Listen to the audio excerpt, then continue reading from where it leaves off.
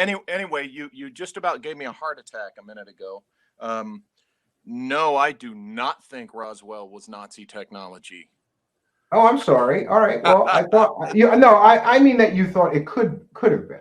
Well, no. What I have said is that um, we're on air now, right? Yeah, we've been Okay. on air Yeah. since Hey, nine everybody. o'clock. Sorry It's for the 9:16. yeah. Let's get Sorry started. about that again. Sorry, we're just Busting your balls. um. I find that Joseph Farrell's Roswell and the Reich, whether people like it or not, is one of the best presented hypotheses on Roswell of all throughout the years. I think it's for the hypothesis that he's presenting.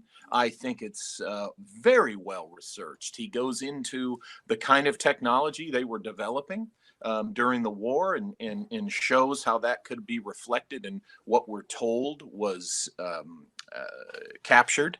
And however, it's a book that gets ignored because you got a bunch of people in the ET hypothesis community that just don't want to hear that it was anything but ET. You got people who, for That's for whatever sure. reason, and I'm putting air quotes around this, they get tired of hearing about any, possible Nazi connection to things.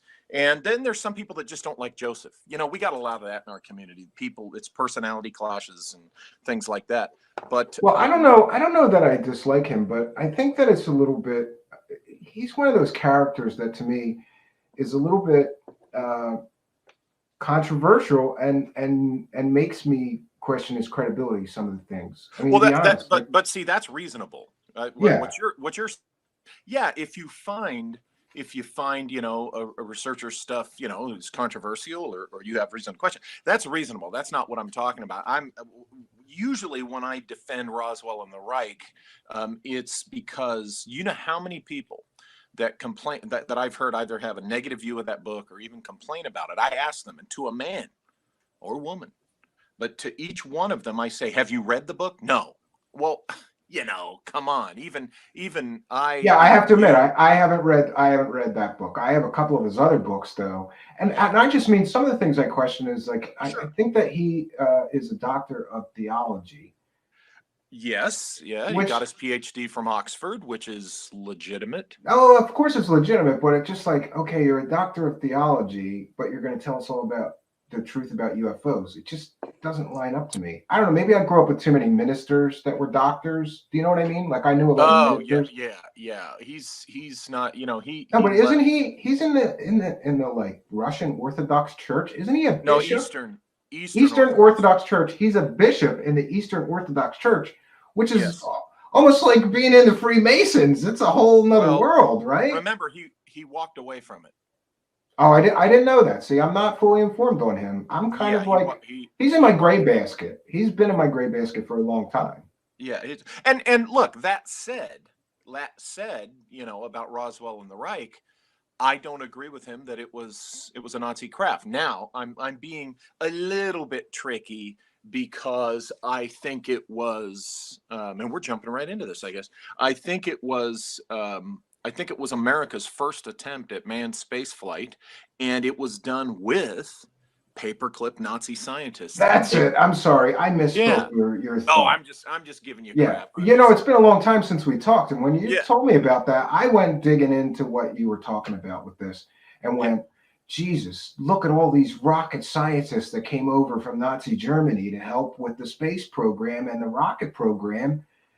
This could be a really good theory based on the number of them. There was wasn't there hundreds of rocket scientists? Werner von Braun is the most well known, but there was literally hundreds of Nazi rocket scientists. I don't recall the actual number of rocket scientists, but here's the thing: everybody kind of gets diverted with most people.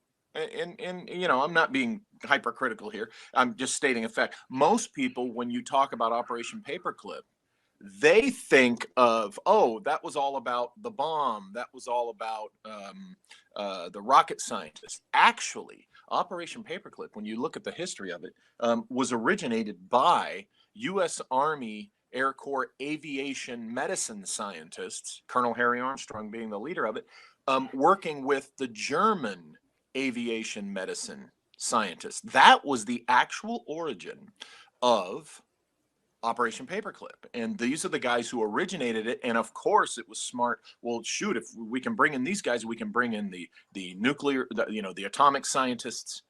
We can bring in, whoever, the rocket guys and such. So it really originated with the guys who, dating back to the 1920s, had been wanting to put man in space. So then you get all these guys together, aviation medicine guys, rockets engineers and such.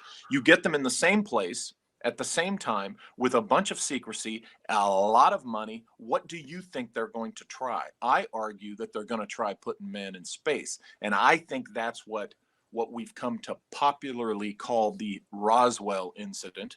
I think that's really the secret nugget. And I've put a fine point on that since then, which I'm sure we'll get into. But I think, and I listened to I listened to the Cal Korff episode in this discussion, and I listened to Kevin Randall's, and there's a lot those guys say, that both of them, that I agree with. There's a little that I disagree with. But here's what I think. I do think that the famous stuff involving Mac Brazel and Major Marcel and the debris and all this stuff, I think that was what the Air Force told us it was, that it was target balloon stuff and mogul balloon stuff, blah, blah, blah, all that. I don't think there was a crash of a craft that was involved in that debris that Brazel and them brought in.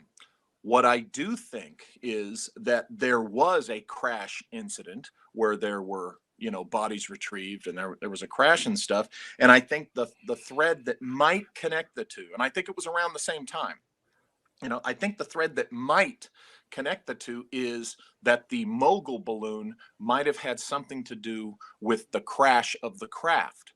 But I think the craft was America's first attempt at manned spaceflight. And I go into that, how I think that and why and how it would work in my book Shimmering Light, of course. But that's what I think they used the Brazel thing and the Marcel thing with the debris and stuff. I think the Army Air Corps used that to, while they were scrambling, use that and the alien, flying saucer idea to cover up this first attempt at manned spaceflight. Now, why would they go to such lengths to cover that up? Because it was 1947. It was right after World War II. It was the beginning of the Cold War. If we're going to make the first attempt to put man in space, we don't want anyone outside the people working on it to know that. And they would rather, yes, I'm saying this, there's going to be somebody out there saying, that's not logical. Well, whatever. But yes, I say that they would have even preferred people to believe in a flying saucer story before admitting that it was our first attempt at manned space flight within the context of the time. That was the big. Yeah, I'm sure they'd rather people just sort of chasing shadows of aliens that don't exist, right? Than exactly admit what they were really working on. And one of the let me caveat at the end of that, which a lot of people in our community don't do. I could be wrong. Imagine that. One of the things that I think supports your theory, however, is this. For people that don't know, these aviation medical Nazis were doing like horrific experiments on people. Yes. Yeah. Pre-World War II or during World War II to see what would happen if you shot somebody into space. Like they were putting people in vacuum chambers and stuff. Altitude chambers. My dad saw those films as part of his training. He had to watch, he and the other guys, if you were in the U.S. Air Force and you were working in altitude chambers, aviation medicine division of the Air Force, which my dad was in, you had to, you watched those Nazi films that I believe Hubertus Strughold was involved with that. And they would put people inside altitude chambers without a pressure suit and crank that thing open.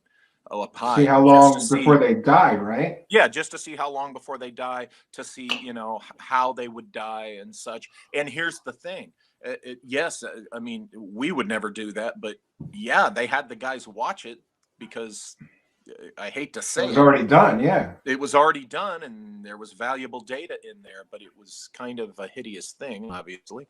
One thought I had as well is I'm not sure when do you have any idea when the United States in their rocket program started using monkeys? I think that was in the late 50s. You got to understand the U.S. manned space program was all in the hands of the United States Air Force with some Navy cooperation, but primarily the United States Air Force Aviation Medicine Division until October of 1958 when NASA was stood up and took over the Mercury program. So anything that was done prior to October 1958 was U.S. Air Force, but I believe they started, I think they started doing the monkey stuff either right before NASA took over, but definitely when NASA took over. So we're talking 58, 59, 60 time frame. Wow. But you know what I was thinking is, what if they started using monkeys much earlier than they publicly acknowledged in rocket tests? And what if what crashed at Roswell was, a rocket test with a monkey, and that's where the stories of the bodies come from? That's possible. And 3 foot tall could be baboons, could be a lot of different monkeys. And if they went down in a fiery rocket crash and were burnt, or like all air could have been burned off of them, they could have looked like some kind of and when you consider that these monkeys are smaller than we are, that would explain, they were small. But whatever the case, I reiterate, I in no way think Roswell was an ET event whatsoever. Well, you're breaking my Roswell bubble, or I should say, breaking my Roswell balloon. Yeah. But listen, I don't care what the truth is. I just want to know. Sure. If it was aliens, great. I'd be so happy to find out that it was really aliens. It would be so cool. It would, tell us we are not alone in the universe, and the philosophical implications and the religious implications and the scientific implications of just knowing there's other intelligent life out there capable of traveling to stars would be amazing. But I want to know the truth. If that's all horseshit, okay, it's horseshit. What was it? I don't believe it was just a mogul balloon. It's just there's too many people telling stories about aliens and crazy material. Yeah, well, remember, I think my qualification is I think the Mac Brazel, Major Marcel stuff was a mogul balloon. I think other things got out about what I think was there were two events, and they, logically speaking, one might have caused the other. There might have been a causal connection there, and I think that the popular story was the balloon stuff. I think the part we're not being told, how when people who research it, Randall, Cal, and everyone, you find out that, okay, there's a story about a crash that wasn't in Roswell, but it was in New Mexico. And, I think what's happening is whatever the nugget is, right? I think there's a crash. I think there is a spacecraft crash, and I think bodies were recovered. But I think whatever the nugget of truth is to that, over the years, it got conflated to where it's like multiple stories are piling on top of one another. And people will not separate it from the Mac Brazel, Major Marcel version of those events. Yeah, I always found it interesting that the second crash site sort of got tacked on to the original story. The original story was a crash. Later, researchers started digging deeper and claiming that there was a second crash site. Some of them even said that the second crash site had an almost intact craft with alien bodies, which is a crazy part of the story. But it's interesting to see how these things get weaved in and out and together. And maybe you're right. There's multiple stories here that are being conflated as one story or confused. Yeah. And what about, your theory would also explain the debris switch controversy, because let's say, for example, it was a rocket test. They would not want everybody to know that they were doing these rocket space tests, so they would switch out the material and say, it was a weather. And remember, I don't think the craft was, necessarily, I don't think they just took a V2 rocket, rigged it up for, a human crew, and then just shot a rocket. I think this might have been a craft that was similar to the kinds of things they were doing in the early development that led to the space shuttle. Like, that I can't remember off the top of my head, that one craft that's a one pilot thing it's small, it's silver, it's got those little stubby wings, and it looks almost kind of like a in the X-15 family, that kind of thing. It could very well have been something like that. Not exactly. I was going to ask you, what do you think if maybe it was one of the flying wings, or a reconstruction of one of Or the something like that. Nazi Yeah, flying wings? yeah. Yeah, It, because it could have been something along those lines. Not. I don't think it was a traditional rocket-looking craft. I think they were already, they were thinking the space shuttle is not something that they just came up with in the 70s. The space shuttle was a concept they had been working on from the beginning. The idea of the space plane, and that's what the shuttle was, the first working stage of the space plane. And so this would have been something, I think, along those lines, which would explain, the stories we hear about it being kind of a triangular or manta ray. Yeah, I was going to say that many of the descriptions of the craft said that. I asked Stanton Friedman about this, and Stanton Friedman said no, it was a saucer shaped craft. But many other people said no, Yeah. it was a manta shaped craft, sort of like a very futuristic flying wing design. And if we look at this Horton Brothers jet flying wing, Right, that's pretty dead on a manta shaped craft. Or it could also, dead on, it could be mistaken as a flying saucer easily. I mean, it's got sure. that sort of profile. And here's some other flying wing designs. But this all originated with the Nazis, Horton Brothers flying wing. And we recovered two of them, right? They were in pieces, but we recovered two of them at the end of World War II. I think we recovered two of them. And if I'm not mistaken, did the Horton Brothers, they showed up in South America, or did they never show up? No, they went to South America, which a lot of people say explains all the South America UFO. There was a UFO flap after World War II of many people sighting flying saucers in Argentina. And a lot of people think it might have been, and we see they got it in pieces. So here's pieces of the craft. They got it in pieces. And, I have long thought that maybe we got these prototypes in pieces, pulled them all apart, and built our own. And that could very well explain. Because look at that dead on. That could look like a flying saucer dead on, right? It could, yeah, certainly. Because think about the common airplanes or jet aircraft that when you look at them at different angles, you could see why, in a split second, just a couple of seconds looking at something, people might confuse it for a traditional flying saucer. So sure. Here's some other designs. I'm trying to remember which, if it was Schreiber, or if it was Walter Schreiber, or if it was Hubertus Strughold. One of them, when the truth came out about the kind of heinous things that they had done, under Nazi Germany, and it got out in the American press in the 50s. A lot of people don't hear this part of the story, but it got out in the American press, and it embarrassed the Air Force. The Air Force was when the upper command, really found out the details. It's like, these guys did what? There was one of them. It was like a Schreiber or Strughold. I'd have to look in my book. Who, when the U.S. said, we're done with you, we're not working with you anymore, you're leaving the country, the arrangement they made was to get him to South America. And I found that interesting. They didn't return him to post-war Germany. They arranged to have him go to South America.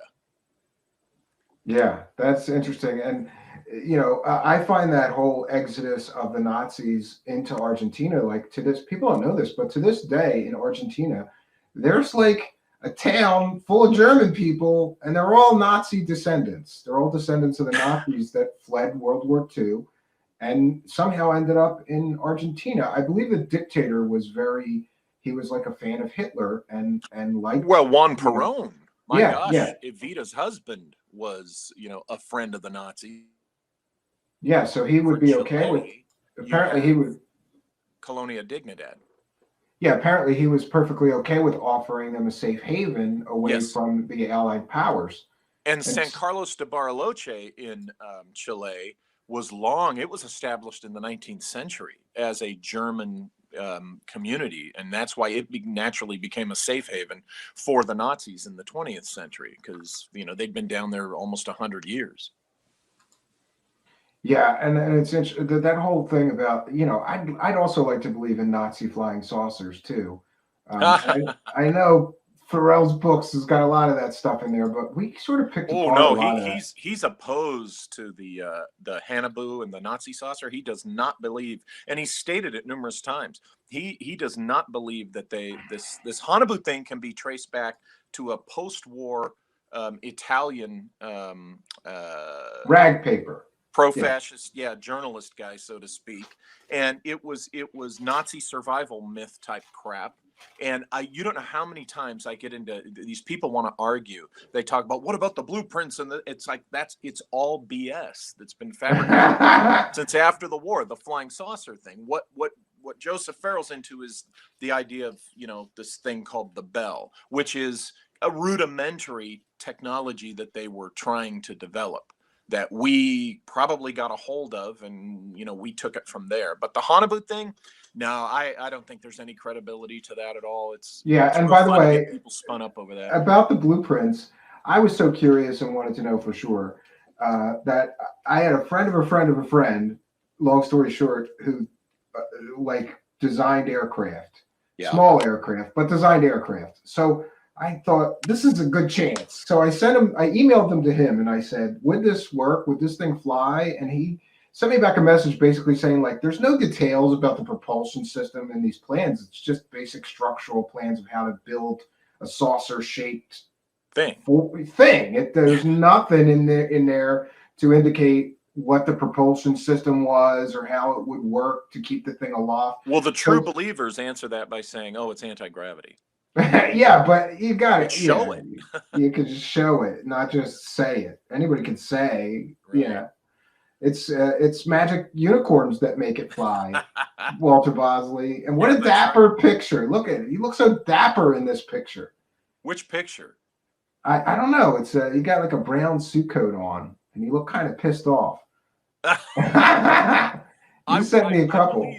I believe I was pissed off. I was going to be speaking at an event, and I sent the guy running the event several photos, and he just kept complaining, not good enough, not good enough. So my kid number 2, I call her, she said, come out in the hall, stand in front of the plane wall, and I put your jacket on, I'll take a new picture.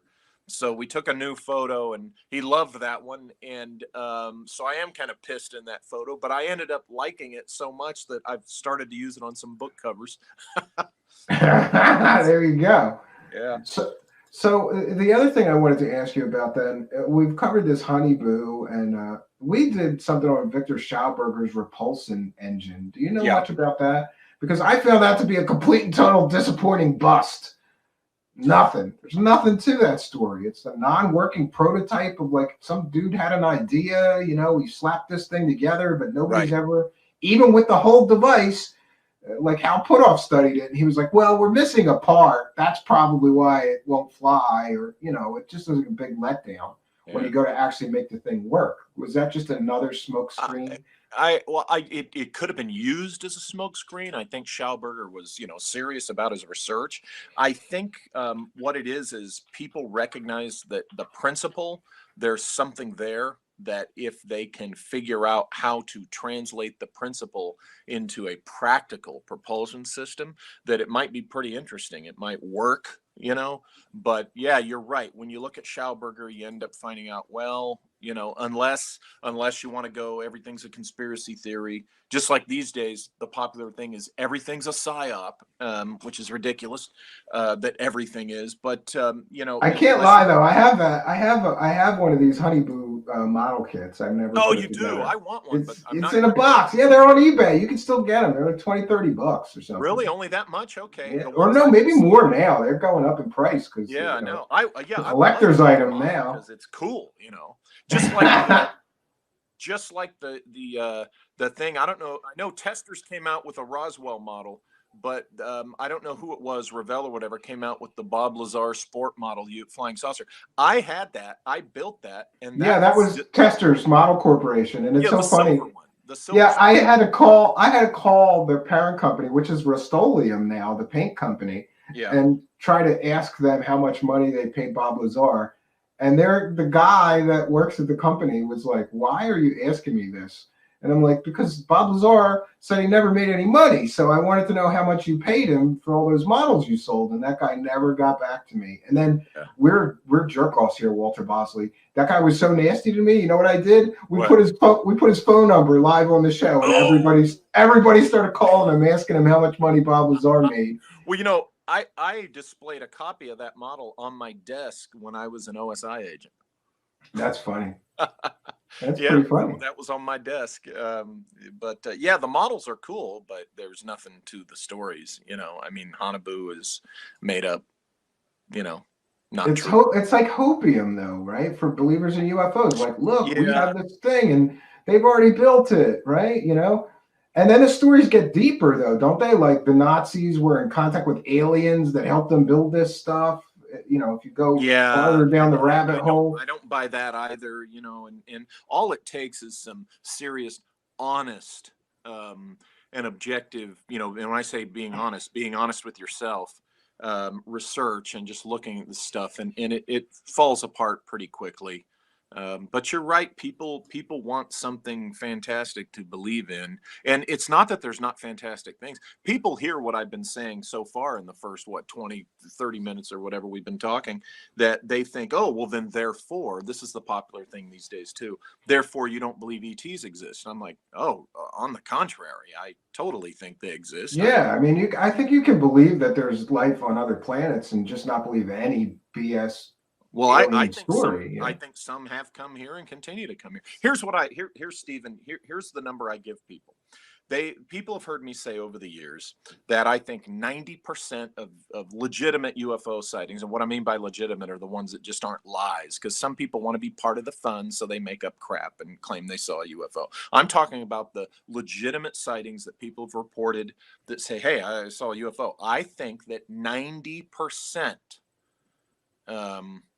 William Pixley, there was no Hanabu program. Sorry. It's all bullshit. Yeah, there's photos. That doesn't mean there was actual craft. Yeah, those photos, come on. Those photos. And I've actually talked to, just for the benefit of the doubt, William Pixley, I've actually talked to somebody who faked some Honeyboo photos. And what he did was he did a 3D model of the Honeyboo craft, and then he took an image from actual World War II Nazi Germany of like people walking around working on aircraft, and then he put his fake into the photo, gray it, you know, age it, whatever. Photos can be, especially today, anybody can manipulate photos, you know. And Mr. Bosley, he also mentioned that you don't have any proof for your theories, and so these are all just theories. And I don't think that you're saying this is exactly what happened. We're just talking about possibilities. Yeah, okay, I get it. There's always somebody that's gonna, where's your proof? Where's your evidence? It's like, how many times do I have to say hypothesis? How many times do I have to say I could be wrong before? No, I don't think he meant it. I don't think he meant it like nastily. I guess he wanted to dig deeper and see if you had more. Yeah, I didn't see anyone say that. I'm just saying I get that. You know, sometimes I get the folks that, you know, well, you don't have any proof. I'm like, okay, how many times I have to say it's a hypothesis and I think, and it's a speculation. But anyway, let me, going back to what I was saying about, I think 90% of legitimate UFO reports are classified human technology. Okay, that leaves a 10% margin in which I think ET UFOs fit in that 10%. I don't think ET UFOs make up that remaining 10%. Okay. But let's say they do. Let's say ET UFOs. So people say, well, gosh darn, you're spoiling our fun, Walter, with numbers like that. I'm like, no, I'm not. Imagine if there were 500 UFO reports. Okay. And that means 10% would be 50 that could be extraterrestrial. And think about it. You only need one to prove that the ETH. And I think within that remaining 10%, there's a certain percentage that are ET craft. So you don't need all of the reports to be ET. You only need one, really, but I think you have more than one. So I very much think that ETs exist and that they have, and they continue, you know, to come to this planet. I just think that a lot of people are seeing a lot of human technology too. You know, I have this theory called the dark playground hypothesis, which is that 99 0.99999% of the UFOs that people are seeing are top secret black project craft. Yeah, and that's it would explain an awful lot. And the government has been literally caught pumping communities full of fake stories about aliens and UFOs to cover their drone projects. For example, the famous case, Paul Benowitz, he was seeing early drones back in the early 80s before anybody knew what a drone was. The government was experimenting with them. He was seeing them. They sent Richard Doty out to go and muddy the waters and convince him those were aliens and flying saucers that he was seeing. Right. When it's useful to the government, they use the alien stories to cover their tracks. You're okay. You said Doty with Benowitz, right? Yeah. Yeah. Remember though, sooner than people realize, Doty kind of, I guess you'd say, came clean with Benowitz. He and Bill Moore also, and we're telling him, hey, this is not, when it looked like it was causing some serious problems. My personal opinion of that scenario is the culprit in that was the NSA. Because remember, the NSA was involved here, and the NSA was doing some tech stuff, and I think some of the phenomena that Benowitz was experiencing, that he was kind of exaggerating into aliens, I think that was the NSA screwing with him. I see the NSA as ultimately the worst culprit in the Benowitz case. Now, that said, I don't know Richard Doty. I've had a private conversation with him once in text, like 2 years ago or something, when I was in the Air Force OSI. The first time I ever heard about him was then, and this was in 94, 95, and he was presented to me as a cautionary tale, so for he's an interesting character in that he's somehow involved in an awful lot of these stories. Yeah. And from Serpo to MJ12 to that big special and the aviary and all of these things like UFOs Live, and he's been involved in so much of this stuff. And then interestingly, both his uncle and his father also worked on the UFO file for the US government, and these are things that can be verified. So he's got an awful lot of involvement in these stories, in the mythology. And I've often thought that maybe he's some kind of like troll level maximum that like just gets off on all these people believe in this stuff, so he puts it out. Or there's also the possibility, a smaller possibility, but it's there, that at some point he might have been involved in some type of perception management disinformation to deflect off, a U.S. Air Force or DoD. And just always found it interesting that he was involved with so many different stories. We've got him. People nailed him on Serpo, saying that all the Serpo stories came from his IP address, that he did not do anything to hide very well in the email metadata. And I looked at it, and I believe that those people that nailed him were absolutely correct. I asked him about it. He just totally denied that. He said, nope, wasn't me. I don't have Of course he's. Well, that's a standard thing in the CIA culture: lie, deny, and counter-accuse. Our politicians do it all the time now, but lie, deny, and counter-accuse. And so, one of those three are a combination of all of them. Lee Beltman says, "Go off, please. Doty is a shill." People either love that guy or hate to hear about him. They just go, "He's a CIA disinformation agent. Don't listen to anything he says." Yeah, it's an interesting thing when Doty comes up, but I don't know the man well enough to pass any moral judgment on him beyond. And here's what I'll say: from the little bit of talks that I've had with him, I find him to be a very likable guy. A lot of people come away like interesting stories to tell, and like he's got legitimately kind of like you. One of the reasons I like Doty is like you. You can verify that he really worked for the Air Force, that he really worked for secret projects and stuff like that. Same thing with you. So I give those sort of people a lot more weight than these people with fake educations, fake, jobs they never held, fake credentials, fake military service they never did. It seems to be pretty common in this field. you know? Well, because the people who do it, they do it because they can get away with it for a while. And because of all those people who want to be true believers, and all those people who want to suck up the hopium, and all those people who just want it so much to be true, so they're willing to listen to, some guy who says he was this, that, or the other, who will tell them what they want to hear. And the ones who legitimately were in that field that are not telling them what they want to hear, those guys suddenly become the disinfo agents. So it's really, in some cases, not everyone, you're really dealing with a bunch of children in some cases. It's funny, like somebody sent me a blog a month ago or so where somebody was claiming that I was a CIA disinformation agent.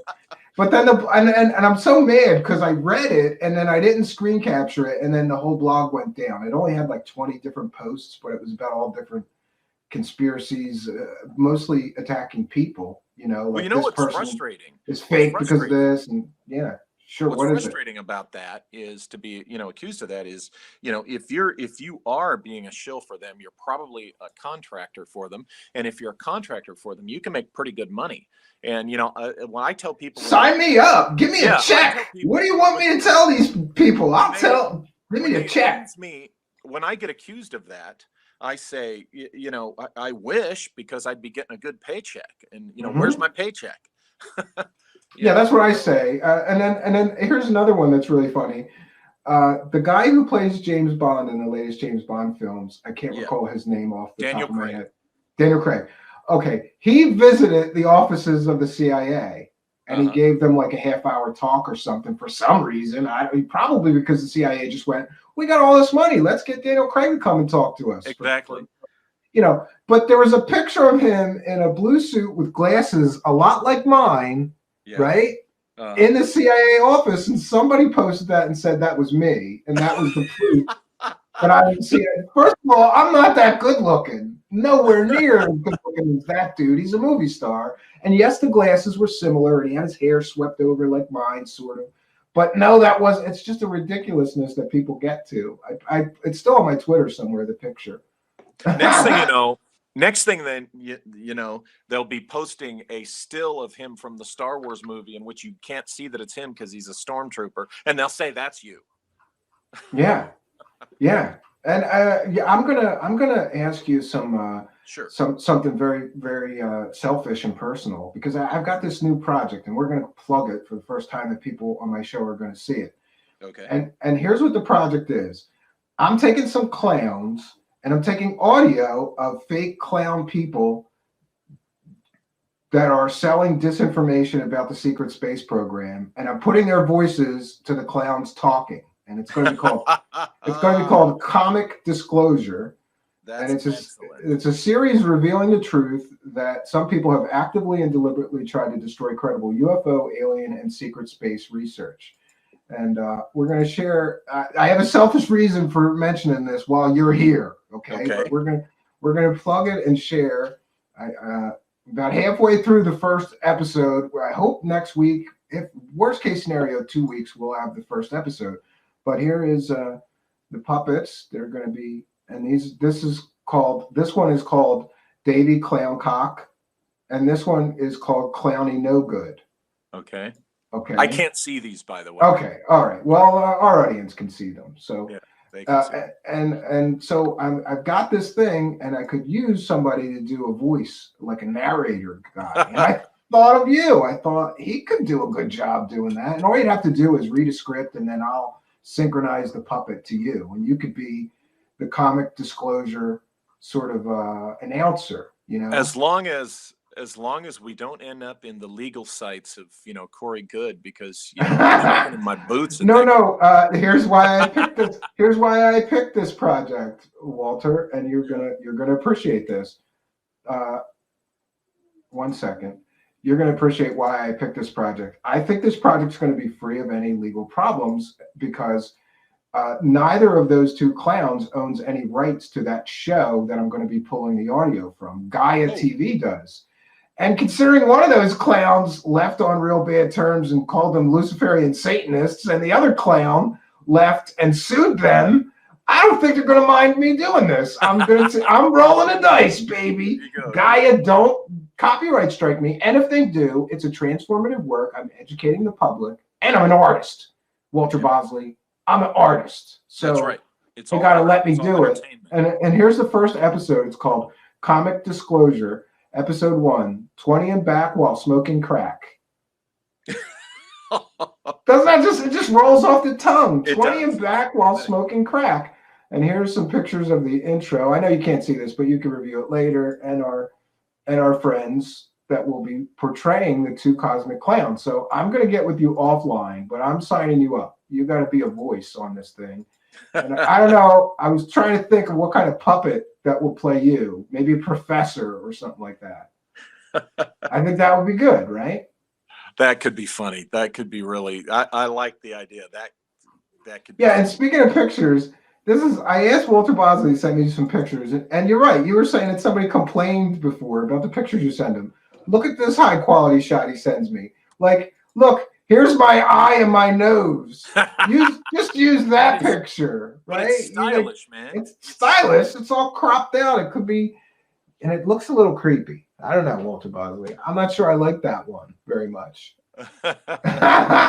We'll put the other one that I like better back up. So, and yeah, there's some way I'll get with you next time where you can hit edit avatar on your side and then upload a picture. And then instead of a blank thing on our side here, we'll see a picture of you, on the screen. But that's okay. Well, I think I sent you multiple ones. Yeah, but I can't do it. I can't edit your avatar from my end. You'd have to do it from your side. But it's okay. We'll just put a picture of your handsome mug right next to us, and that'll suffice for anybody that's like, who's this guy? Right? Who's this guy?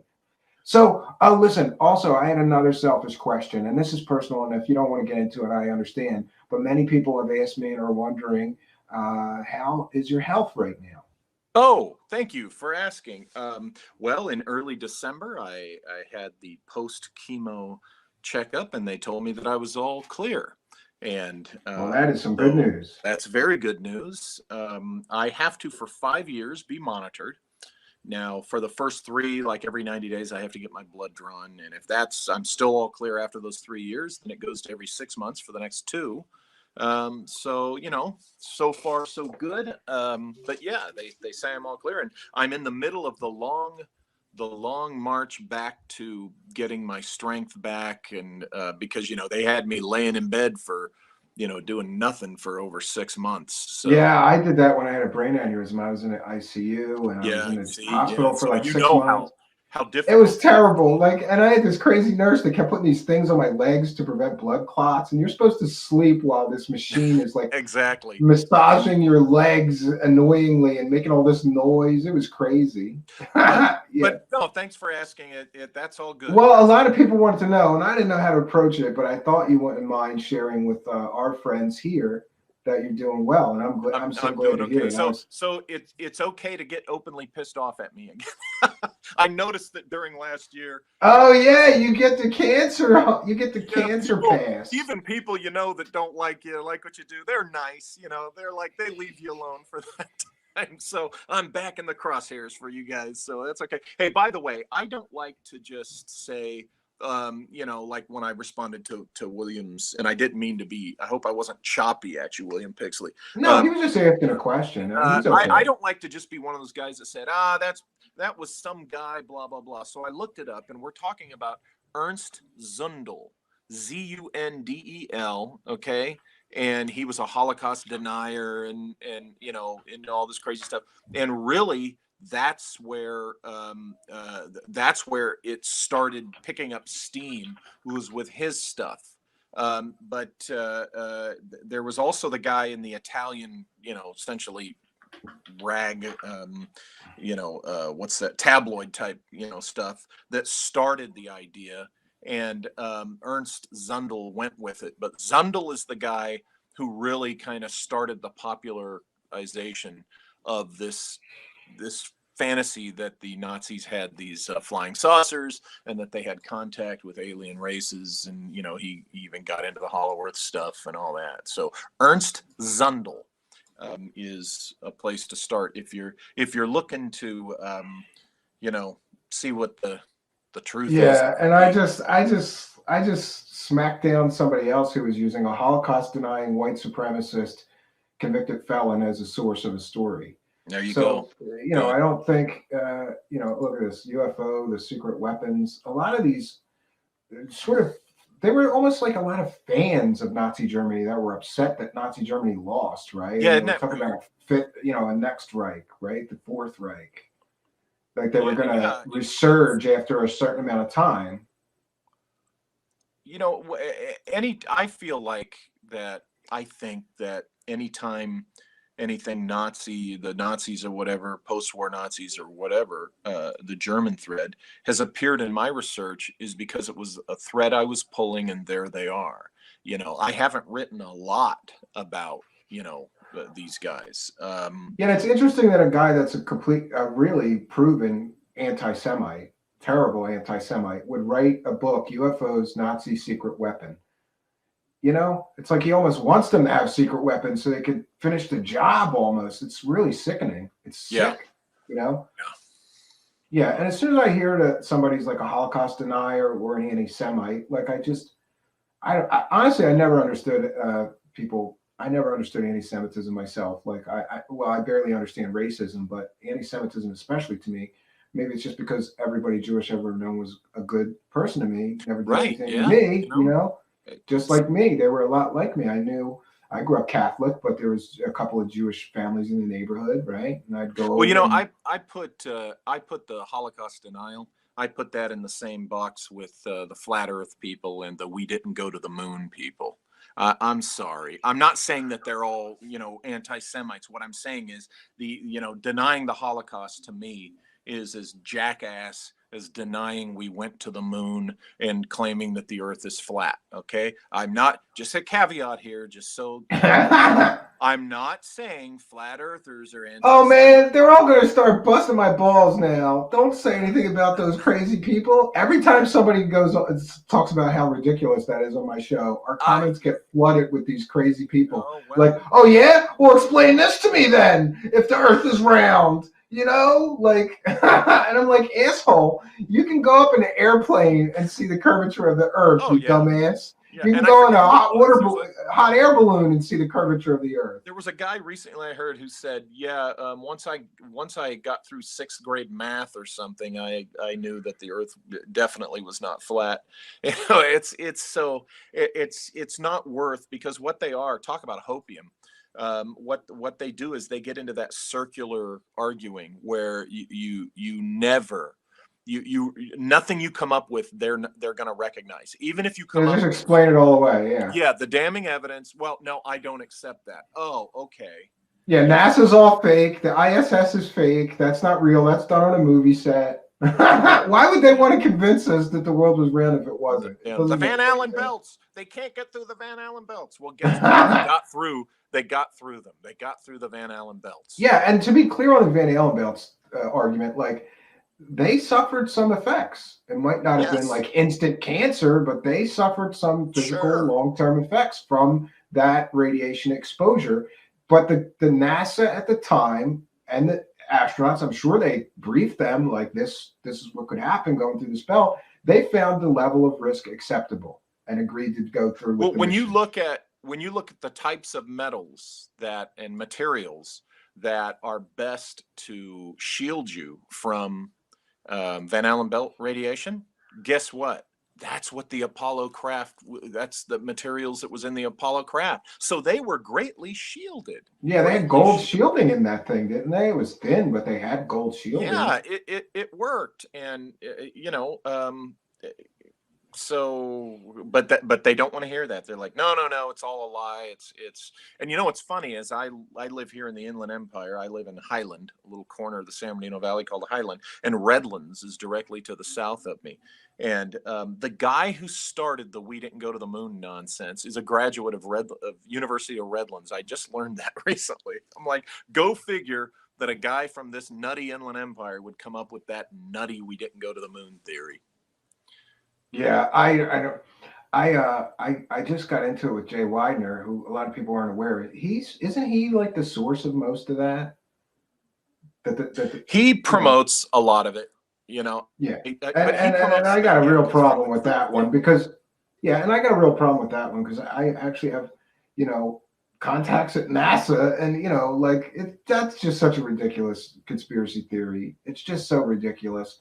You know, hundreds and hundreds of people worked on that project. Were they all lying? It doesn't make any sense. And why? You know? I think that when you look at The Shining, yes, Kubrick did his own version of The Shining. It's not just the pure Stephen King, version from the novel. Yes, Kubrick put in the little things that reference Apollo and the Native Americans and everything. But I think the statement Kubrick was making was not that he was confessing to faking the moon landings. I do not think that's what is. Well, somehow Widener connects all those dots, Of and course he does. Of course. I've seen it. Room 237 is a fascinating documentary that I recommend to anyone who's interested in these kinds of things. I don't agree with, a lot of the stuff that's in it, but it's a very good documentary, and some of the Widener materials in there. And I've met Jay, and he was at the 2015 Secret Space Program conference, which was the beginning of Corey Goode's impositioning of himself into that community. And Jay's a nice guy. No, listen, he's a nice enough guy, but I get into it with him sometimes. Sure. I don't know if it's a good idea, me and him being friends on Facebook, because I'll say something on Facebook and then he starts to tell me how wrong I am. He also believes in this, that these are alien mummies, even though it's been proven that these were made out of plaster and made out of stolen bones. Somebody stole human bones and glued them all together, and then they covered it all in plaster. And he's like, "No, it's real. I saw it." And the my Nazca argument, mummies, right? Yeah, and my argument to him is like, "Come on, bro. You know better than real pathologists and doctors about whether that was a real, body, or whether it was glued together from a bunch of bones." And also who does that? Let's glue together a bunch of different human bones. That's so like a terrible a thing to do. It's so disrespectful to all those dead people to use their bones to try to fool people into believing that an alien is. Well, it's like that other so-called alien mummy that ended up being egg on the faces of Jaime Maussan and Richard Dolan. Oh, and by the way, Jaime Maussan's involved in this one too. He's in every fake alien bullshit story. And Jaime Maussan has also done the marmoset monkey that he claimed was an alien.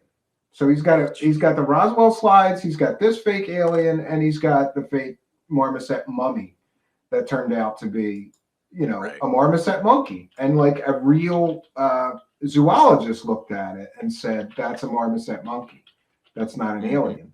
But he still, he still claims, no, that wasn't a marmoset monkey. That was an alien, And it's one thing to take a monkey body and try to scam people with it, but to take human bones, to me, is just that's just too much. It's too disrespectful. Well, the people that are chasing either UFO fame or the UFO dollar, which is mostly mythical. I don't think anybody's making gazillions of dollars, off of the UFO dollar. But people that want that attention or they have been out there long enough that they gotta have some latest scheme going on. They'll sometimes that drives people to take more desperate measures to keep that attention, to keep that spotlight. And this is what drives some people to do things like this. Yeah, I was having trouble finding it, but here is what Jaime Maussan was saying was an alien. Turns out to be the body of a marmoset monkey. That is crazy. Yeah, the length that these guys will go to try to fake stuff, it's just, to me, it's just too much, and especially if you've been caught multiple times. Why does anybody even believe these guys anymore after they've been caught hoaxing stuff multiple times? Because there's always a new crop of people new to this stuff that are in the they true forget the history frame of mind. Yeah, they forget the history of this stuff, or they don't know that they don't know the history to begin with. Take a look at the TTSA fanboy culture. Good Lord, the New York Times. This is the first time the media and the New York Times has ever talked about. Oh, BS. One of them I got into it with over that specific issue, and it took me literally about maybe 40 minutes 45 minutes to find, I think it was 7 or 8 New York Times articles that had been published dating back to the early 60s and through the 70s, all with the same non-mocking tone about UFOs. And to prove that New York Times has talked about this before without mocking it, this is nothing new, but this bozo didn't know the history of, you know, the UFOs and media and ufology and all that stuff. And I found that a lot of the TTSA cheerleaders, they are completely ignorant of what's already come before. And that includes, you know, the scam artists. This is why some of us, you know, old dogs, us gray hairs, when we saw this TTSA thing emerge and some of the names involved, we were like, oh, please give us. Yeah, as soon as I saw Hal Puthoff was involved, I went, oh, that means it's bullshit. Because Hal Puthoff, I'm sorry, that dude, he might be a doctor, he might really be a physicist, but he has been on, like, he is half a con man, because his whole life he's been trying to collect money so that he could do his so-called research. He's never produced anything meaningful, despite all of the donations that he's collected over the years and government money that he's collected over the years to work on things like, you know, psychic spies. And he declared that Uri Geller was real. And Uri Geller later came out and said, no, I was just using magic tricks. Love Hal Puthoff, but Jesus Christ, you know. And also, you know, one of the things about TTSA that I find most disturbing is that Tom DeLonge stood up 3 years ago now, Mr. Bosley. Yes. I want to know what you think about this. 3 years ago, he stood up on a stage, had this big press conference. Yes. Right? And then he said, invest in our company. This is a great opportunity for you because we're going to build a spaceship. And then he showed a mock-up of a spaceship. Yep. And I just want to know, it's been 3 years, Tom DeLonge, where's the fucking spaceship at? Exactly. Why don't we get to see the spaceship? You've collected hundreds of thousands of dollars. And you said, I didn't say it, Walter Bosley, that I was going to build the spaceship. None of us saw it. Look, he said he was going to build a spaceship. So I'm going to petition. I'm going to send an email as soon as we get off the show tonight. And I'm going to tell him that Mr. Walter Bosley and me want to take a ride in his spaceship. And we'll see what happens. Oh, that'd be cool if he's got one. Yeah. Hey, you know, look, let's give them something more manageable to do. Okay. Also, you heard their fans and people all in the excitement about TTSA, and you heard what Dolan said was, you're on the wrong side of history if you don't go along with this. But some people were talking about how the game has changed. This changes the game. This changes the game. This changes the game. The game has still not changed after. It hasn't changed one bit. And listen, Walter Bosley, just to clarify, V is asking, when did Uri Geller say magic tricks? I thought he never changed his story. No, V, he worked at magic conferences for the Society, both the Society of American Magicians and the International Brotherhood of Magicians, teaching other magicians the tricks he used on national television to do almost all of his tricks. Wow. And he sold a very expensive course to other magicians where you too could learn to bend spoons with your mind and all this other stuff. Yep. And he showed all the tricks that he used, which are basically off-the-shelf magic tricks disguised a little bit to be psychic instead of magic. Yeah. Sure. There you go. And I couldn't believe that when that happened, because I had followed him since I was a kid. And I kind of did. When I was a kid, I wanted to believe he could really do that stuff. Sure. But then James Randi comes along and reproduces almost everything that he did. And that, you know, yeah. And so back to Roswell. Yes. I got to play the devil's advocate, and I have to ask you this because this is where I think we're going to disagree a little bit. Okay. I'm fascinated by this book, Children of Roswell, and that's by Don Schmidt and Tom Carey.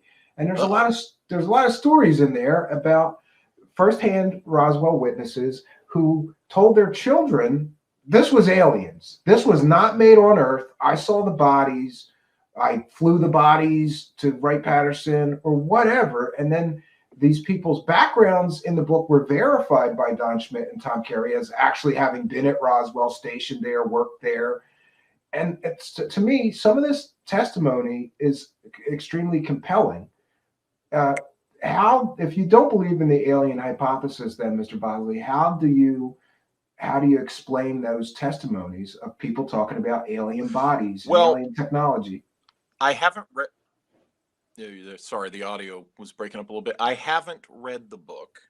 I think the first time I heard mention of it was when you mentioned it to Kevin Randall last week. Look, short of reading the book, and I will look for this book and I will read it now, but short of reading the book, my best guess would be that, hey, I hate to say it, probably some or a lot of those people are just they're first mistaken, or they heard a story, or in some cases they're lying.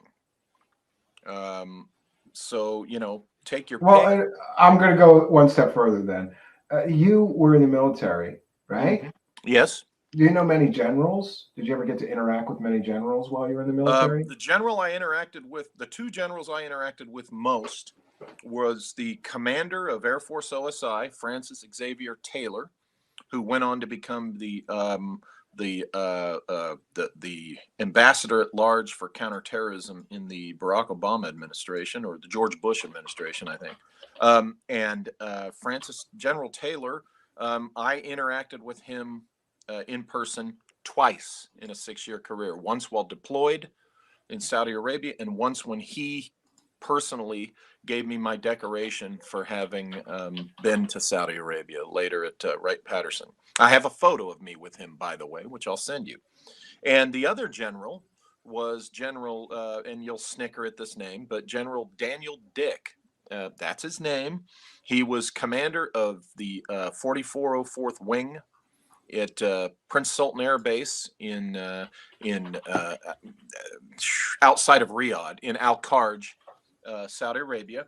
And I was the counterintelligence agent during my 6 months there that would go in and give the command staff briefings on counterterrorism intelligence. And General Dick was at these briefings probably like 70% of the time, and if he wasn't, his second in command was. So, I would encounter General Dick at least. General Dick? I would encounter the general.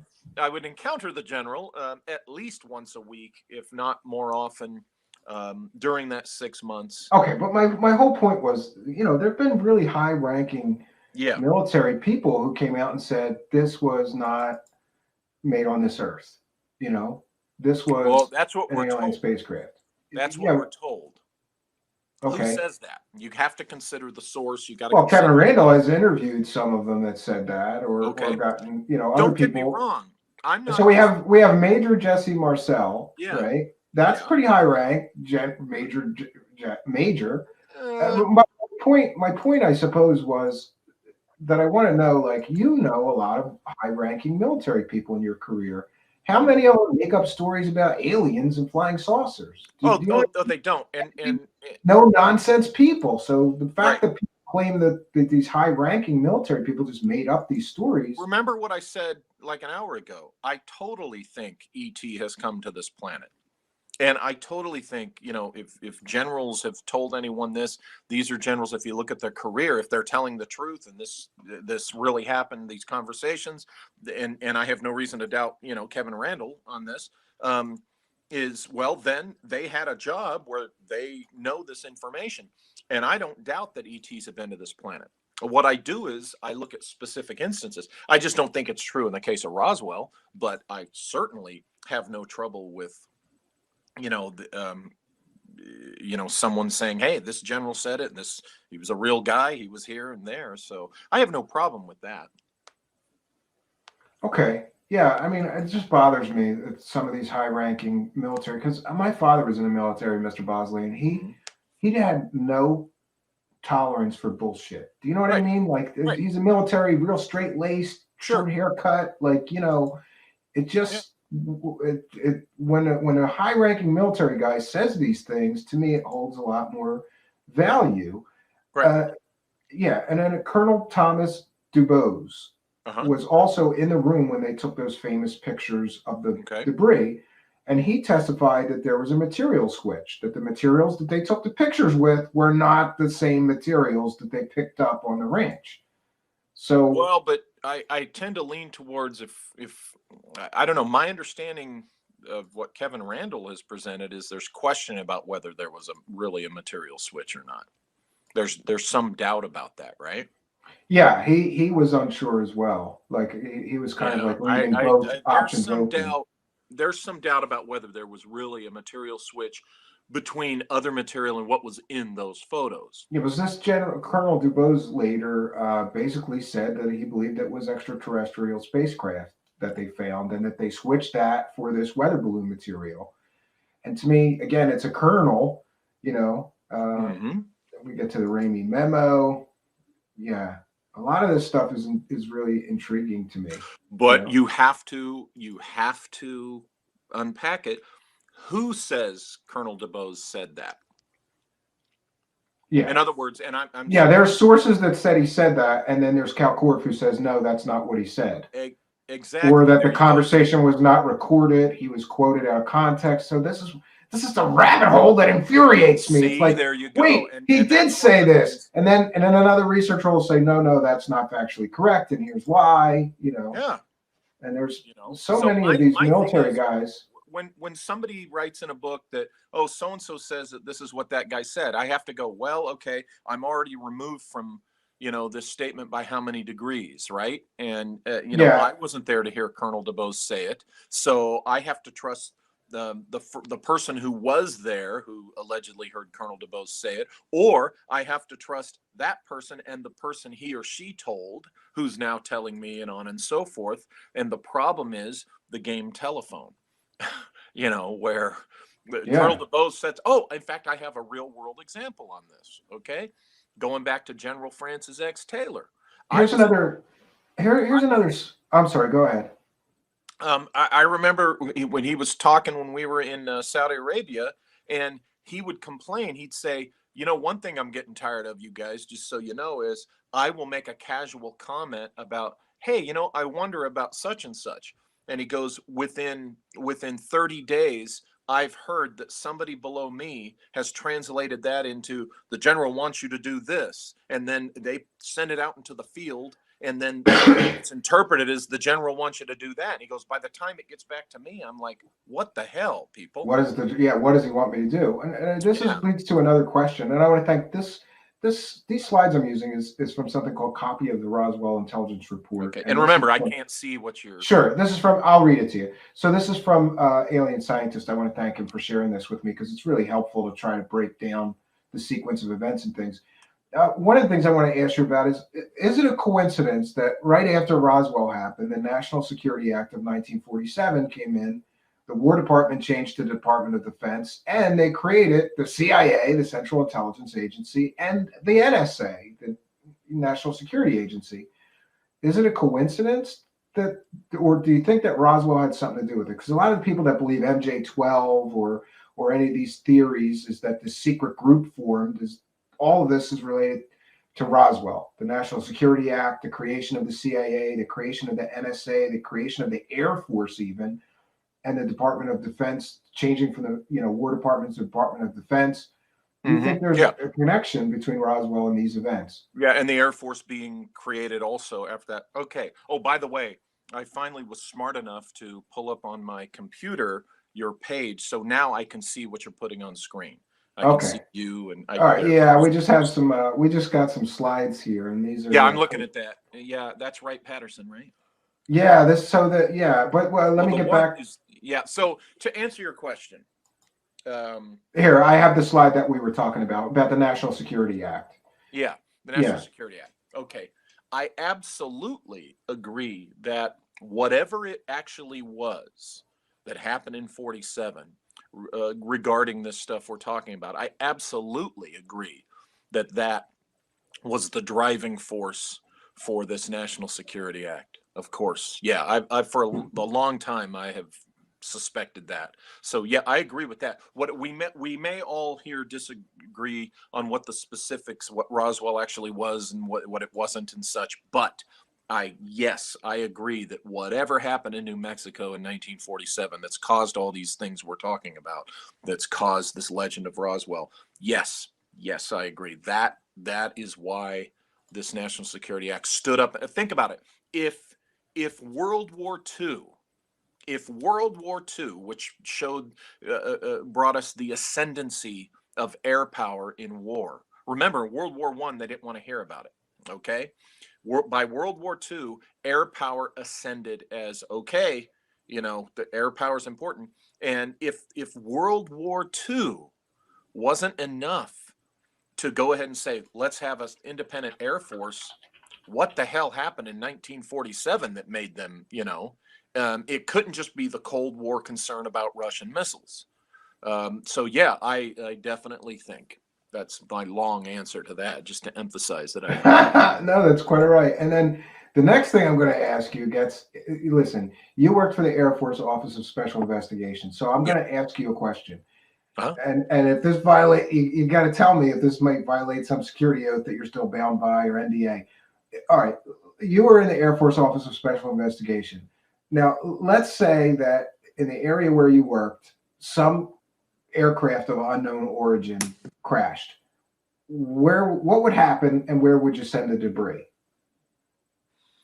Well, it all depends on what's in the debris and who needs to look at it. But basically, to give you the short answer, you're either talking about Wright-Patterson labs, or you're talking about one of the Intel bases in Texas, would be my guess, right off the top of my head. Now, there's also Colorado Springs. You don't hear people talking about that, but there's some interesting things that the Air Force does in Colorado Springs, so it could be there too.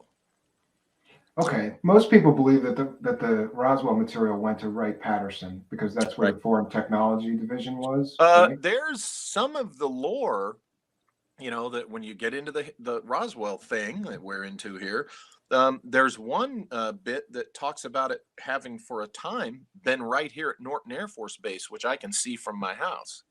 Former Norton Air Force Base, which is now San Bernardino International Airport, but what it is it's an airport that's used to repair and refurbish aircraft, commercial aircraft, but it was Norton Air Force Base.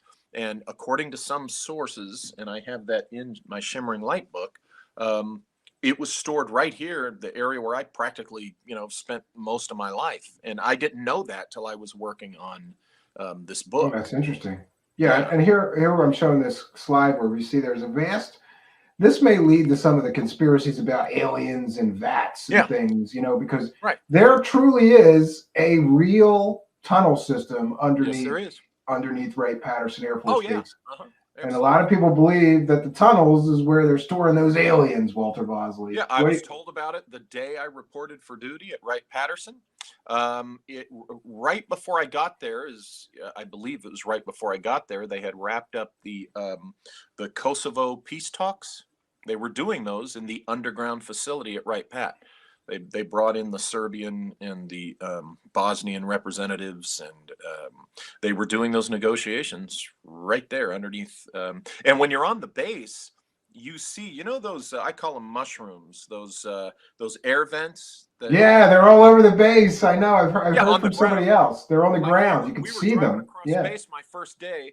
And, they were telling me and they were pointing out, see, that's some of the air vents for it. I know somebody that got on the base and took pictures of that and sent them to me and said, see, Steve, these are vents going down to the alien body chambers or something. Yeah. But these are just so funny that things that are actually real, like there really is a tunnel system underneath this base, and there really is these air vents, kind of gets, used as proof almost to some of these conspiracies, right? Yeah, people. What it does indeed prove is that there's a facility, a subterranean facility, a facility underground. But that's all it proves. The rest is, conjecture and little circumstance, I guess. A little less than credible to believe this stuff. But to the true believers, they want to believe. So I guess they look towards that as some sort of proof to. Yeah. Confirm what they already want to believe, right? Well, yeah, they jump the shark with it. They just take too big of a leap and they go, that's an aha, rather than, cooling their jets and saying, well, at least this proves a piece of that. Now let's go to the next step. That's what the more rational mind does. Wow. And so, I guess, you left me with more questions than answers though tonight. But that's is that the photo you were talking about where I look pissed? No, it was the other one. I can try Oh, to okay. find Yeah, I was that. going to say that one. I was in a. Hey, guess where I was the day that that photo was taken? This is I the was one that at I was the talking I was about. at the History Channel Alien Con, which features ancient aliens, and I met my good friend, my friend David Childress. In fact, I had dinner with him and his wife afterwards at another mutual friend's house in Pasadena, and saw Giorgio there, who I had met about 16 years ago. I kind And of like Childress. I got a couple of his books. I think he's kind of full of shit, but he seems like a real nice guy. That's well, what I'll say about Mr. and Childress. that's the Because he thing, seems so right? likable that you want to He believe is. him. He's a very personable guy, and he doesn't get ruffled if you disagree with him on stuff like, some people get ruffled, right? And he doesn't. And I tell you, I highly recommend to anybody, if you like travel or you're interested in travel, go on one of his World Explorer Club trips to the ancient ruins in Mexico or I got South to do America. that. Yeah, I got to do that someday. I want It's a my lot of wife and I. fun, even if My you wife and think I want to it's see just, all the pyramids. We want to see the Nazca pyramids and the Egyptian pyramids someday. Hopefully, we'll yeah, get there. Yeah, and so I got another question for you. Again, if this violates security oaths or any of that stuff, people should know sure. that you worked on secret projects for the Air Force and the Office of Special Investigations, and you had real top secret clearance, unlike a lot of these fake clowns that claim Yep. they had cosmic. Did you have cosmic clearance, Walter Cosmic. Bosley? Doesn't exist, right? But but you Here's the had real interesting clearance. You thing. had real top secret clearance. Yeah, I from day one, I was 24 years old when I reported for duty to the FBI in Los Angeles at 11,000 Wilshire Boulevard on the 14th of March, 1988. And I had a top secret clearance when I walked in the door because that's part of your background. I had a top secret clearance the whole career. And I started with the FBI as a mail clerk. I was a mail clerk for 45 days. Now, the first day I reported, I was pulled aside into a room, and the counterintelligence surveillance team supervisor said, "Look, fill out this in-house form, and it might take a couple of months, but we want to get you in counterintelligence." Okay, great. So I went in, reported for duty. I was a mail clerk for 45 days, and then I got promoted to evidence technician. I was an evidence technician in Los Angeles for 6 months. They sent me up to San Jose, where I was an evidence technician for 2 months, and then got into the surveillance team program and counterintelligence. And at that point, they added to my TS what we call in the business tickets, and these are it's levels of clearance denoted by letters, which I can't tell you what mine are. I have X number of tickets, and they're such and such letters. And and when I got into the Air Force, I was cleared for weird, as we say, and that's when. Now I was TSSCI with my tickets, which I can't specify, while I was with the Bureau. And then when I went into the Air Force, I was TSSCI, and I was additional to that, the acronym additional. Look, they impress upon you, you're not supposed to talk about this acronym publicly or to unauthorized people, right? And so for years, I honored that. It was kind of sensitive. I'm not saying other people didn't talk about it, but I'm saying, I couldn't. And then Hillary Clinton goes talking about it in her campaign, a SAP, a special access program. Okay. Yeah, so then the message is if higher ups in the government are saying that, then you're allowed to, right? Yeah, well, it gets to After where, they're okay, done. gee, it's ridiculous. So yeah, I was TSSCI with my tickets, and what I did at Right Pat was a SAP essentially. Okay. Well, no, when you say the word essentially, people go, "Oh, then it wasn't it." No, it was a SAP. So, but I'm still. Well, here what I'm trying to get to though is, you Yeah. had real top secret clearance. You Yeah. worked on these secret projects. You worked in the Air Sure. Force Office of Special Investigations. So I want to know if you ever saw any kind of exotic aircraft that may be anti-gravity in nature, or if you saw alien bodies or tissue samples or any proof of aliens or anything like that in all of your time. Well, one day when I was at Wright Labs, I was in there having oh shit, what's his name? I knew this was a good question. Yeah, I was having coffee with him. And you worked at Wright-Patterson Air Force Base. Yeah, I was Friends, having coffee. he worked at the place where everybody says those bodies are in cold storage. So I want to know what he saw. Go ahead. Sure. I was having coffee with Emery Smith while he was doing all his autopsies. Oh, I'm just kidding. No. God damn it! I thought you were going to give us something good. I was trying to get to the punchline there. No, I worked. Yes, I worked at Wright-Patterson. And as I said, cleared for weird. I had to go to the vault, several times, the vault where you read secrety deekety stuff. And no, I never saw an alien body or any tissue samples or anything like that. While I was in the vault on a couple of occasions, there was stuff I had to read, and there was some exotic technology in that, and which kind of raised my eyebrows. And I will say this is why I say that I think 90% of what people have seen that they're reporting as UFOs is probably advanced DoD technology. I'll put it that way. This is one of the I'm not just saying that, well, I was in the OSI, believe me. No, it's because of the technology I saw. Now, also in my duties, in my specialty at Wright-Patterson, I dealt with classified aircraft technology virtually every day. Okay.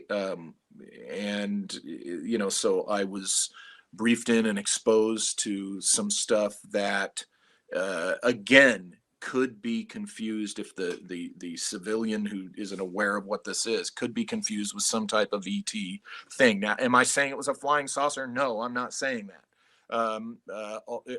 At LA, I was briefed in on some stuff that was, pretty, on the outer space level, some technology stuff they were doing. Notice how vague I'm saying this, but I want to emphasize none of it was a flying saucer or anything, like that. But all right, let's drill down a little bit. Did you see any sort of exotic propulsion systems other than standard things like prop driven or jet engines?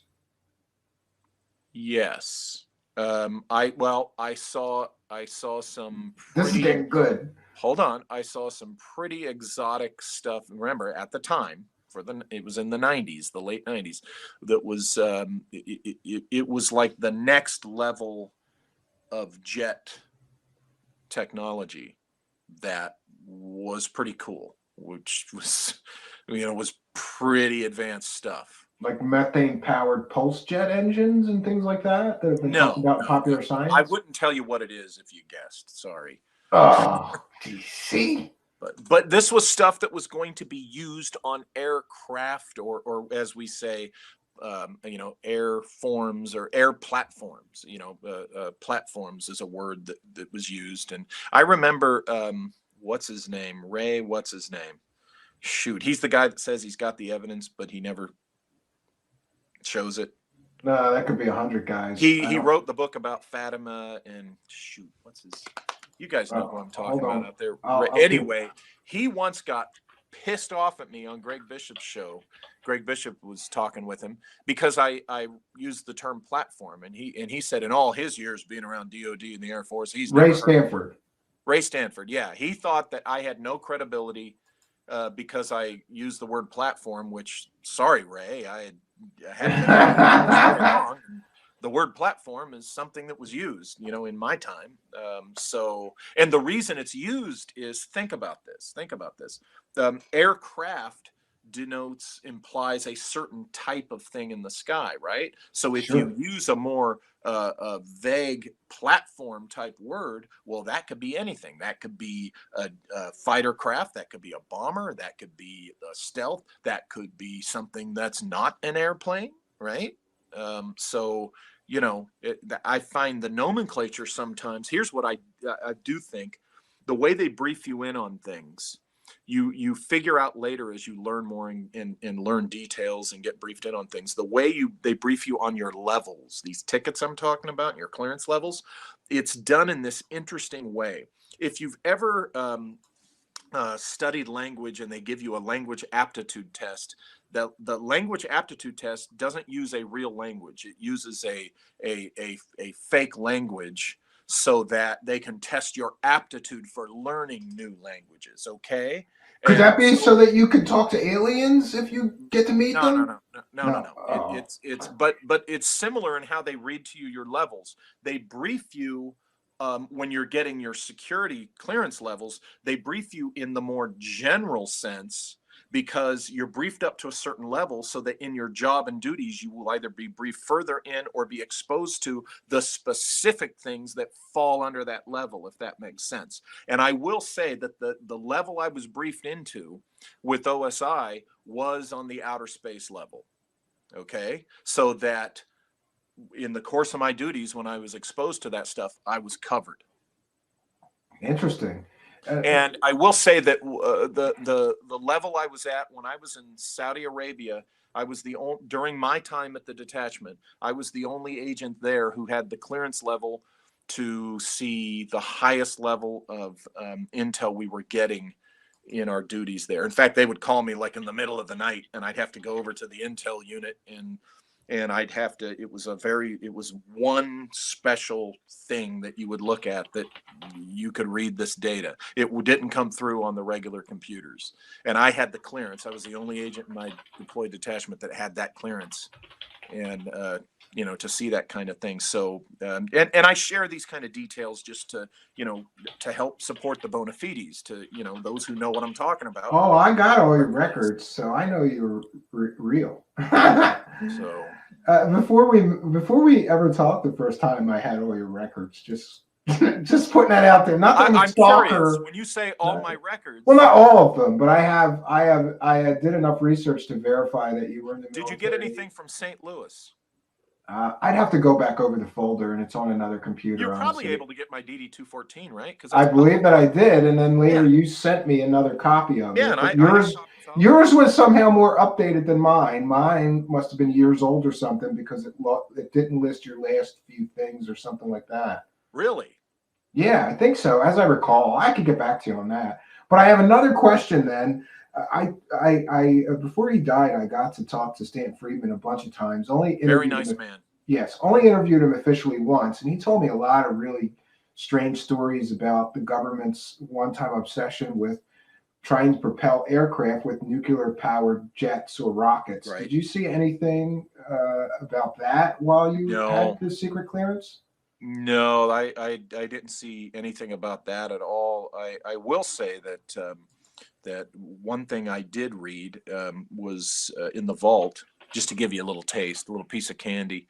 I read, you know, something about electrogravitics, you know, that T. Townsend Brown type stuff. Sure. Yeah, the problem I have with electrogravitics is that I looked into it myself. I'm into electronics, and like, you can only produce a tiny amount of thrust. Yeah. So to me, you're not getting an aircraft off the ground with that. But it's the interesting thing is, it makes me wonder. At the time, I remember wondering, oh wow, this is interesting. What direction did the Air Force take this that makes after relevant? Yeah, maybe they figured it out. Yeah, maybe they figured it out, and maybe they figured out how to amp up the or maybe level there was of a thrust. side product. Maybe electrogravitics as such, like Schauberger as such, doesn't work. But maybe there was some little element, some little thread in there that some guy said, "Oh, hey, wait a minute! If we do this," and then they got something out of that, right? Sure. And listen, Mr. Bosley, I just want to thank you, because I'm looking in the live chat, and there's a lot of new people that have not been here. Okay. That I'm aware of, at least previously. It looks like we've pulled in a lot of people that this is their first time. So I want to thank you for helping to bring a lot more people here and introduce people to the show. Sure. And I also want to ask you about this book, The Esoteric Napoleon. So I'm going to share my screen. I have it on my list here. I haven't gotten it yet because I've got two other books ahead of you. Sorry. But no problem. I like history and I like secret stuff. So this seems very much up my alley. I'm going to read the description. It's from Amazon, The Esoteric Napoleon. In this fourth installment of the Secret Mission series, the author presents his hypothesis involving the legendary historical figure Napoleon Bonaparte. What was he searching for in Egypt? What happened to him inside the Great Pyramid? What was the secret of Napoleon's ancestry, and why was the European oligarchy so concerned? What was Napoleon's association with the mystery of, you might need to help me with that, Rennes-le-Château? These questions, I'm sorry, go ahead. Rennes-le-Château. Rennes-le-Château. I didn't do too bad. These questions and many more are posed in this first volume of Walter Bosny's unique examination of one of the greatest and purposefully mischaracterized men who ever lived. I never heard anything about Napoleon and going to Egypt. Oh So my, yeah. it's fascinating to me. You want to tell us what he was looking for there, or do we have to read the book? Or can I you don't give us a know. taste? Can you give us a taste of what he was looking Well, for? I look, Napoleon Bonaparte. Wow, it's hard to give just a taste, but I'll do my best. Basically, in a nutshell, the Napoleon that I grew up hearing about in school and in movies and stuff is not the full picture or the real Napoleon, the true Napoleon Bonaparte. This was a brilliant man who actually would have been just as happy, believe it or not, had his path taken him down the route of being a scientist or an archaeologist. Okay, his path just happened to lead him to the military because when he was a child, he was put in military school in France by his father. Now he was brilliant with mathematics, and that's what made him a brilliant artillery officer. But Napoleon Bonaparte is studied to this day by war colleges.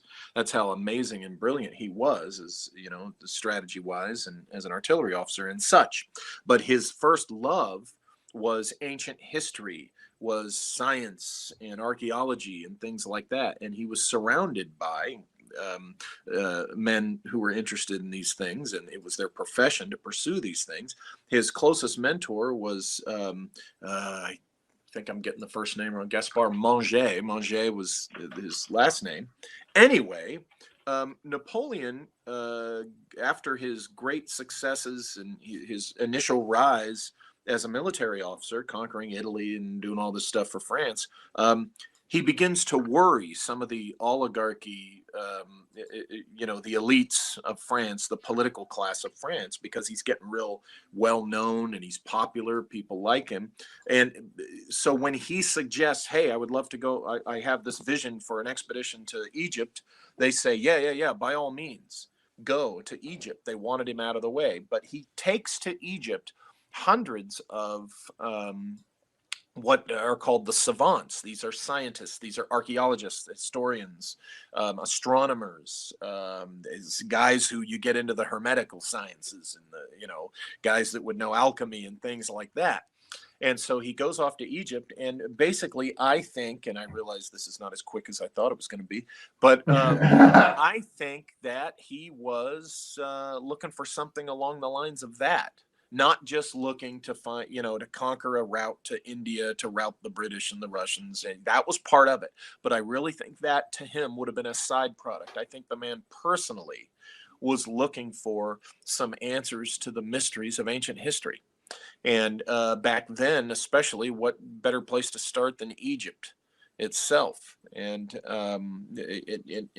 when I started learning that side to Napoleon, and also at the same time learning, the character assassination really is what was done to him, started by the British oligarchs. The British oligarchs were just jealous of Napoleon Bonaparte because basically he was beating them at their own game. Okay, that's the reason they really hated him. He was beating them at their own game. They wanted to be the power that controlled Europe. Essentially, they wanted to be the power that he was becoming, and that's all it was. They were no better than the character assassination and the labels they were putting on this guy. And for 200 years, this campaign to just tarnish his reputation. And when he was alive, they would say all manner of lies about this guy. I mean, they would tell their children that he would eat them after boiling them in the pot of water. I certainly think that, like, from the level of education that I got in just in high school, and he was sort of vilified as the bad guy. He was the bad guy, he was conqueror, and a fascist, and try to take over all these countries and things. And you don't get me wrong, the man did make some mistakes, and he did some things that weren't the best thing. But England and their leadership and their monarchy was full of that. Just look what the British did to the Scottish and the Irish. It's not just in the movie Braveheart. That really happened, where the Lord could come by, and if you were going to get married, he got to have sex with your wife before you did, because he's the Lord and she's his property. And if she got pregnant, you had to raise that child. I mean, so the English sounds like a good deal for him, right? Yeah, the English monarchy is raping, these women, and that's not heinous, it's ugh. Ugh. And again, I need to specify sometimes because I have some folks from England that follow me and listen to me. They know, they've heard me say, when you hear me say the Brits in relation to Napoleon, I'm talking about the oligarchy, the monarchy, the Bank of London types, and the ruling class, the elite, the class in the regular royal people. family. Yeah, This is why there's no way in hell that they were, when they did get him, that they were going to put him under house arrest in England, because the common British people actually were beginning to think, wow, we can't wait for this guy to come to England. We want to meet him. And they were afraid that the people would love Napoleon. So that's well, he's awfully charismatic. He would have to be to put himself in that position, and probably a good orator as well. And as you can imagine, some of the people, I have people that are Napoleon haters to this day, that say, well, what about this, that, and the other? When you look, and I read thousands of pages on Napoleon Bonaparte. I mean, I did my homework on this. When you look closely at these heinous things that they point to, Napoleon did this, Napoleon did that, most of the time it's not Napoleon himself doing it. It's one of those dumbass underlings that a lot of leaders, unfortunately, this happens to them under their regimes. There's a couple of things you can point to that, Napoleon really did made the wrong choice there. Like the guy who got executed, he was a duke or something. Anyway, he got executed, murdered, essentially, assassinated. And it was kind of, Napoleon could have not made sure that didn't happen, and he didn't. He allowed it to happen, and that was yikes. That was. But this idea of this monster, you'll love this. People say, well, what about the Nostradamus prediction where he was oh my God.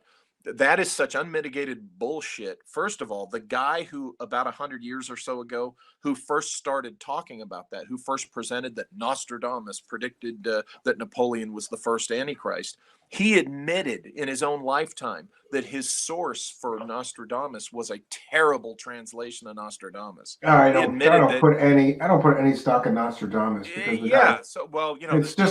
it's just like I'm going to write a bunch of poems, and hundreds of years from now, people are going to find some ridiculous meaning in them. But you have to address it, because people in our community, but what about that? Well, the guy who first wrote that said it was bullshit. And, so I'll tell you, it opened my eyes. I came away from this research and writing this book is, je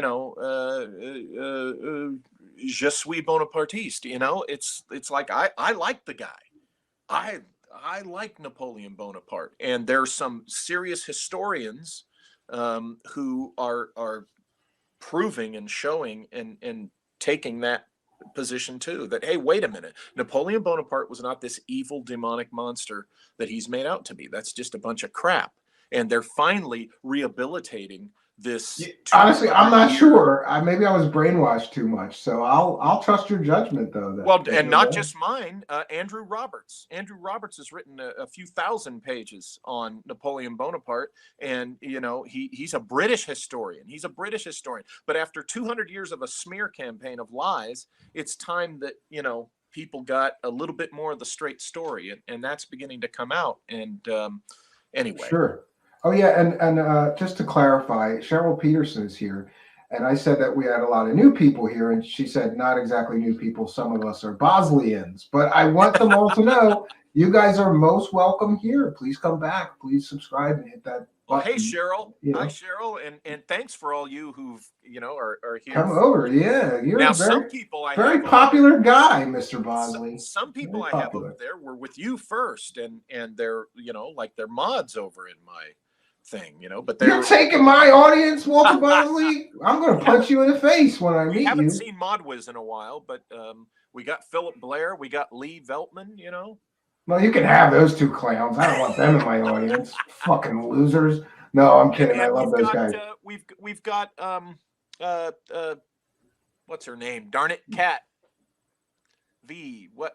V. Yeah, Super V Fun Cat she was. Yes. Now she's just V. She's just V, like Madonna. She only needs one letter. She's so well known. She just V, which Yeah, makes a lot of sense. Yeah. these are your folks originally. So. Well, listen, I don't want to keep you too long. I can't tell you how happy I am that I got to interview you again. I hope when we have something else coming up that you would be well suited for, you would let me pull you in here and shake some great conversation out of you. Well, did we talk about Roswell enough to the extent that people were? Yeah, I mean, I think, it's kind of like we explored your theory. We went over different things. I pushed back and asked you what you think of other things. I think that we covered it pretty well and gave people what may be another perspective of what actually happened at Roswell. Well, and if, here comes the plug, but again, if they want the details into why I think what I think about Roswell, I elaborate further in my book Shimmering Light, which is only at lulu.com, lulu.com, print on demand. And that's where I go into the details as to why I think what I think and what the scenario is about Roswell. And again, I say this, I could be wrong. I have no saying I could be wrong. No, that's good. That's refreshing. I like that much better than people that are so adamant that they're right in their position and they won't even accept the possibility that they could be wrong. Right. Right. Yeah. It's here's the only thing I get adamant about, and is I don't lie. Sure. If it's something that I'm just thinking or speculating, I'll tell you that. But I'll never lie to people. I just won't do that.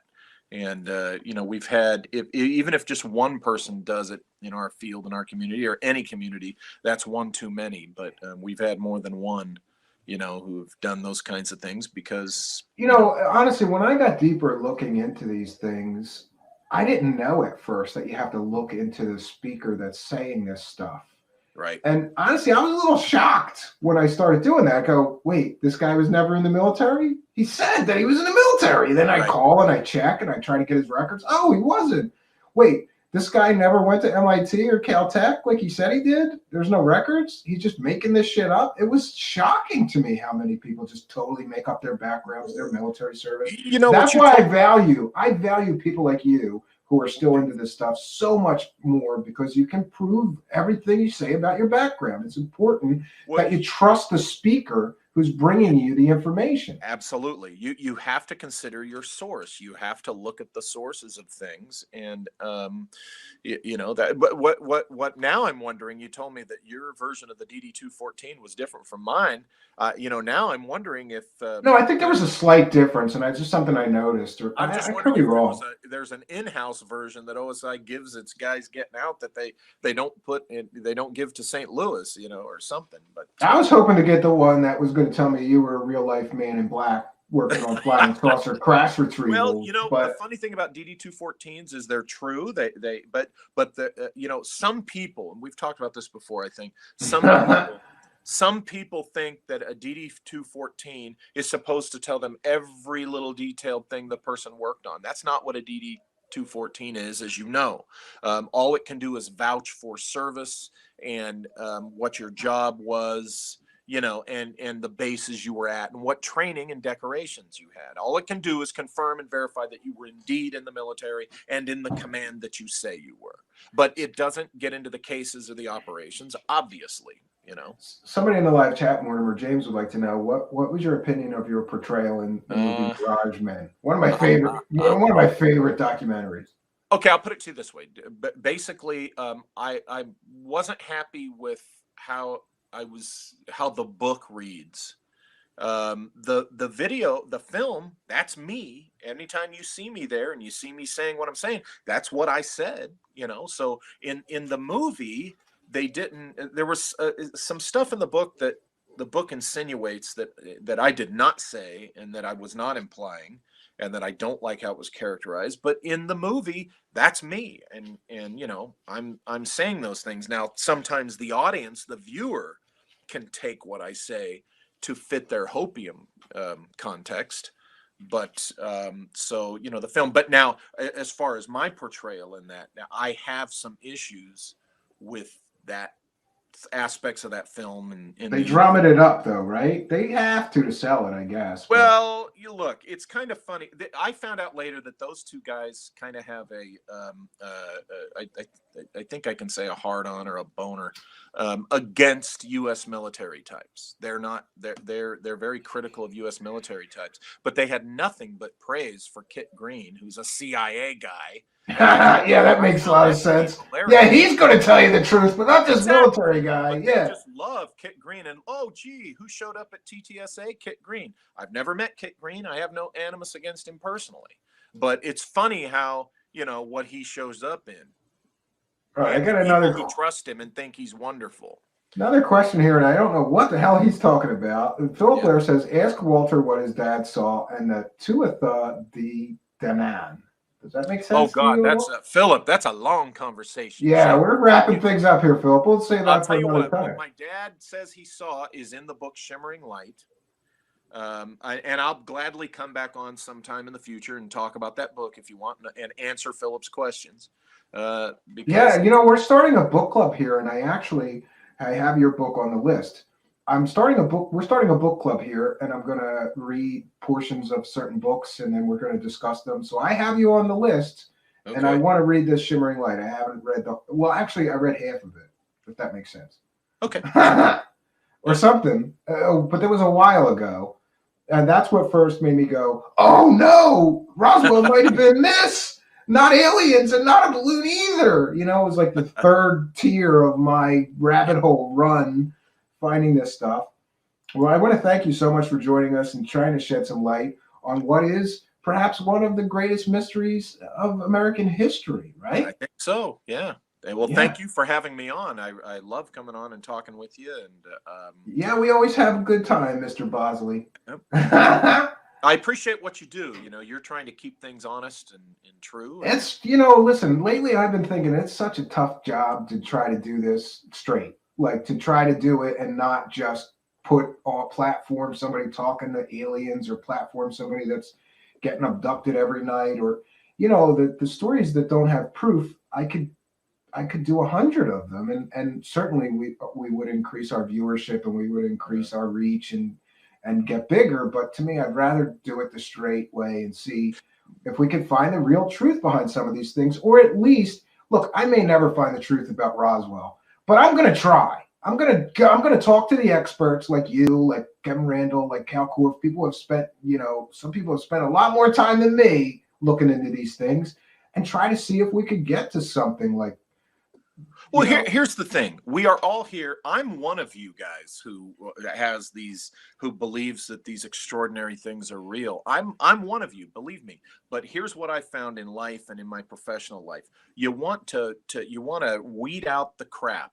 You want to separate the wheat from the chaff, and you want to weed out the crap that's not true so that you can get to the stuff that's real and true, because that serves our quest for the truth. And when people are muddying those waters with just some knucklehead making up a story just because it makes good radio or whatever, so to speak, that doesn't help. That doesn't help any of us who are sincerely interested in this stuff.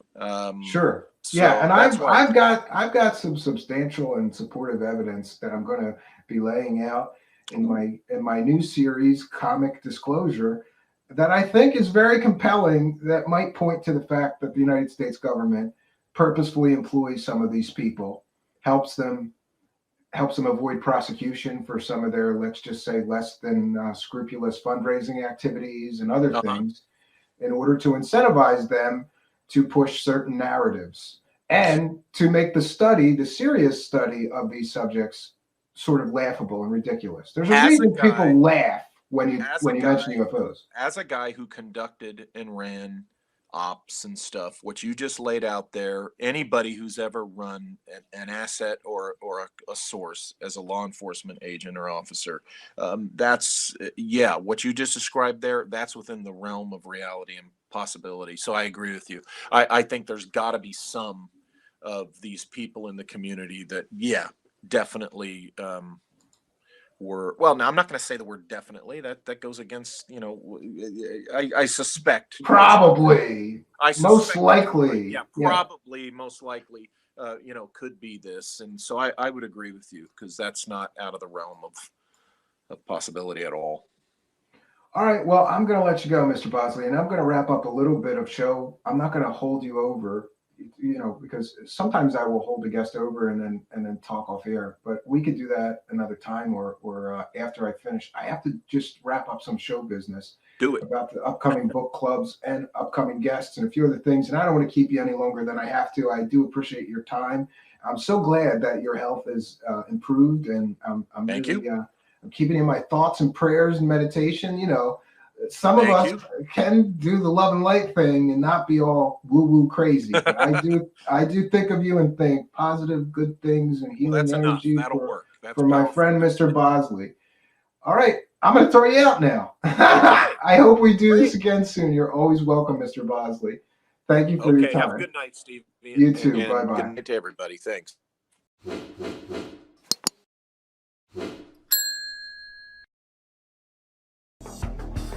Greetings and salutations, and thank you for being here for the 75th Roswell Anniversary Truth Seekers Special Deep Dive. If you're new to the channel, please be sure to subscribe and hit that notification bell so you too will know about future special events you can attend here. I wanted to take a moment to thank all of our kind and generous benefactors, because people all over the world send a few bucks in pledges, either through PayPal or through the super chat down there in the live chat, the money button, super stickers, we have and take Cash App pledges as well. I want to thank everybody who has signed up to be a Patreon member, because for as little as $1 a month, you can get some extra content from us here. Additionally, I'd like to thank the channel members who get a bunch of YouTube benefits as well as all the Patreon benefits for as little as $5 a month. I also wanted to mention that I have something strange for my friends. These are Roswell wreckage replicas, which I have been making here. I also wanted to mention that for today's special event, we have prizes for those of you pledging $30 or more, either through Cash App, PayPal, or Super Chat. And this is a gift that we will be sending everybody who pledges $30 or more. This is a Roswell debris replica, and it's designed to look exactly as Jesse Marcel and his son had described. This is the so-called I-beam wreckage. This is a replica, of course, and I'm happy that I'll be able to offer these to anybody pledging $30 or more to our show today. This is just a special free gift that we're going to be giving you kind and generous people for supporting our show. Well, friends, let's get back into it.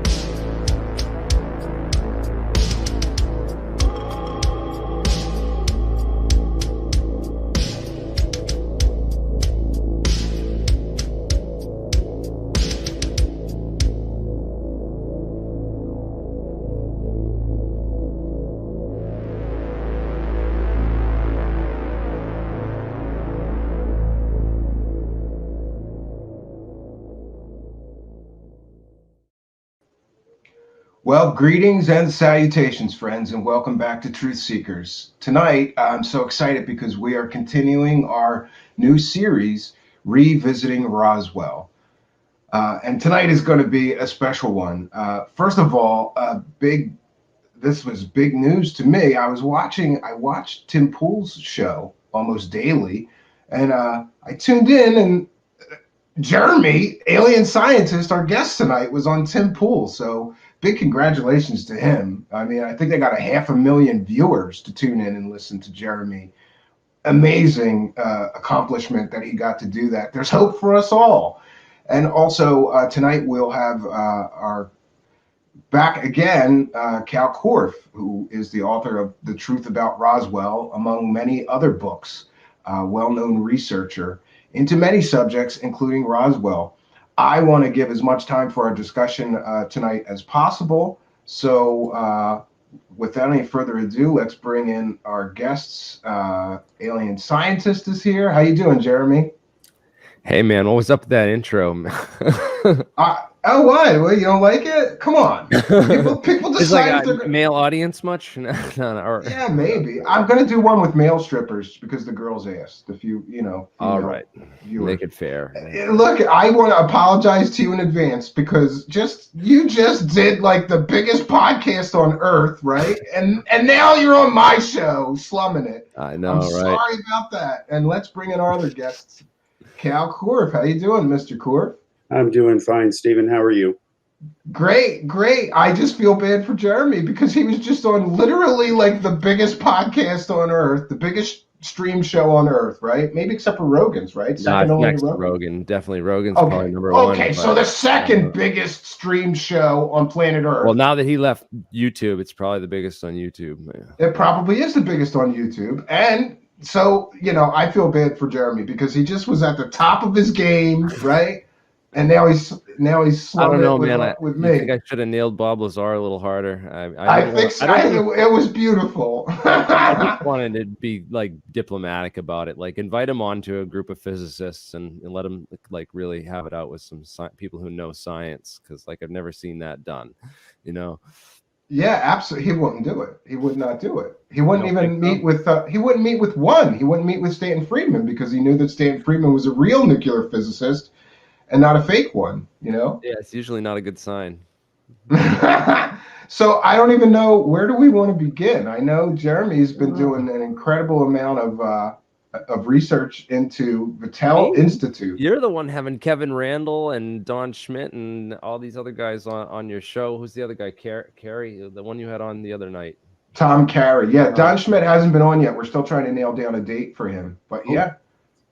Yeah, so you're quite the expert yourself now. You should. No, I'm not an expert. I'm bringing the experts here so that I can get their opinions and their beliefs about what. This is one of the greatest cases because there's just a volume of material to go through.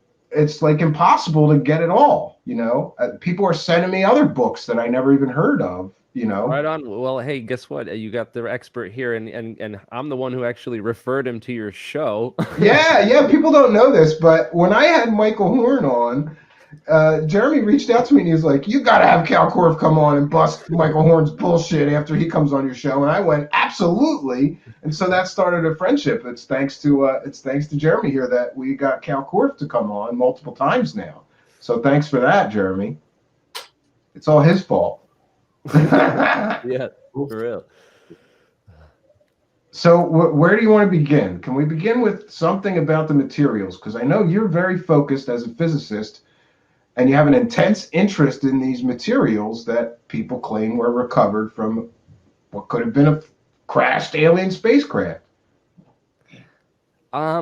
Yeah, there's a couple different ideas about those materials, and certainly like this idea of an unbreakable foil, something similar to tin foil, but sort of unbreakable or unrippable, and maybe made of woven fabric on the quantum, not quantum, but like nano or micro scale level. With material science, I think in the future these kind of materials could be possible.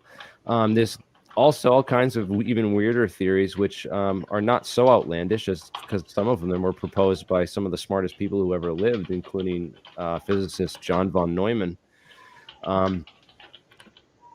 Cal, can you mute while you're typing just real quick? Oh, I'm sorry. That's me. I apologize. Sorry, sorry. I'm tweeting out the show. I'm tweeting out the show. I saw his hands moving, so I'm sorry for making the accusation. Yeah, I apologize. I should do that. But John von Neumann, he was like probably one of the smartest men who ever lived. Arguably, he used to be known as the human computer. He was one of the guy who actually like built the firing sequence that made the atomic bomb possible, and did most of the calculations for the atomic bomb for the Manhattan Project. He had top secret security clearances in 1947, and would have been, probably one of the top people in their field for as far as experts that would have been consulted to go out and look at a craft like Roswell. And it's interesting that he published a paper in October or late 1947 on self-replicating space probes. And I've heard talks about the machine was trying to put itself back together and things of that nature, which open up all kinds of possibilities for future technology, but as well as maybe it was a weather balloon. I don't know. I don't know weather balloons that can put themselves back together, but not that there's any direct evidence of that, because as we know, the Air Force and the military, the Manhattan Project involved over 400,000 people at that time, and they were able to keep secrets very well from them. And I think that it's quite possible, given the infrastructure available at that time, to have kept a secret like this. It's certainly plausible. It's not outside the realm of possibilities. I don't believe. But again, I'm after evidence, and and also just educating the public about science and what's possible in the future as far as aliens go. Yeah. So Cal, though, your argument is that it was the mogul balloon, there was no alien materials. But what about all the witnesses that talk about these strange materials? Wouldn't they know the difference between mogul balloon parts and something much more exotic, like possibly an alien spacecraft? Well, first of all, before answering, I'd just like to give everyone watching this kind of a proper orientation as far as where I'm coming from on the issue of Roswell. I've devoted my existence since October 19, 1973 to three things: conduct original research. Original research is original research. Finished research left unresolved or incomplete by others, or look at existing issues, try to understand them, add further insight, do what I can to help, and move on. And I have been consistent at that since 1973. I'm also one of the 4 original Roswell UFO researchers. I'm one of only 3 left alive. And all of them, except the one that just passed away, Stanton Friedman, believe that Roswell was mogul. The evidence for it has always existed. In fact, the reason I wrote the book I did, you mentioned Kevin Randall's book, not mine. It's the Roswell UFO Crash, What They Don't Want You to Know. This is it here. Yeah, I'm sorry. I'm getting a little confused. There's so many books. I apologize. Sure. I'm just letting people know this is the book. This was written for one reason only. I call Prometheus books because they published my Billy Meyer expose. And I said, what are you doing for the 50th anniversary of Roswell? I'm just curious, because I had heard that Carl Flock was writing a book, but he made the ridiculous conclusion that the UFO slammed into mogul and they both came down. The reason he made that conclusion, and Prometheus rightly rejected that book, is because he was trying to square the lying accounts by hoaxers like Glenn Dennis and Frank Kaufman. He didn't believe Kaufman, Randall did. But Glenn Dennis, he wanted to believe he was credible, and he ended up being a hoaxer. So when I heard what was going on, that every single publisher was going to say it was all true and they were lying, I'm being blunt. I had these discussions with publishers, okay? I was there, and we knew that Philip Corso's book was coming out, and it was going to be the bestseller. And we knew what he was going to say because he was making calls to everybody asking about Roswell, because he was trying to make up and fit his story together. He knew he was dying, going to leave some money for his family, etc. Okay, so all this goes down. And what happened, and this is a matter of record that nobody can deny unless they're a denier, and the public needs to know that. I am the person that Stanton Friedman counted on and Bill Moore counted on to be the go-to guy regarding Roswell and a handful of cases. And I have the original photos of the debris that Major Jesse Marcel signed off on and said this is what was found.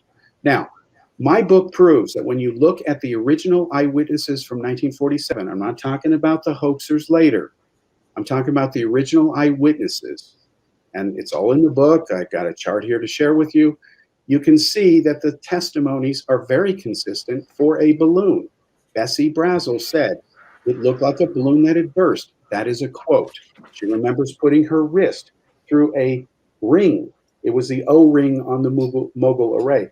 She said she did it because she's a girl and it reminded her of a bracelet. She thought it was cool. A lot of guys wouldn't do that. Girls apparently do.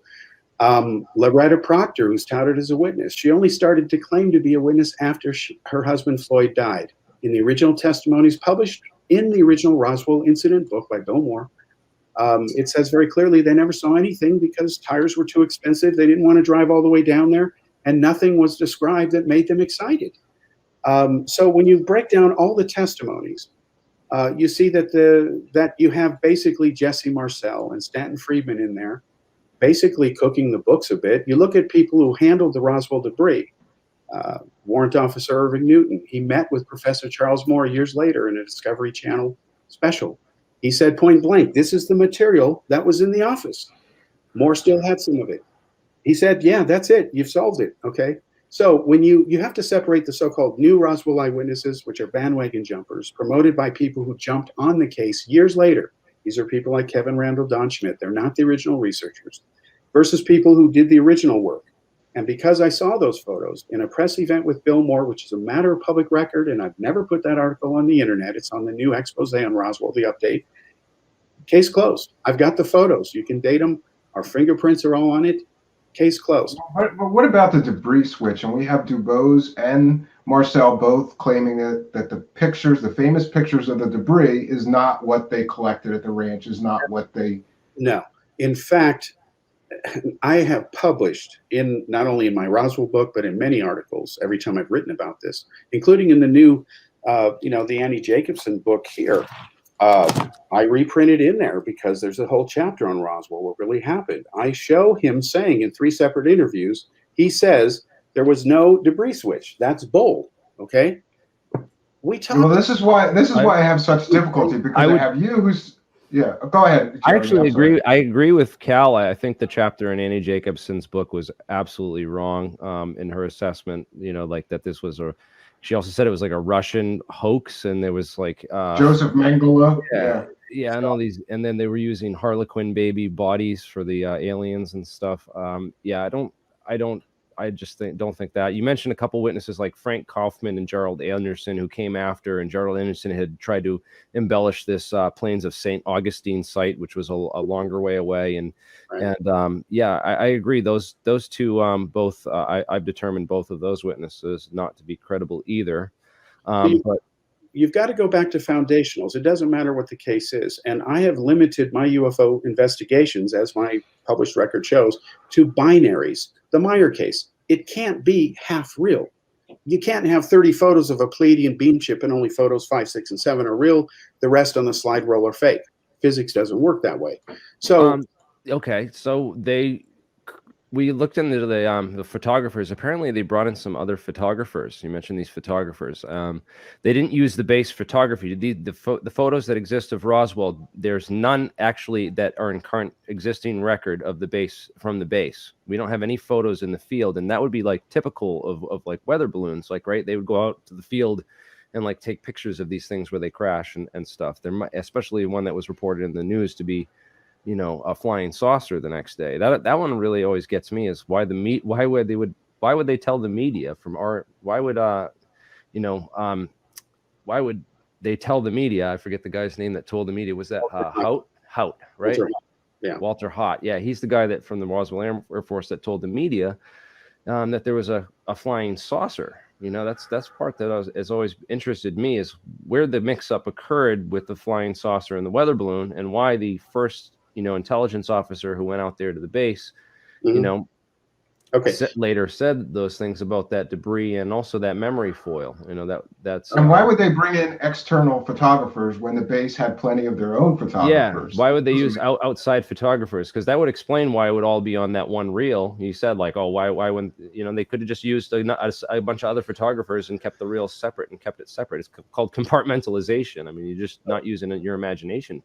I understand. All right. There are several questions in there, including some from you, Stephen. Let me go through this little systematically if I can. And again, foundationals are everything. Without foundations, it doesn't matter what's built on top of it. Yep. Now, first of all, let me ask you, and I'm just curious, but have you read this book? Yes or no? I have, but years ago. Okay. I don't think I've read your book. I would love to read it. I just, I don't really, you know. I'll be happy to have a copy sent. The reason I'm asking is because based on what you're saying, and this is not absolutely not a criticism. In fact, I want everyone watching this to know that I know nothing about you. I've read some of your posts. I'm happy to meet you finally, put a face with an alias name, alien scientist. And this is a cold turkey thing. I have no preparation here. I've got a few things to show people. Yeah, it really exists. But okay, yeah. So I know one of the big things in your book was Sheridan Cavitt, and you focused a lot on Sheridan Cavitt and Newton as you're like those are your two prime. No, they're not the primary. Now I want to lay out my case because you haven't read the book. Okay, real quickly. Again, there were only a handful of original Roswell witnesses. They're all in the original book. You've got only a few. You've got Brazel. You've got Brazel Jr., who wasn't there, by the way. He lied. Okay. You've got the daughter. She was there, helped collect some of the debris. The Proctors, they were never there, never witnesses. They were very clear about that, but they do remember the phone call. Okay. Now, then you've got Major Jesse Marcel. Marcel said he knew it wasn't what they told him it was, but they never told him what it really was, meaning the material on Mogul was not classified, but its purpose was classified. Mogul was classified as a Manhattan Project of World War II. It was not declassified as a matter of bureaucratic, we don't care. And one of the things that became clear after Friedman began to chase Gerald Anderson and tie in these other stories of the plains of San Augustine and Roswell took a wrong turn, that's when Bill Moore started to get out of it, and he endorsed my conclusion it was Mogul. And the reason I found out about it is because of doing everything from working at KMI, Bob Lazar did not, and also Lawrence Livermore Lab, and finding out that sometimes absence of evidence is evidence of absence. The biggest problem with the so-called cosmic Watergate, and it involves Roswell and everything else the disclosure guys claim, is that Mossad spends no time on UFOs. Well, and that makes no logical sense if any of this is true. So Marcel never said until he looked at the debris photos, that's when he started to change his story. And that's when I took them to Friedman and said, Houston, we have a problem. How do you know that Mossad doesn't, you know, investigate UFOs? Because like no one really knows that what Mossad investigates. So we didn't know that they were like, you know, using Jeffrey Epstein as an agent to gain intelligence on very powerful people. You know, we knew that. We knew that. In fact, I knew about it because when I did counterintelligence work over in Europe for years, I worked with Israelis, and part of my training was not only that, but Ghislaine's father. He laundered money for Mossad. That's matter of record now. In fact, there's rumors he was killed instead of accident on the boat. So I'm saying, but in fairness, though, Cal, like the U.S. government claimed. I remember Obama famously claimed that there was no program investigating UFOs. Years later, we find out, yes, there is. Couldn't they have a program and it would just be a higher level of classification than you could have been exposed to? Go back. Let's assume Roswell happened in 47. Let's assume it happened as even Randall claims. Okay, let's say it all happened. I'm wrong. I don't care. What matters is the truth, and we're all after it. Okay, how could the Jews not be involved in that when Jewish scientists dominated and still dominate key areas of science? The point is, you know who Daniel Shechtman is, right? Who? Daniel Shechtman won the Nobel Prize for quasi-crystals. He did his postdoc at Wright-Patterson, which I thought was interesting. Okay, but that doesn't mean it's connected to Roswell. And what I'm saying is that there's all kinds of, you know. No, it doesn't. No, what I'm saying, no. If there was a secret project with scientists to leak the material out, you know, it would have allegedly the material went to Wright-Patterson and was stored at a facility underground there. That's like where Senator Barry Goldwater went after it, right? Not exist. We know that Admiral. Right. It does not exist officially. No, we know that Admiral Cherkasky looked at the material and he said, quote, "This sure looks like the stuff you're flying," because they sent it to him. That's the Wright-Pat you're talking about. He said and told people, yes, this looks like the stuff you're flying. He was on the phone with Moore and said, this is it, it's mogul. Then they came up with the weather balloon story, which was a cover story. The reason the base photographer didn't photograph it is because the media was alerted and the AP photographer, Johnson, went there, okay? And he took the photos, he even helped position the wreckage. What's important is that none of them described any exotic materials. Those claims are limited to Jesse Marcel after he was starting to be nailed for inconsistencies. No, they're not. I mean, wasn't there more than one? There was more than one witness to the materials, though. Yeah, right in the Air Force's Roswell report. If you go and Control F for Sally Strickland Tadolini, she said that what Bill showed us was a piece of what I still think as fabric. It was something like aluminum foil, something like satin, something like well-tanned leather in its toughness, yet it was not precisely like any of those materials. It was about... Other than her word that she was a witness, there's no evidence to support her claim.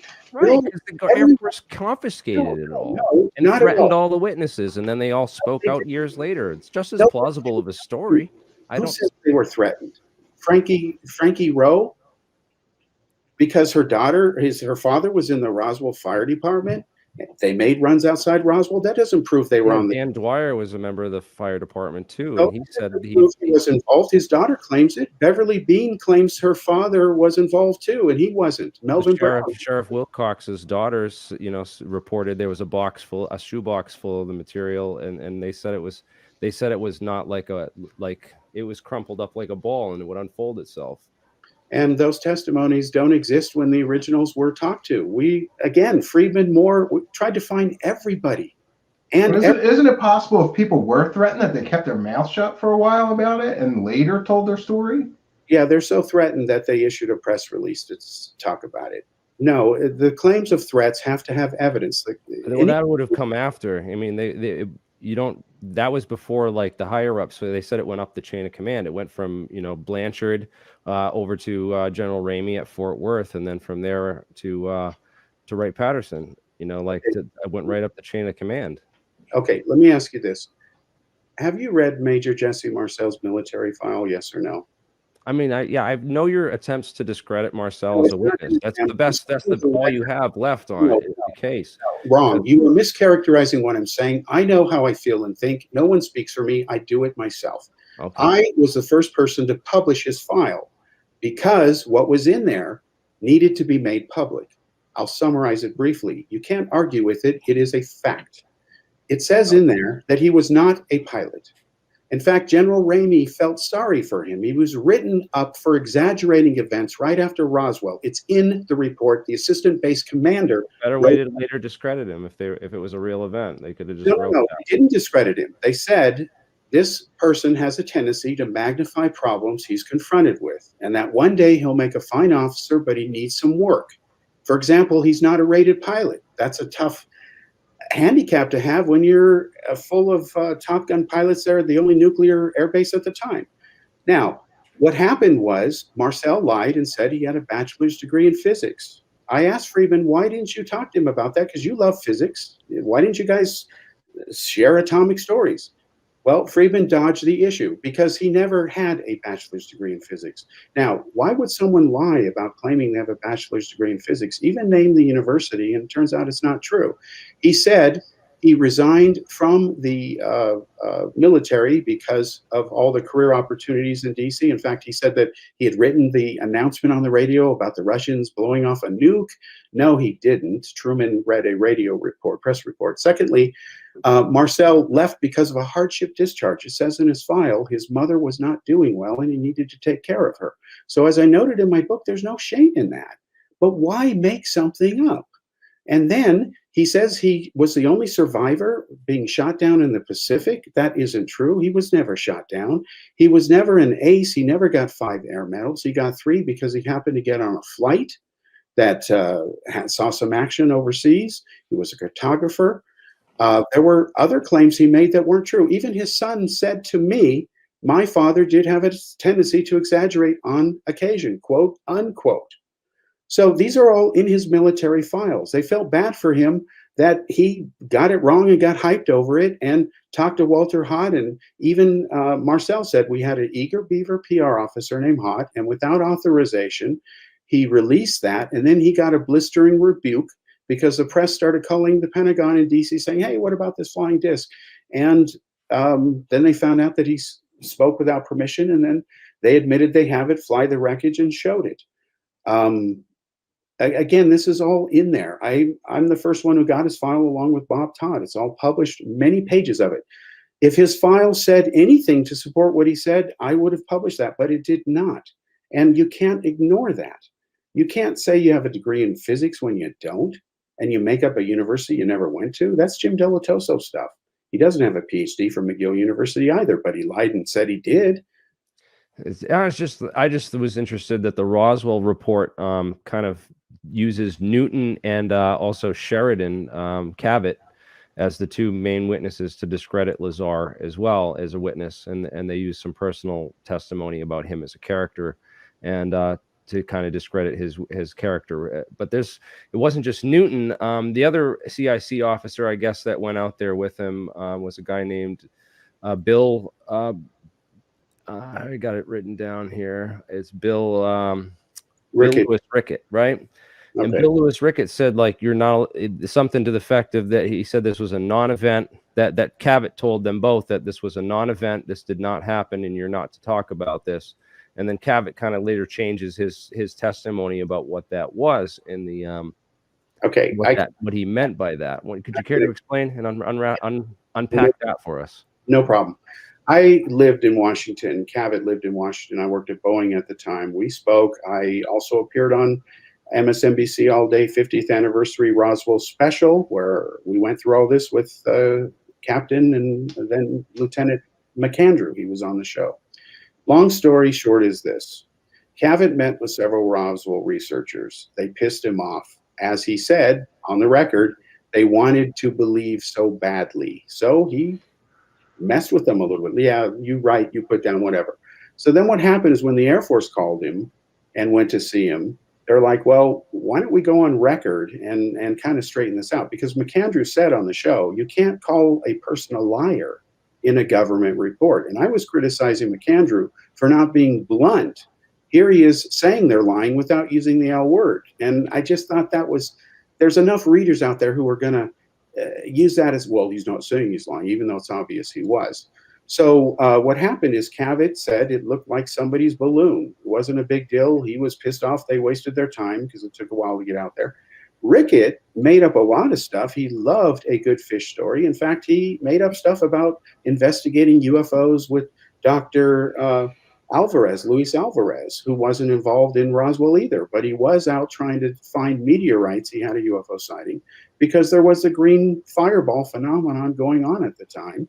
And they thought maybe this might explain some of the sightings. It did explain some of the sightings, but the green fireballs were ultimately figured out to be astronomical phenomenon, not spaceships. So those are those 2 witnesses. Again, this is all old material that was proven in the 90s, and it's been out there for years. What has happened is there's been 20 years or so have gone by. I haven't been in the country, haven't dealt with this stuff, and it's just like Stanton Friedman warned me about as a kid, and you may remember these words. He said, new ideas come into being not because people accept them, but because their opponents die, and a new generation is born that is accustomed to them. And he's paraphrasing the great Max Planck. He said, Cal, this is going to happen with UFOs especially, He was looking forward to the day when all the evil debunkers and skeptics died so that this thing could have their way. Cosmic Watergate 101, And they all want that. They'd have a field day. Right. The other side wants it too. I had good conversations with Phil Klass, and he told me point blank that if he could find anything He would love it because he works at Aviation Week. There were other UFO researchers, hardcore atheists, where the idea of anything out there is just, it's all humans, the pinnacle of whatever. That's extremism the other way. So in my long-winded way, what I'm saying is that all of the core foundational stuff, where the people who were really there, no question, 1947, not the people who said, oh, now I'm seeing I was there. None of that has held up. And we have those photos. We were the first, I was the first to analyze the Ramey memo from these photos Bill Moore gave me, because they were made from the original NAICS. And that's why when others talk about molecular properties getting down in there, it's Rorschach's. It's not credible. I'll give these photos up to anybody to enhance them. They won't find any secret hidden message there. It's complete bullshit. And we dealt with this in the 80s. And it's frustrating to see people. Yeah, there's nothing actionable that can be resolved from that, and it turns into a game of cryptography where you're just trying to crack a blurry message and to mean whatever. Or seeing what you want to see. Yeah, see whatever you want. Pareidolia.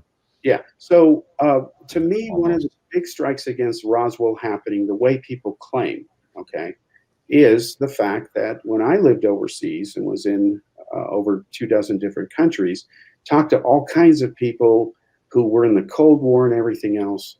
A whole lot of stuff came out, even information that the KGB is the one that planted in France the rumors that Kennedy was killed by a conspiracy. They planted him in communist-controlled unions. It gained traction through Mark Lane, ended up in the U.S., and next thing you know, it's the granddaddy of all conspiracies. And Jim Garrison's investigating it, right? Yeah, exactly, all that stuff. So having been involved in this, since October 1973, when it started all this, having been mentored by Friedman, Hynek, all these guys, again, I can only tell you what happened. And if the foundationals don't hold up, it literally doesn't matter what someone says after the fact. If Meyer never had one contact with Semyazi, it doesn't matter what his photo shows. But I'm definitely Cal, jealous. Even if I'm we definitely take, jealous of Cal that he got to meet Stanton Friedman, though, man. You were like your picture with him at like 17 years old. That's that's pretty cool. You've been in this a long time. Yeah, I met him when I was a kid at 13. I started lecturing because of him. I saw him. I came back to my teacher all excited. And I said, wow, a lecturer. I never knew as a kid there was such a thing. And I said, I know everything he's saying. I could lecture. And he goes, well, go ahead. Next thing I know, I'm doing hundreds of lectures, thousands of them actually. Over the years. Cal, if we take Marcel's eyewitness testimony about the debris away, there's still an awful lot of people that claim that these materials had all these strange properties. We have the but look not at a lot of people on record. I mean, there's the guy's Sergeant Leroy's wife. Apparently, someone interviewed these. Someone went and like tracked a lot of these witnesses down because a lot of time period passed, and so like a lot of these guys died in like the 80s and 90s because they would have been 80 and 90 years old. Yeah, I want you to know. I mean, I've got tables on my other monitors here of, the claim is there's hundreds of witnesses, which is not true. Again, look at the first 11, which are core. Everyone agrees these guys were there. Mac Brazel touched the debris. Kite, foil, and rubber. That is his published descriptions. What about the sergeants, the 3 sergeants? Like June. Apparently, they brought just sergeants out. They didn't bring like soldiers out. It was the fire department and a bunch of sergeants who were the only ones who were brought out to have clearance. There was no fire department. In fact, the reason that the 2 CIC agents came along is because Blanchard told Marcel, as the senior intelligence officer, I've got 2 CIC agents assigned. You take them with you. Go out and see what it is. He was thinking it might be a military thing. They didn't know because things were flying all over because there were these radar targets. They were seen across the country. There were rewards for them. In fact, Mogul itself had a they offered $50 reward, as I recall, if you found any piece of it and it had a tag on it. You had to turn in the tag to prove it was really from them because they wanted some of the instruments back. What about Marcel Jr. and his description of what may be hieroglyphics? I mean, there's not hieroglyphics written on Mogul balloons, is there? I'll get to that in just a second. Mac Brazel touched debris, kite, foil, rubber, his own words, when he said he found it in mid-June. That fits a Mogul launch window. July 4th was a made-up date, by the way. They're patriotic, those aliens. Bessie Brazel touched the debris, says a balloon which had burst, quote unquote. Major Jesse Marcel touched the debris, said it was indestructible. Okay, well, there's one claim that stands different from the other originals so far. Jesse Marcel Jr. touched the debris. He said when he looked at the photos that this looks like the stuff that was on the floor. He also said there was nothing in there that was indestructible, that couldn't be bent with a 16-pound sledgehammer. He never gave that description. In fact, my book proves, Major Jesse Marcel Sr., or his father, said that there were square sticks that the foil was attached to.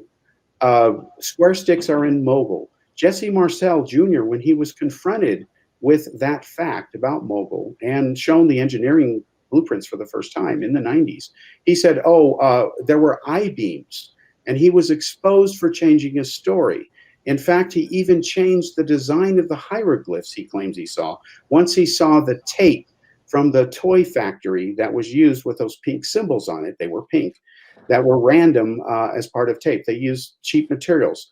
Again, he changed his story. There are published articles exposing it. It's in my book. And Major Jesse Marcel, Jr. admitted his father had a tendency to exaggerate on occasion. He was asked me and one other person what he could do to try to help save his father's reputation. The answer was, the record's out, his military files released. That's it. No more. Nothing else needs to be said. Take it or leave it. It's here, folks. And anybody could have gotten that file if they bothered.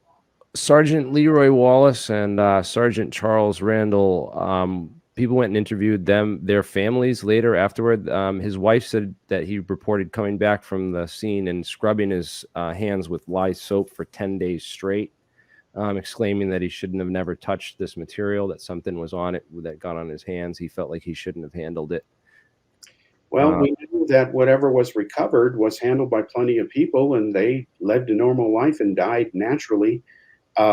Sheridan Cavitt touched it. Louis Rickett touched it. James Bond Johnson touched it. Irving Newton touched it. He's in the photos. Professor Charles Moore. Well, we don't know that Irving Newton touched it because Irving Newton was just brought into the press office to the weather balloon that was in Ramey's office. I mean, they could have done the material switch beforehand. No, we do know, as Sheridan Cavitt said, he personally went up to the plane. Yeah, that's Sheridan Cavitt, but Newton's at right field because the stuff was flown from Roswell to right field. And then at right field is where, not right field, sorry, at Fort Worth, Texas. He's the base weather officer. So Ramey calls him up and says, get your ass down here, quote unquote.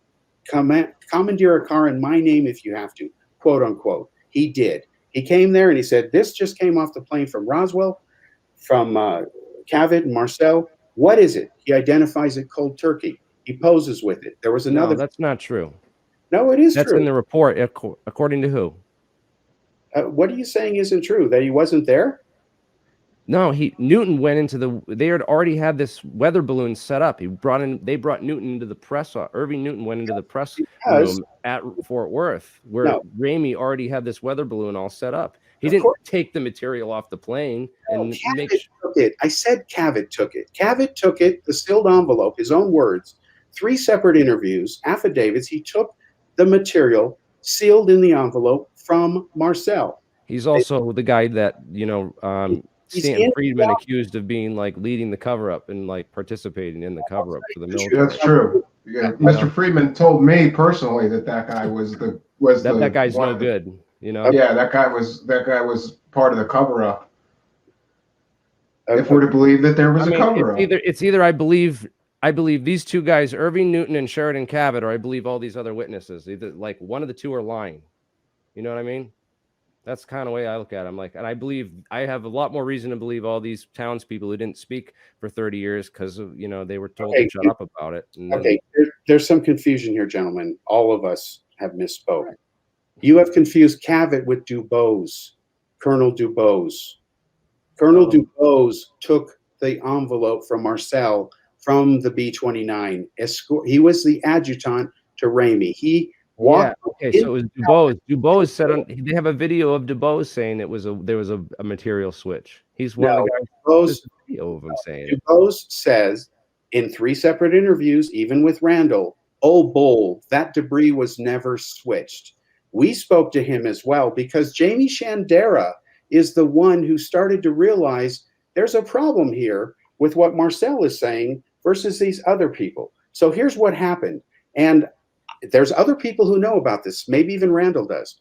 Vivian Marcel, his wife, was asked about this. She said, there was no exotic anything. And Friedman would not include her testimony. I reamed him a new what over that issue. Not only that, on the lack of a debris switch, Newton was called in to identify it because he said, the press is here. Let me call the weather guy. See what he says. Cold turkey, they called him. Commandeer a car in my name. He left the tower, came to Ramey's office, posed for photos with the other photographer as well. They're all in the photos together. So again, if you go back to the original stuff, before they started to retrofit it, well, that's the less exotic stuff that was in the photos. Oh, now you say that because we're pointing out that it matches Mogul. See, this is where the fish got bigger. And again, you have evidence independent of Roswell. He got written up for it. It's in his military file. This officer has a tendency to magnify problems he's confronted with. That was written by Colonel Payne Jennings, the assistant base commander, right after Roswell. That was not a coincidence. So this all has to be accounted for. But Cal, all these other townspeople, like, it's not like they all made a bunch of money off of making up a story about this debris. And there's so many different witnesses that testified that this was some kind of exotic material.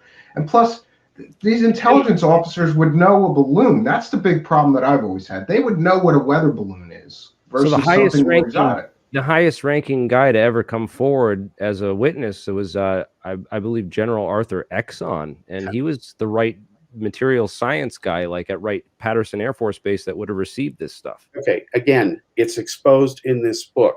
Exon admits that Randall put words in his mouth, and he says, you give me more credit for involvement than I really was. He admits, all I did was hear stories. I know nothing firsthand, but you'd never know that if you read every Roswell book except the ones that publish the full story. Because again, if the originals don't work, it doesn't matter afterwards. So how do you square them? Okay, you have to say, well, they both can't be right. So how do you explain something later with no proof? It has no proof. Exon said, you gave me more involvement than I really was. His exact words are published in this book, in his letter to Randall, saying, good book, but hey, you gave me more whatever than I just heard stories. That was it. Okay, that's different than saying he was, he did. No, he said he just heard stories. That's all. And we do know because, again, this became U.S. official policy during the Cold War in the late 40s. UFOs were then used as a deliberate disinformation campaign by the government. And I did a special back in late 1990s with Discovery called Secrets of Area 51 Revealed, where we talked about how this was done, how the SR-71 Blackbird was deliberately flown across pilots to cause UFO sightings. It was painted silver, so they saw a streaking disc go by, Mach 5. So of course it remained unexplained. It's contaminated the Blue Book files. They were secret flights to cover. The CIA did not tell the Air Force at that time that that plane existed. I believe the Tic Tacs today are a hodgepodge of events. I believe we do have some really gnarly ass high-powered drones.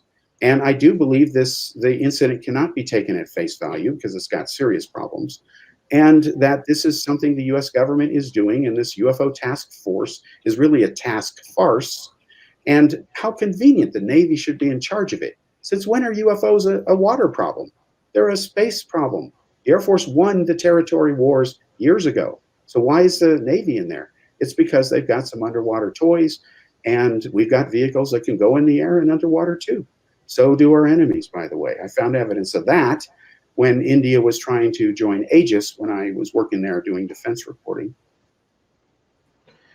Well, we could go to the stories of the alien bodies then, and all these people who claim that they saw alien bodies or took part in, then those people are all lying too?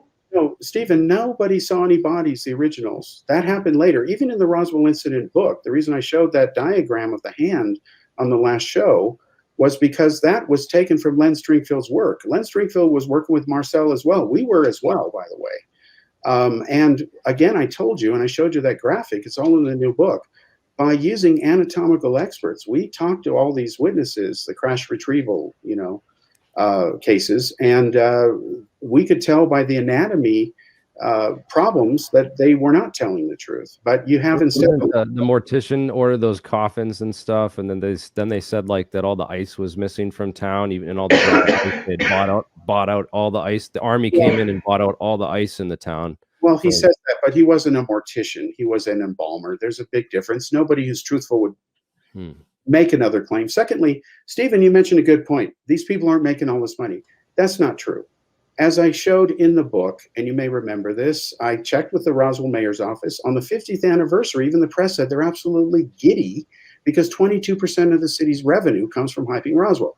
They had 5 crash sites at the time, okay? And like Hugh Corn, that's complete nonsense. So the Foster Ranch has been sold again. Who knows what's going to happen to it? Apparently the new owner, based on what I heard, doesn't care about it, the Roswell stuff. But the city loves Roswell because they for sure the city is making money. But I mean tourism. Individual witnesses, the individual witnesses who told their stories, Frank didn't appear to make money. No, Frank Kaufman made a lot of money. In fact, he became world famous because of Randall, and he was the president of the Roswell Chamber of Commerce. Lucky sucker. What? Boy, he's blessed. And his good buddy was Glenn Dennis. So there you go. What a small world. Wow. They all happened. I mean, just because they're opportunists and then there's evidence of certain witnesses that lied, I don't think that means we can just throw the entire baby out with the bathwater. I like to still use my imagination and say like, oh, what if, what would it be? Could it have been like those von Neumann probes? Was it, maybe it wasn't all these alien stories were a cover up just to like cover up what it really was. Like it was just like one of these space probes, like a Type 3. That's not explained. I'm sorry. When Bill Moore, the original author of the Roswell incident, says it's meets with me and says you're right. Well, what about the Twining Shogun memo? I mean, there was an Air Force memo was exposed as a hoax. Look it up. Bob Todd exposed it. He found the original. It's a copy and paste job. Nobody takes. There's also an FBI memo though, right? That talks about the recovered flying disc. Yeah, that talks about the Army recovered a flying disc and they will not give us access to it. That doesn't make sense. There were 2 FBI memos. Okay, one was a paraphrasing of a original press report, which was inaccurate. And you look in that memo, and it says very clearly, it's in the Roswell incident book, that the device looks like something hanging from a kite or a balloon. Okay, that's in the description. All right. Nobody said, "Hey, we're launching mobile to spy on Russia." No, they didn't say that. Secondly, the other FBI report was actually an FBI tip informant report. Somebody had gone to see Frank Scully. That's why they talked about 3 crash saucers, Aztec, and so on. He was reporting what he heard him talk about at a UFO get-together, was concerned, and just like Friedman was reported on by the FBI here and there, because the way he was accusing them of, being in a cover-up like that, some patriotic Americans take that a certain way and say, well, I believe my government, I'm going to report him, or they believe him and want to do things against the government. So those 2 memos are accounted for. I have to laugh when they get recycled in the internet every few years, especially by the British press. They tout as a new discovery when it's old. And the Shogun memo, again, was a copy-paste job. It's been exposed. You can easily Google that. Bob Todd found the original. And he was the top Roswell researcher who found mobile. I worked with him. Yeah, I think I might have access to that original. And it's still like, it's kind of like, it uses this, it was like talking about saucer type craft, right? Is that true? They were looking at the Horton Flying V. They were asking a lot of questions about the location of where the Horton Brothers were. And we do know that the Horton Brothers, I believe they were working with the Russians or something. The Russians were developed those flying Vs, but that was like, there was certain parts in there about, composites and, extreme lightweight metals. You're like, was that the part that was edited in? No, again, if you look at the original Shogun memo, you will see that they have fused together sentences. Again, Bill Moore was shocked. It seems like it was like almost like if they had something, but they didn't want to like really reveal what they had, but also ask questions that they like lightly. It seems like it was almost like coded language. It's like, is this common in intelligence? But why can you can't make that conclusion? You have to have evidence that points to that conclusion, and I know of none. You've said a What bunch. about Captain Robert B. McLaughlin? He's of the U.S. Navy labs. He reported testing some of this material at White Sands Proving Ground for the U.S. Navy.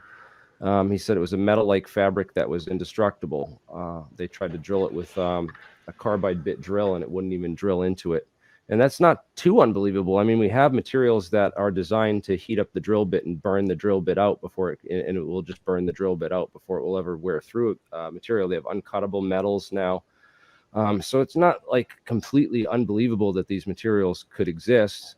Okay. They just couldn't have been built by people in the 1940s, I don't believe. Well, first of all, again, what is the evidence he has other than a claim? I'll place a bet in Vegas he has none. Because again, without foundationals, it doesn't matter. But to come back to the point, I want to ask a question because I think you may know the answer to this. I hope you know the answer is yes. But the U.S. government, one of our closely guarded secrets, and I'm revealing it because I found out about it, and it is declassified up to a point if people bother. We developed in the 50s a plastic that could withstand a nuclear explosion. And there are some military installations underground that are fortified with it. And I found out about this many years ago. And the formula, the guy who made it, his name was leaked. He never saw it again. They bought it. But we do have a plastic, more than one, that can withstand the thermal energy discharge of nukes. And that is friggin' fantastic. And it was done in the 50s. Yeah, it's a special type of Linex, right? That's like the truck bed liner is pretty much made out of the same kind of idea. They use it on like concrete walls, and they shoot like a bunker buster missile at it, and they show like how strong it makes their fort. Like, well, yeah. I don't know the specifics because once I found out about it in Europe, and I found out that the formula and what it's called is classified, I stopped right there. I saw footage of the scientist talking about it. He was waxing philosophical, bittersweet, how here was his big breakthrough, and he can't say here it is and make all this money selling it. What was his name? Tons of things. I honestly don't remember his name. I'm sorry. It was probably 15 years ago in Europe, but I can easily find it. It's no biggie. Yeah, if you could send that to me. If you're, yeah. I thought of Roswell when I saw that years ago because I thought,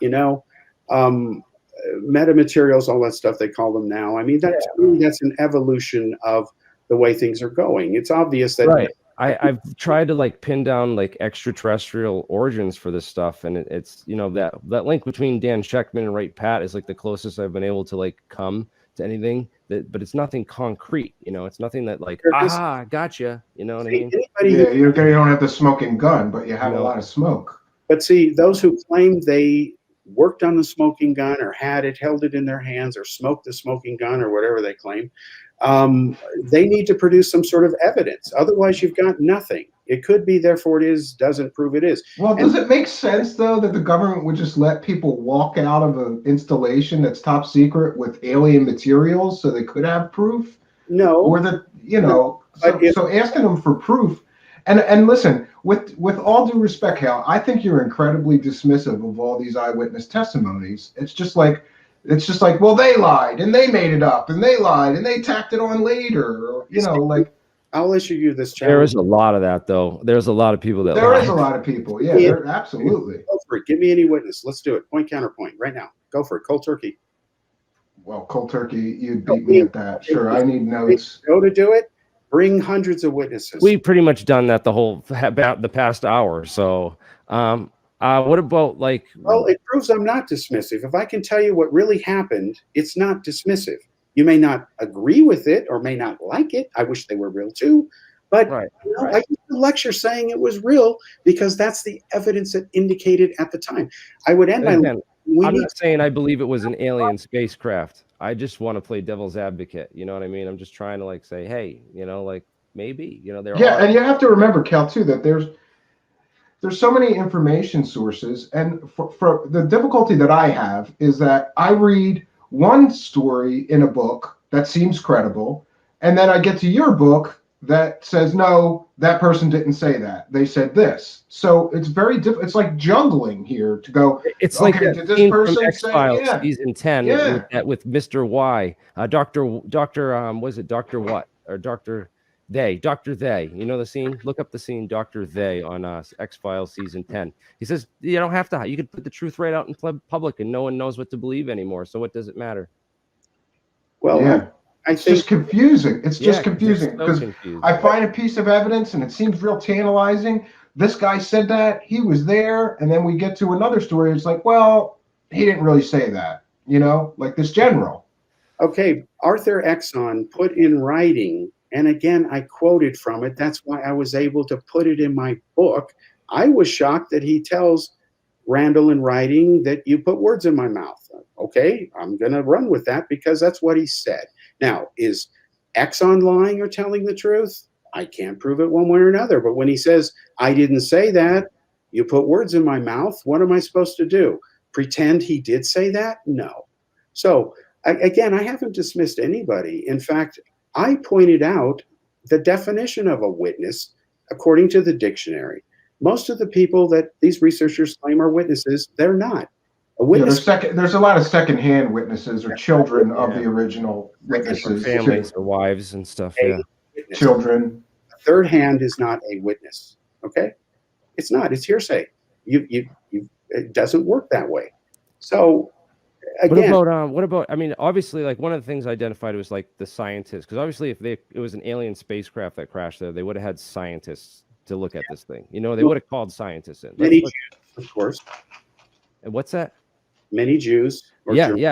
So let's talk about some of those Jews that, some of them escaped Nazi Germany in Operation Paperclip. Right. And, two of them, was Dr. Ernst Steinhoff. He was a trusted colleague of von Braun. In 1947, he was, he said that a select group of scientists, I don't know where this came. This is not, sorry, I'm trying to find this. Let me get this straight. So he apparently Steinhoff later on in his life said something about, one of his family members asked him about this, and he was interviewed, and he said that he heard that some of these materials were taken to an underground facility at Wright Airfield, and that there was a select group of paperclip scientists that were taken by federal authorities to the New Mexican desert for a purpose left unstated. One of the guys, Herman Oberth, who was von Braun's mentor, in the American Weekly in 1954, he said that it is my thesis that flying saucers are real and that they are spaceships from another solar system.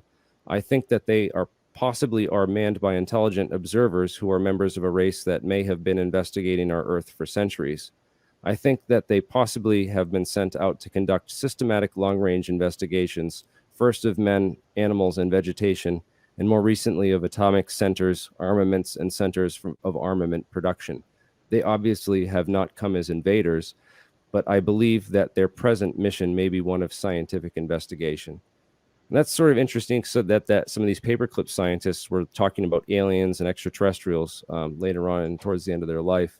Walter J.H. Paparidel, who was a German V2 rocket scientist, in the 1952 edition of Life magazine, said that I'm convinced that saucers have an out-of-this-world basis. Okay, but in 1952, the CIA, especially, and the Air Force were involved in a deliberate disinformation campaign because, and I'm not saying they went out and caused all the UFO sightings. Don't even go there. Not you, but people who think that way, all or nothing. It's ridiculous. What I'm saying is this. Imagine aliens came here in the sense of some crashed saucer. Right. U.S. finds it. Okay, obviously they're going to want to cover it up if they don't make the decision to tell the whole world, hey, we've got it, you guys don't, neener. All right, so then what do? They would try to figure it out, okay?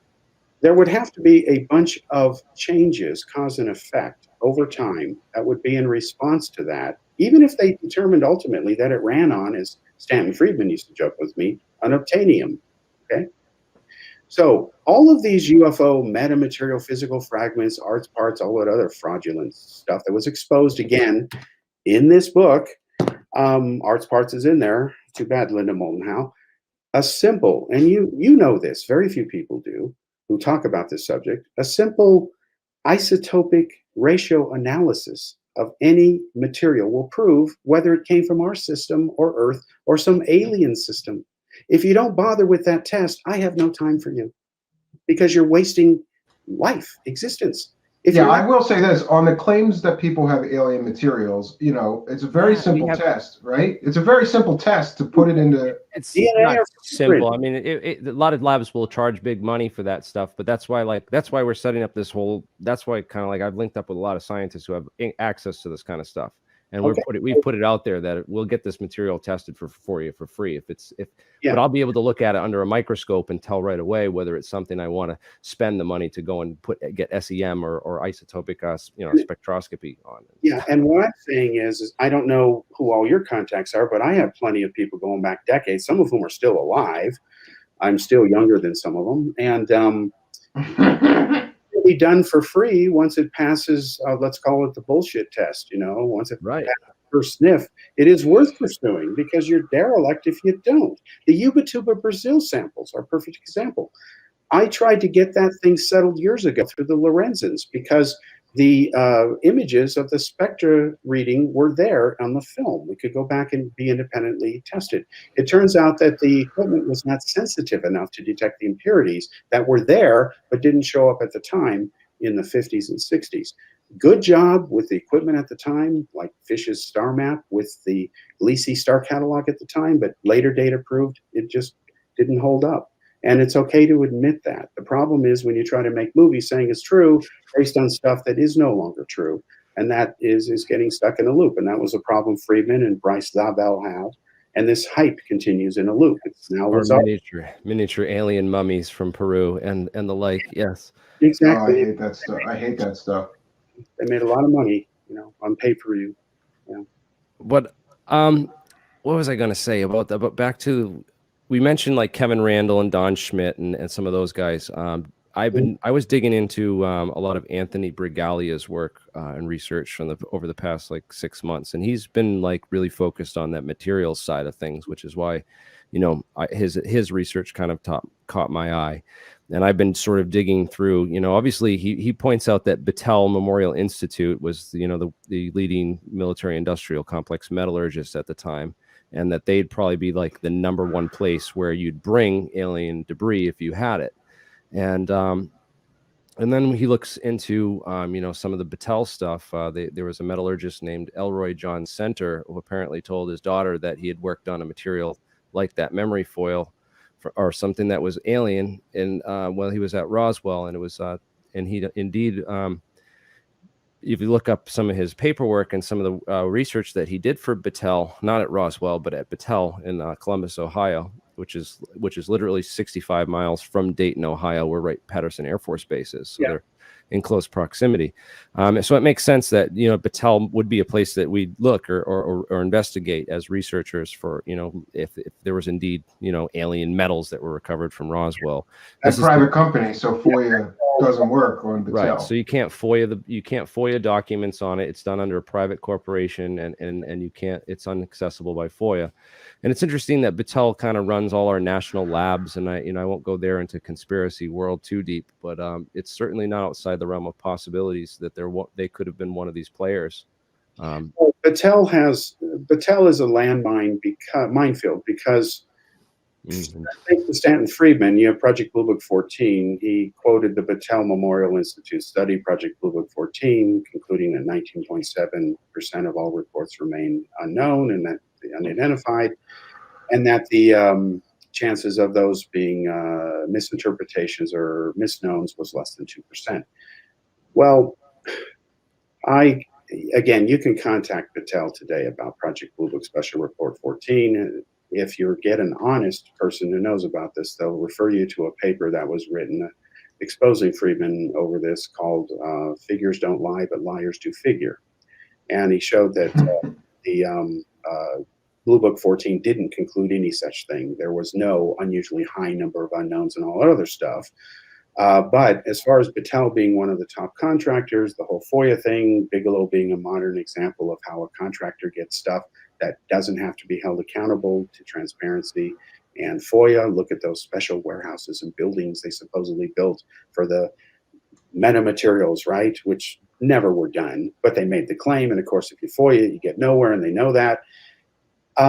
The US government business model is a combination, when it serves their purposes, of private enterprise and government. I know that from my own firsthand experience. Real quickly, when I worked at Lawrence Livermore Lab, we lost our manager after a few months. She left because they told her you weren't going to get promoted because you didn't have a degree and you were a woman. That's how it was back then. It was wrong. So we had no boss for 6 months. We could do anything we wanted. I worked over a year straight without a day off. I got into all kinds of things because I didn't have a clearance, but they needed a classified view graph tracking system written because none existed, and I found that out. So I wrote it. And I got to see all kinds of projects and stuff that was not accounted for in the UFO literature. I looked all over for New Mexico, Sandia, because Lawrence Livermore Lab, as you know, has agreements with Sandia. Sandia was right across the street. That's where they did the nuclear, detonations on the side. The other side was designing more. Is that work you did declassified now, Cal? The classified view graph tracking system? Yeah. I don't know, because I wrote it in HyperCard back when there was that. Wow. Yeah, I used it you're a computer programmer, huh? Yeah, I was on the HyperCard development team. So I used HyperCard as a front end to a VAX system. And that's how it was done. Because I told people, and there was an article I showed on the last show I was on with Steven, it's never been on the internet. I was written up in the media for government. UFO buff turns his attention to computers. And I did all this stuff for the government. The stuff that I'm going to send Erica Lukes tonight and Steven tomorrow, the UFOCOM software, is written from these binary research and deployment systems I did, the BRADs, for years, using counterterrorism and all these other stuff. And Cal, you probably should include Jeremy in your testing. Oh, absolutely. Jeremy, he's got this really great software for research that's just, it looks great. And I think what is up with your software? I wanted to know more about your software. Yeah, real quickly, because I just want to tell people the deliverables are moving this week, like I promised on Steven's show. Steven, is it possible to show a slide here? Yeah, you can share your screen, and then I just have to approve it once you share it. So share whatever you want to share. You go down to the middle there and click share, and then choose what you want to share, and then it'll pop up on my screen, and I can share it for our audience here. Okay. And don't forget to smash that like and subscribe button. Okay. Okay, so I'm sharing it. Okay. So basically, I am sending Erica Lukes. I'm going to call her after the show. This is her, of course. She is going to be putting real archival material into the software that I've written for her. I've adapted it from. She's great, by the way. I know. Yeah, I just got into some of her shows and have been trying to catch up listening while I'm doing other things. Yeah, I think she's great too. I want to reach out to her and collaborate on some things. Definitely. And so basically these cover many different areas. You can see down here I'm into a lot of different things. So she's not going to get all those because I don't think she's into that stuff. But she's going to get the UFO software, UFOComp, which is up here. And it has 4 basic areas. This has some 5 records in it. This is from the upcoming Heflin Expose book project. These are original photos that never been published before. And you can see here on them, the computer analysis that was done back in the 80s, way before Photoshop and the internet existed. And this is all coming out. These are from the archives that have been locked up. And so I'll be talking to her about what she wants. And what I'll be doing is making workflows to help her do her thing. I also want to say that we're starting to ship these here. You may remember these, Stevens. These are fiction. This is great. When you put what is it? When you put hot coffee in it, the spaceships appear or disappear, right? Actually, we haven't released the magic mugs yet. Okay, the magic mugs is what I want. I want a magic mug. These are conversation mugs. They're going to be on different subjects like Roswell and all. This is Billy Meyer. So you can see the Meyer photo here. Then you see a guy running by the recreation of it that was done. So we tell you exactly how to make your own fake ships. Here is Meyer's thing going around a tree. Here's the locations I took undercover secretly, proving that the tree was never there. You can't argue with that stuff. Here's, products coming out that show people the truth. Don't be a foologist, So all this is coming out. And again, this stuff is being up. These are shipping. And Billy Meyer must love you putting his photos on products. You know, Well, I can legally do like, it. how dare someone else make money off of my bullshit pictures? Calcorp, fuck you. Yeah. So real You just broke it. That was the first swear of the stream right there. Now you can't monetize this. Really? Yeah, you didn't know about that? No. Yeah, when I'm in guess, you're not supposed to swear, so otherwise they can demonetize the. Well, I've been waiting Let 3 you know. weeks now for them to monetize me. So. Oh We'll yeah, see. well that's probably why, man. You gotta knock I could that take off. this down and edit it. Yeah, I gotta stop cursing so much. Real quickly, I'm adding, these will ship in March, the updated versions. They have multimedia elements added to them. You point your smartphone to the QR codes and magic things happen. And then these are coming out, the revised star map that shows modern astronomical data. And this shows the stuff about Roswell I've been talking about because it's an update. Because all that original material has been found. It was in storage for over 20 years while I went around the world and did other things. So, I did not even know these original debris photos survived. I thought they were lost, but they're here and there's no question they're real. So that was just something I wanted to do. And then again, I had tables of some of the, witnesses and so on and all that. But we discussed all these, or at least some of them.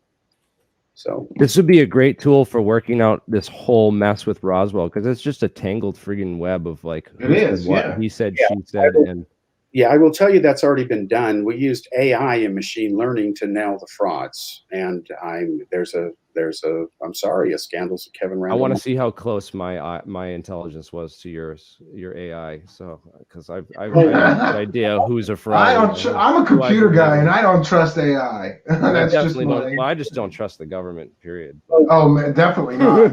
This is different. This is a forensic AI, meaning I'm actually writing a paper because it's a good paper for the computing field, and that is that you can use forensic AI to determine whether somebody faked several different documents or whatever.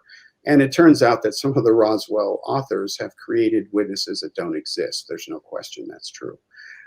So they're busted, and the science paper on this is going into the IEEE, I believe, for submission because it has implications for law enforcement and so on, independent of Roswell. Roswell was a good test case. But there's certain patterns here. When you start to see the same words come up over and over and over, there are reasons those same words are being used. And so I'm excited by this new level stuff because I've been playing with it for years and doing what I do in other areas and, reapplying this stuff back to UFO research and coming back to fight the fights that were fought and won, or at least were winning at that time before the millennium, and then being gone for about 20 years. And now this stuff is suddenly in vogue again.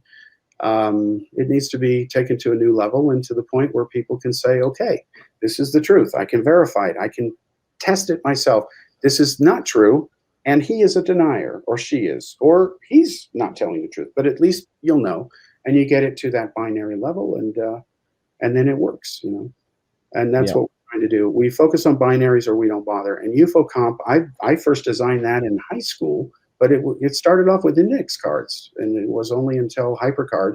That's why the press wrote about it, and I used HyperCard and all that stuff secretly for classified stuff as well as public stuff, and that's why I was in and out of Apple for 7.5 years and Lawrence Livermore Lab for years. Did you, when you were at Lawrence Livermore Labs, did you see any unobtainium? No unobtainium, but I'll tell you, the UFO thing was a hot potato. And because of that article, I got in trouble. And I'm going to publish that full article in the new book because this backstory needs to be in there so people understand. Because they're like, where the hell did this come from? And basically, they said that we can't have a UFO researcher working on the project you do because it'll make people think we're, doing Roswell or whatever, and that you need to clear everything with us first. Duh, especially since I was getting clearance. So I agreed that I would stay out of the media for years.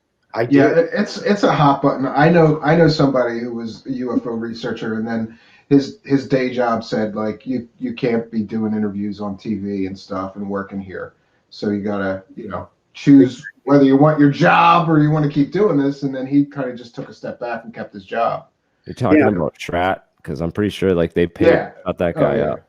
Yeah, it could be. We'll give you we'll cut his 50 grand, 70 a year sound plus benefits and retirement plan. Just don't talk about You UFOs may have been anymore? getting too close to the truth about some of those black projects and the black hole of trillions of dollars that go into it. Sure. Well, here's an example of some disinfo that I think needs to be settled. And if everything works, it's going to be on schedule to be settled by the summer. And I'm excited about this. You know about this effort, I think, Stephen. It's been delayed a year because of the pandemic. But around summer, the UFO Task Force is supposed to release their report. Around Roswell month, of course. That's going to be good PR. Whatever it says, I have no idea. But I do have a promise from the IG's office now that everything's theoretically getting back in order under this administration, to look at the two issues of the ATEP Harry Reid stuff. I sent you, Stephen, slides from that presentation prepared for the government. Secondly, I am claiming it's a fraud, because that's my hypothesis, this patent that they got, the 3 patents. I'm trying to have it independently looked at because I don't believe it's credible. I think they did it only because I picked up some intelligence in Asia that they were doing it hoping to head off any potential Chinese advancements because we're behind them in some areas, including the ability to make a miniature sun. China has beat us to that. So, and now they've got 2 probes around Mars. So I don't think the patent is valid. If it is valid, it will be great to be wrong and lose, because they'll say, yeah, we really do have this space-time warper engine and we're just making jets for the hell of it, wasting flying saucers. Or they'll say, you're right, it's not valid, it's struck down, and reality comes back. Either way, we learn the truth, hopefully, unless the answer is the third way, which is it's classified, we can't talk about it, then you've got to write it out and do other things. But that's on schedule. It's been picked back up. I'm hoping in 2 months to find out from Cavitt where his lawsuit is over, Pandolfi and Marriott and those guys, because that is still going on. The judge wanted it wrapped up last year, and she ordered it that way, but the pandemic torpedoed everything. So it's a mess now in that one thing, but the other projects are moving forward. So that where did you get that figure for 65.9 million people believing the Roswell case? Oh, because if you look at there's been surveys done over the years of what Americans believe in conspiracy. So it's from that series. The granddaddy of them all is JFK. 81% believed in it at its peak. Now it's about 61%, holding steady in the last 5 to 6 years. They haven't done a poll recently.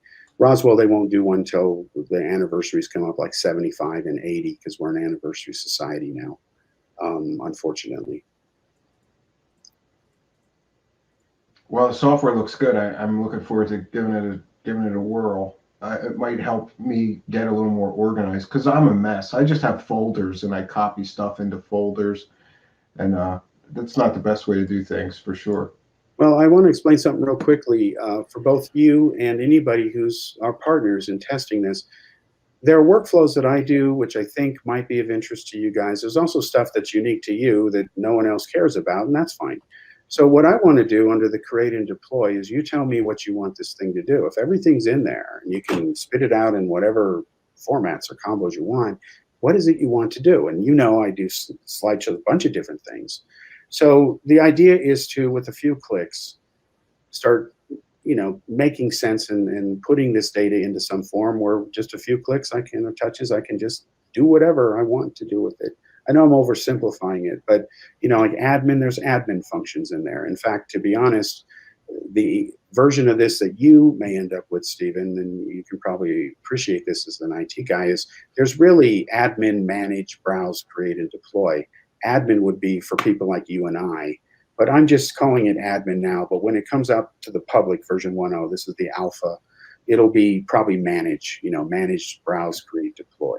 And this is just a thing for keeping track of stuff and organizing, or is this for like web posting, and does this post directly to a website? It can do all of that. It's up to you. The advantage of this software is that you can take it with you on the road on your device, smartphone, whatever. It's got, a tablet and iPhone interface or smartphone interface. This is the 21.5-inch version on my particular, screen here. And then these are just random files put in there that I'm sending to Erica, the real data files.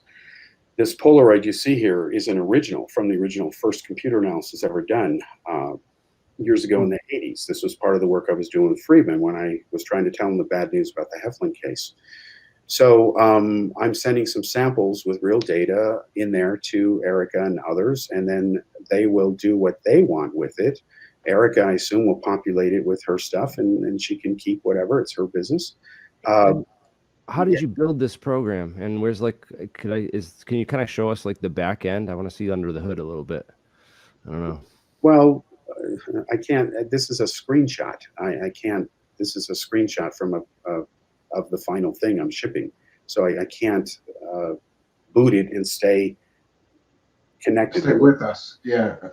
Well, I could put you guys in touch with each other. And I'd like to check that out, questions. Cal. That's super interesting what you're doing. And just to give you a little introduction to me and what I'm kind of working on, I put together a team of scientists to vet guys like Bob Lazar or Mark McCandlish or, any number of these people who've, claimed to worked on, projects doing anti-gravity for the government. We found a lot of research and also reports on real research, anti-gravity kind of research that's been done by the government and Boeing and aerospace companies and stuff. Yeah. And we're kind of reaching out to like all these guys and getting them to we're putting together a conference to talk about anti-gravity and to share ideas on, how we build the spaceships of the future, because, that is important about getting off this planet and the future of humanity is really what my goal is, to kind of merge our technology with that of an alien species and kind of think about these kinds of things in new ways. And maybe Roswell isn't the smoking gun we hope for, but it certainly gets my gears turning about these kinds of things with that von Neumann stuff and von Neumann probes. But we certainly I want you to check out what we're doing this weekend. We have APEC conference coming up. It's the Alternative Propulsion Engineering Conference. And we actually have a guy from Boeing and a guy from Airbus who are going to be presenting this weekend on some of the research that has been done by those companies into anti-gravity. So cool physics. And are you doing, you're doing a lot of your own experiments. Yeah, we have a lab too. He's actually building stuff, Cal. We're building and testing claims of stuff. So like we're like calling bullshit on all these people that create this. Here I got my flying thing, and this is how you build it. Okay, well we're gonna build one and test all your theory and break it all down and throw it on a whiteboard and build the thing and then show everyone that it doesn't work so they don't waste their time. And I always wondered that about Mark McCandlish ARV.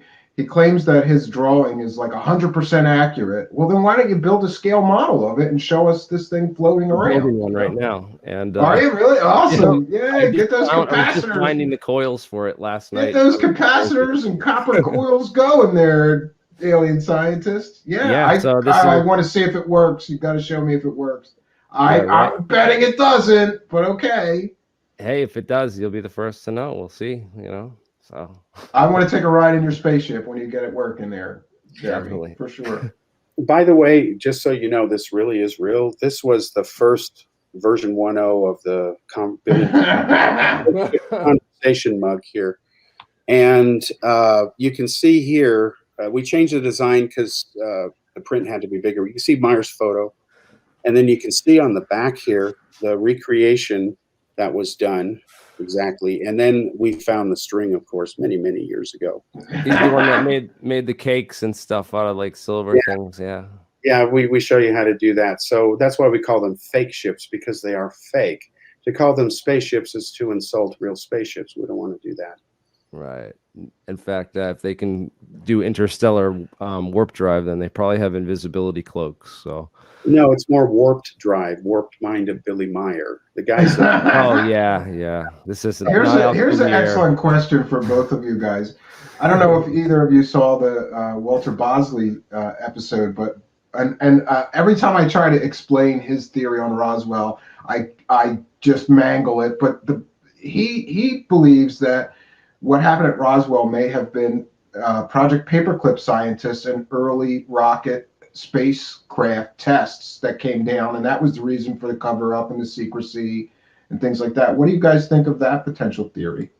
I don't believe it's true, and I'll tell you why. Do you remember the ghost rockets and the Scandinavian UFO mysteries of 1946 and 47? Do you remember those reports in that area of the world? Yeah, I remember hearing about it.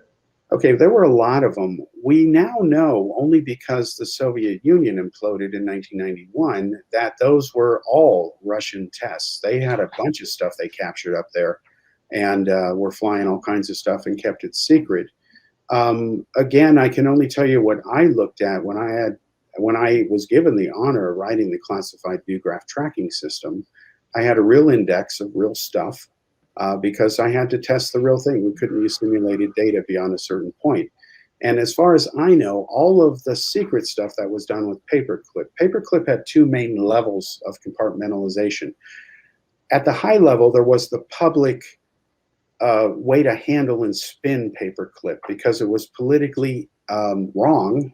For one, we're supposed to be the moral superpower, right? But yet we are letting Nazis and former members of the SS help us because we want to beat the Russians. Forget who they killed or what they did, or they were part of a genocidal regime. And then there were the scientists in Paperclip who were very, very useful. Ironically, one is up the hill here at the university. He submitted a paper at Eric Davis's request for the ATIP project. It's a complete crank thing, but he did, and I just had to shake my head at that because it turns out that the former chief scientist for Area 51 is neighbors with Harry Reid. Wow, what a small world in Nevada. Yeah. Can I stop this share now then? Do you want to? Oh yeah. I'm sorry. Yeah, okay, I'll take that down so we get.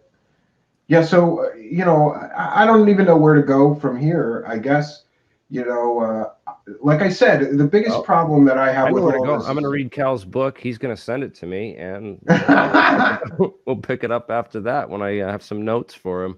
So. Yeah. And I want and listen, I'm glad maybe, that we can have people that can just civilly disagree, and it doesn't turn into like some kind of shouting match, because we're all interested and we want to all get to the truth.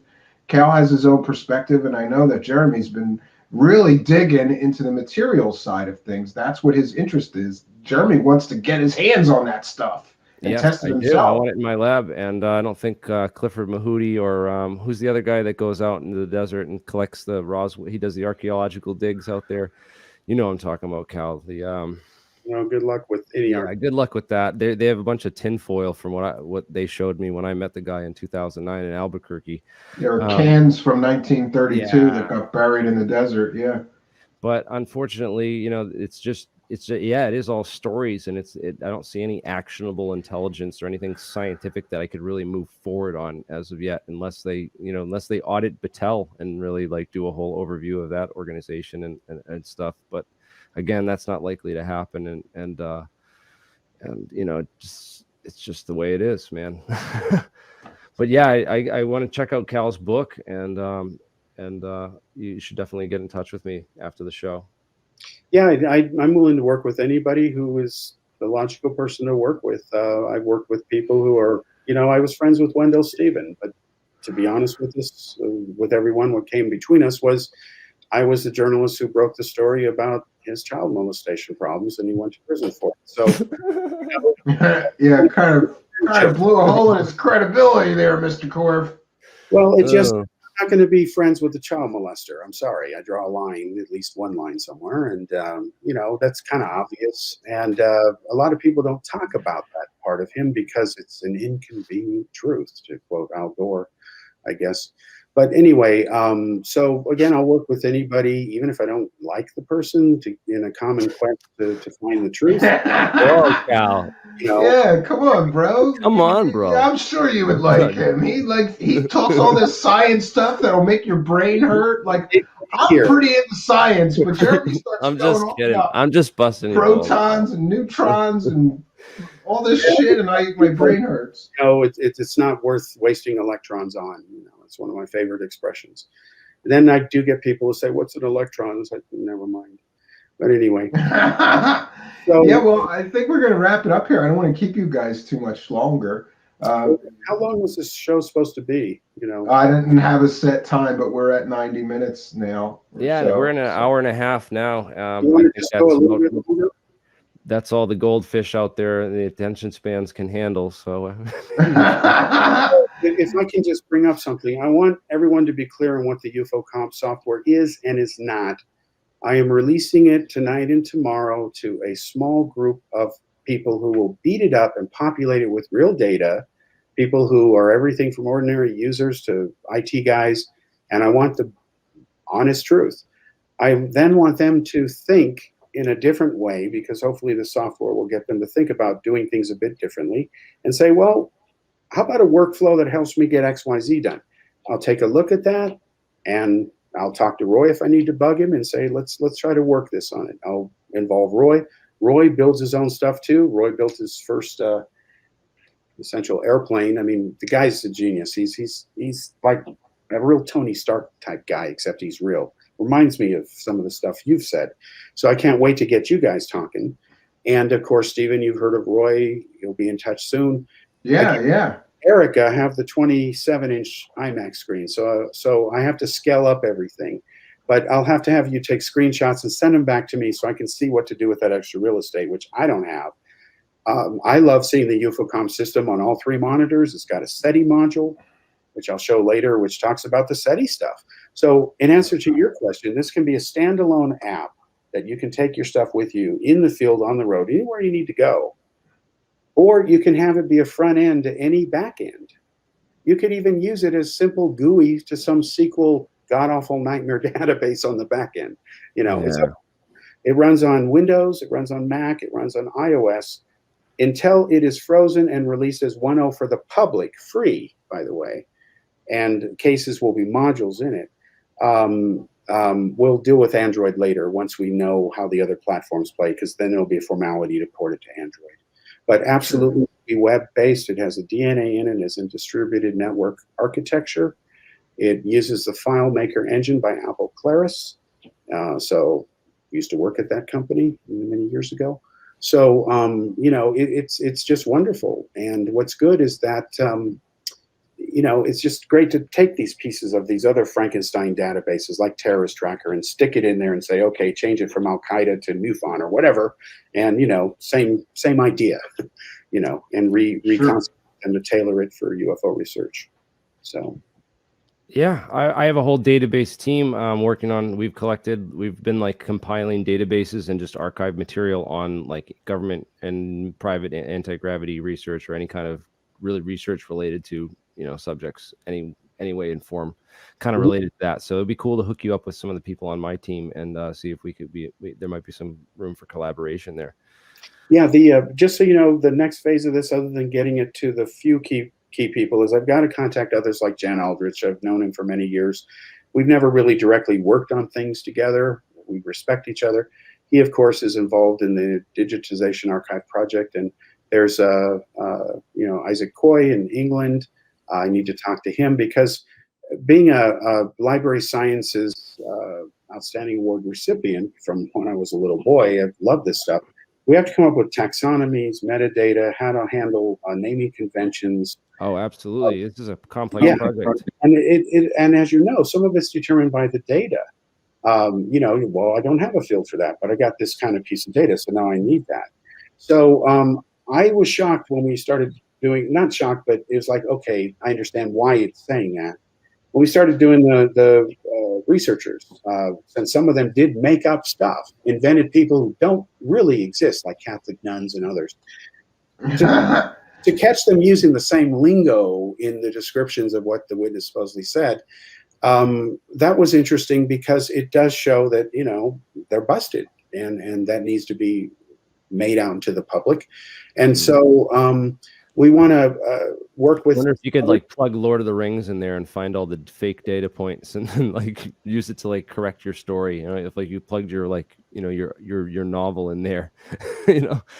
Well, on Lord of the Rings, real quickly, I'm shocked at people who don't understand that it's essentially, I'm sorry, Game of Thrones is essentially Lord of the Rings redone.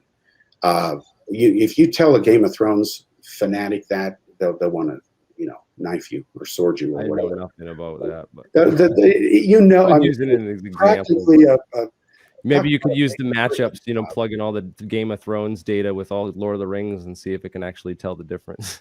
Like, oh. Well, he admits that he was inspired by it, but you know, just like he doesn't use George R. Martin, he uses R. Martin because the other George Martin is way more famous. You know, the Beatles producer. You know, so anyway, I'll talk to Jan and find out what they're doing. They have their own database projects, and the idea is to get us all on the same page. That's where this is leading to. Yeah. Once we come up with a work document that everyone will sign off on, everyone hopefully will then say, okay, I'm going to name my files this way, just like they do, the taxonomies.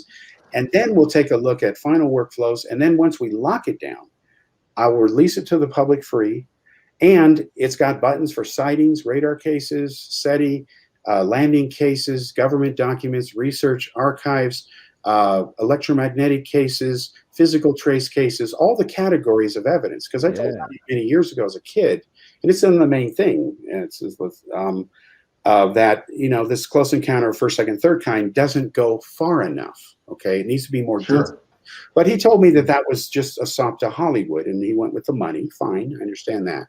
Then he tried to do fourth and fifth kind. It's like, no, you need to break it down. It needs to be a table of categories with just check marks in each box. Exactly. Really. So I had invented the 6 category system where basically sightings were also photographs and movies taken were photographs, because photographs are a type of sighting. They supposedly have a piece of evidence to back up the sighting, the photo, if it's real, but it's still a sighting.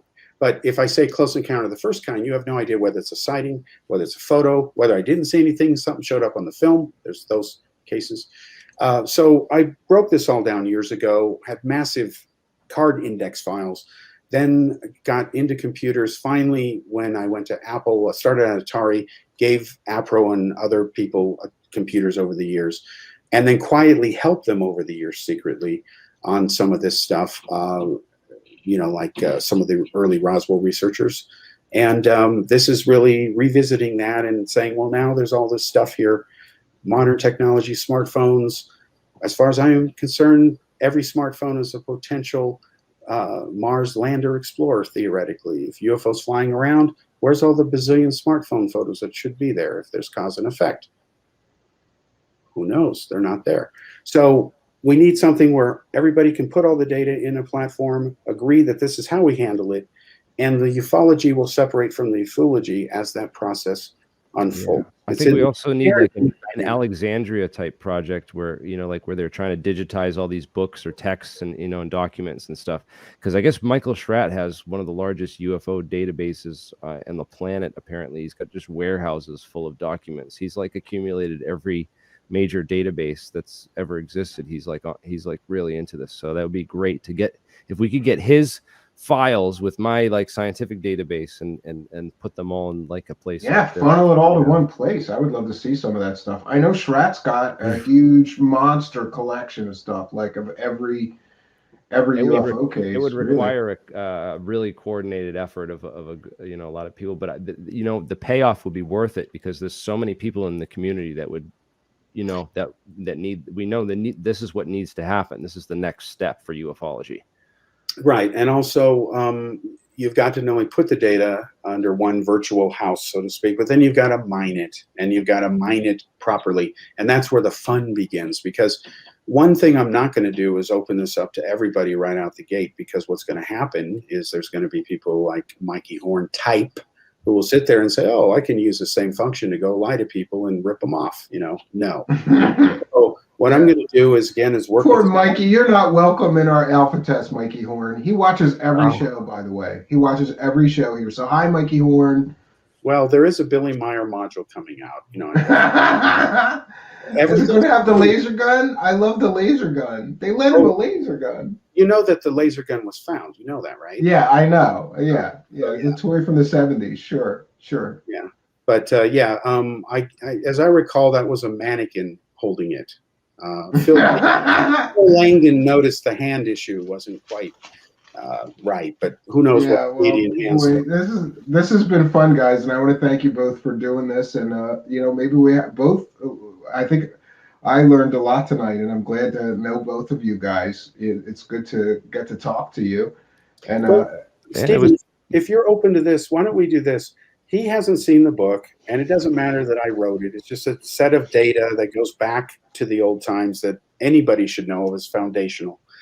Have him go through it, and, you know, let's keep each other updated. If he's got something that I'm wrong, I'll say. In fact, I'll make you this promise. If I'm wrong on Roswell, I promise you I'll come on your show first and say I'm wrong, you know, because I don't have an ego in this. I want the truth. And right. that's Sure. Hey, I just try to play devil's advocate because I want the truth as well. And I think if anyone has it, it would be, you know, Wright Patterson or Battelle or something. But I'm betting Battelle has it. If these materials exist, Battelle knows about it. Yeah, for sure. But yeah, I'm after that kind of stuff because that's actionable intelligence. It's tangible scientific data. You know what I mean? You can't do nothing with stories. You can't build a spaceship with stories. You know? Spooky in the live chat says, I'd like to see a part 2. So would I. Yeah, man. We'll do a follow up on this once Steve Cambion gets, you know, the big boost from maybe some of that fame from Tim Pool will wear off. Hey, I hope so. Rub it on me, brother. I need all the help I can get. Yeah, and good for you. What an amazing experience.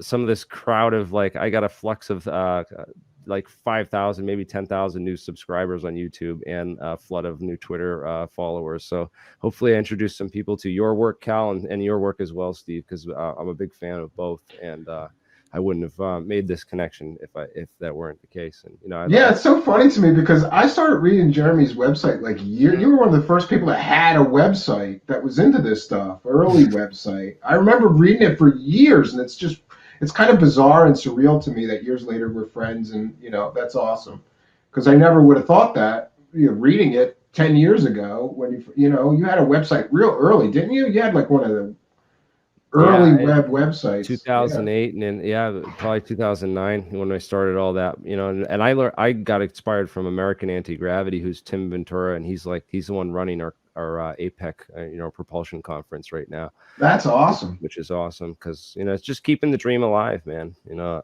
I don't know. Well, that's awesome. All right. Well, are you wearing a Star Wars shirt? Yeah, I am actually. Oh, I got flack for wearing my Star Wars shirt on the show. You saw me. I had the Darth Vader and the Stormtroopers on my shirt, and people were like, "Oh!" One of the top comments on the Tim's video was, "Oh, he's wearing a Star Wars shirt. We can immediately discredit anything he says." In that spirit here. Well, I'm not credible. Yeah, look at all of us, man. This is Star Wars Abbey Road. Star Wars Abbey Road. There you go. I'm not credible to begin with. Oh, you got a lightsaber, okay. In fact, don't make me use this. All right. Well, we're gonna wrap things up here. I'm gonna throw you guys both out and play a short bumper, and I will be right back with you. Okay. Awesome. Thanks again for doing this. Thanks, I really appreciate it. I'm gonna throw you out, and then I'm gonna throw you out, and well, friends, what an amazing evening it has been to talk to two of my favorite people that are into these subjects. And I want to thank both of them again. It's just, this series is just got so many twists and turns. You know, we go from believing it to maybe not so much, to thinking this person is credible, to thinking maybe they're not so credible. This is one of the greatest mysteries, and there's so many twists and turns in it. I can't wait to see what happens next. We're going to be continuing our series. I'm hopeful that we're going to get Don Schmidt to appear, but I'm still waiting for him to confirm. Stay tuned, friends, because we're going to keep drilling down on this until we get to some kind of consensus. All right, friends. I want to thank you all for joining me. I'm always happy when there's an audience. Thank you so much for being a part of mine. Until next time, friends, my name is Stephen Cambion. Good night, and God bless all of you.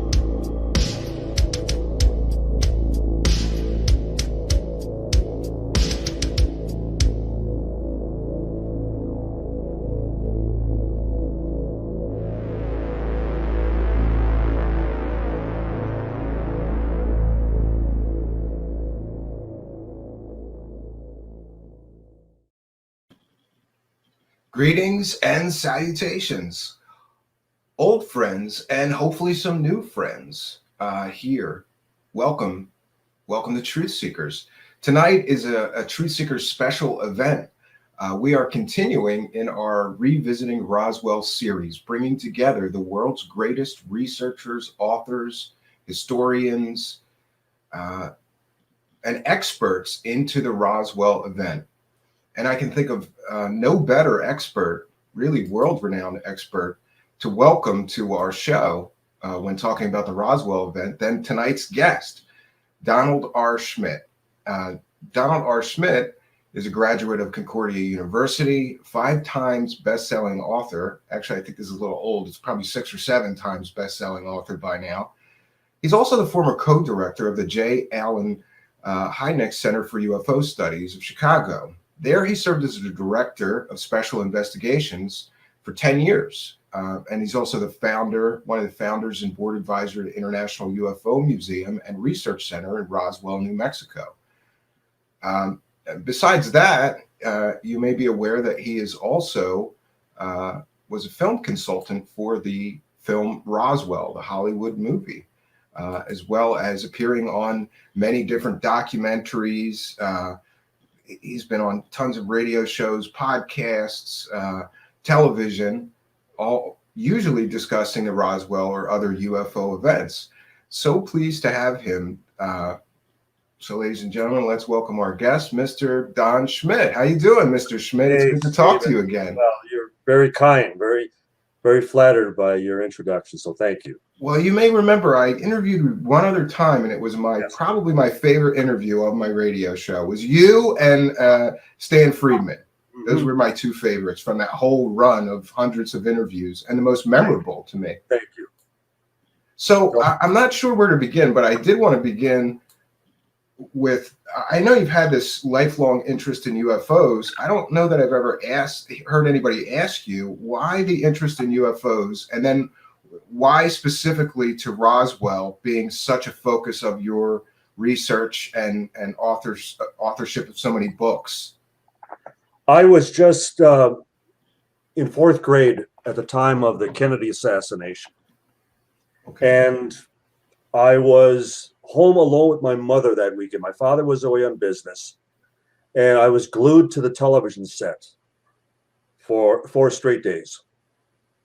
And it's an argument I often use against those who suggest that, well, you know, memories fade, people forget, they exaggerate, they fabricate, you know, events in their lives because our memories just do not remain intact.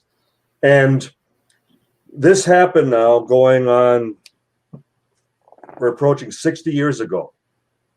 Sure. And I remember down to the minute exactly what transpired when we first got word, and the nuns wheeling the television set into the classroom and what they said, and then how we were, you know, released early that day, and then watching my mother cry, you know, for 3 straight days over what was happening right before our eyes, that type of thing.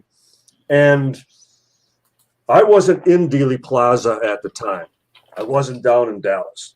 I wasn't involved in any manner, shape, or form.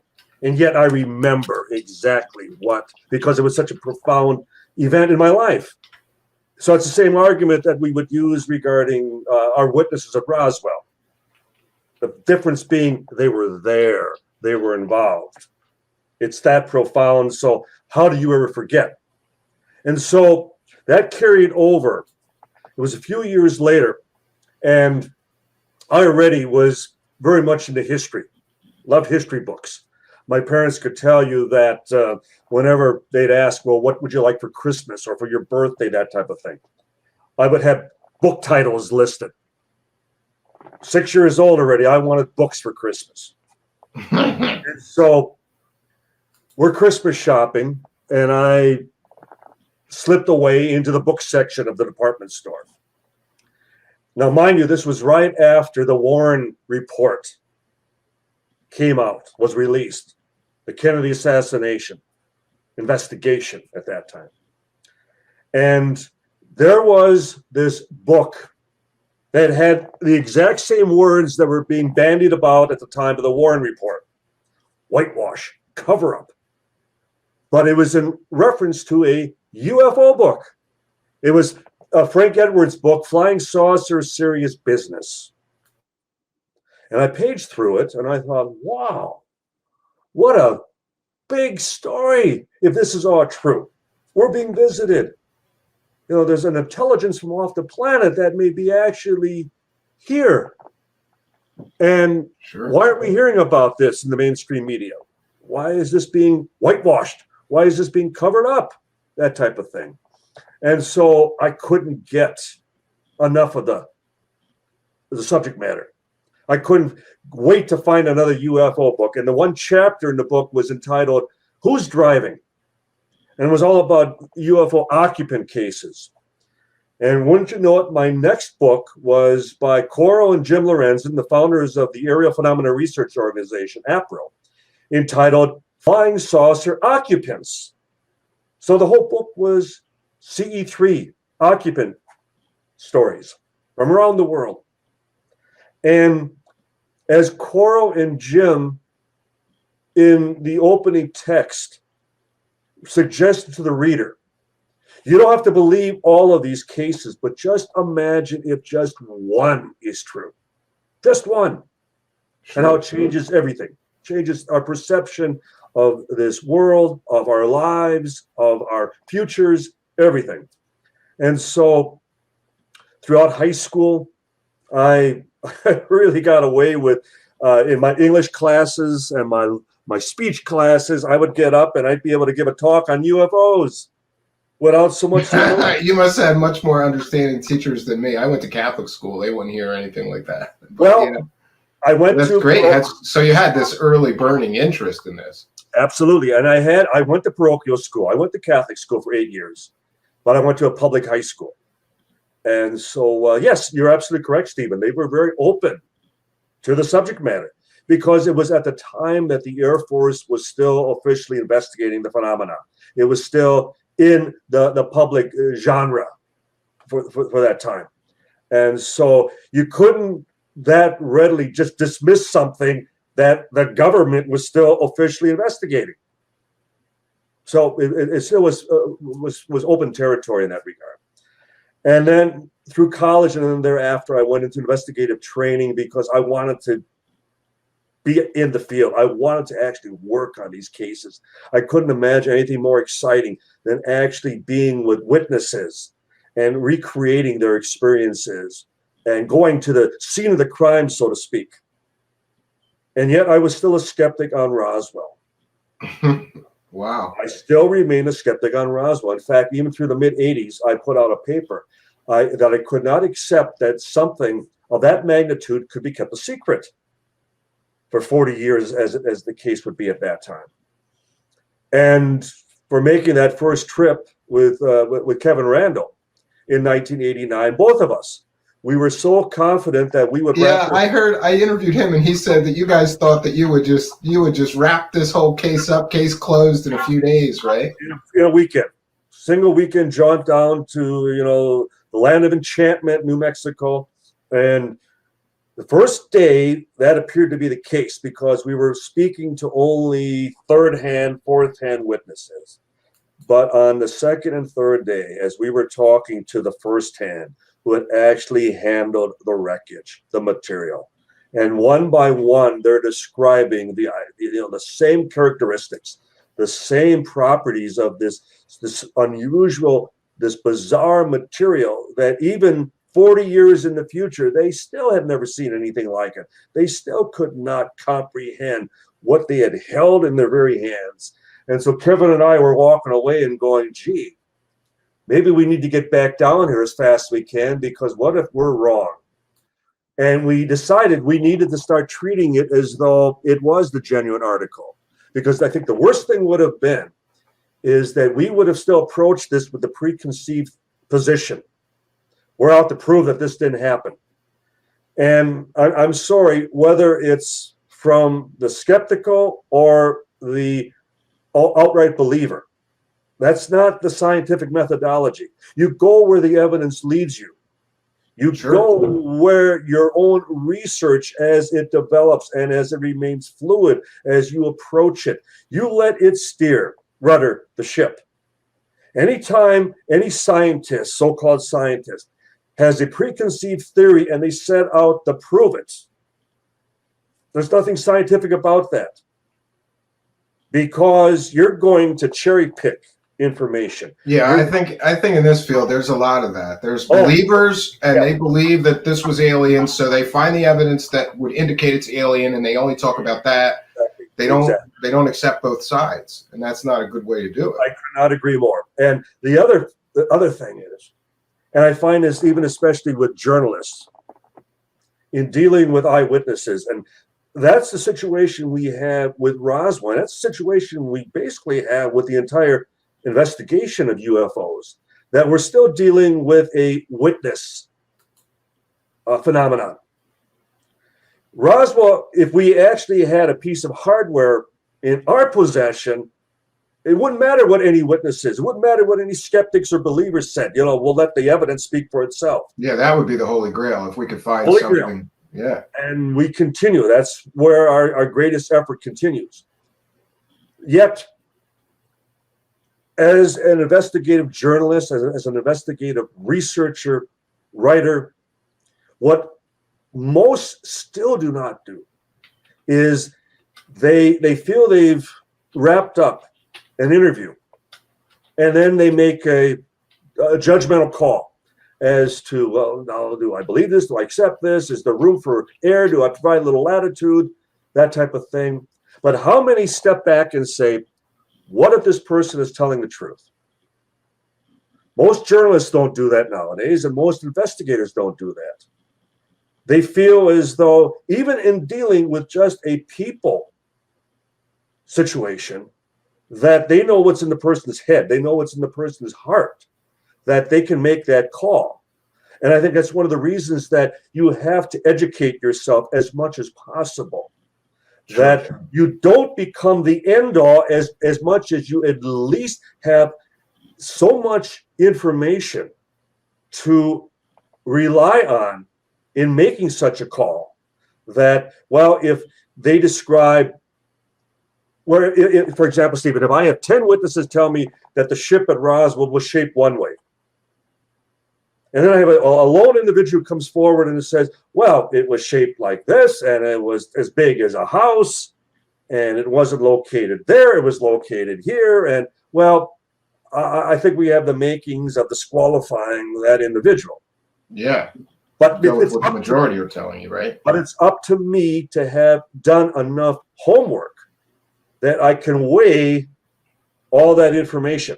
Because you're hitting on something, Stephen, that I see more and more, where a lone researcher, a lone investigator will speak to one individual, and they'll go, I have the star witness. I can wrap this up. I have one individual. I've never talked to anyone else, but I have a witness that you guys haven't talked to, and they say this, and take it or leave it.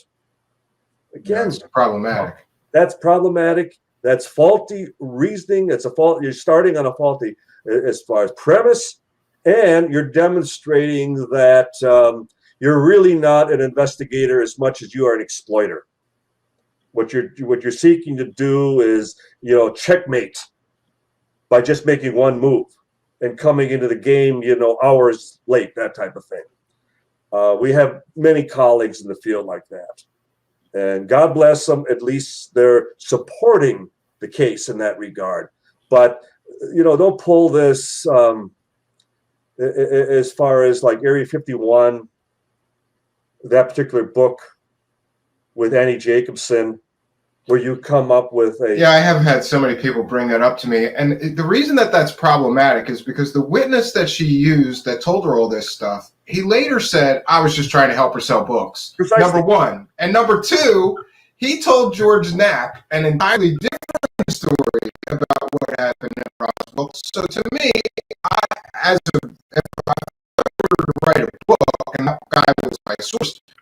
And yet we have challenged her. We have publicly,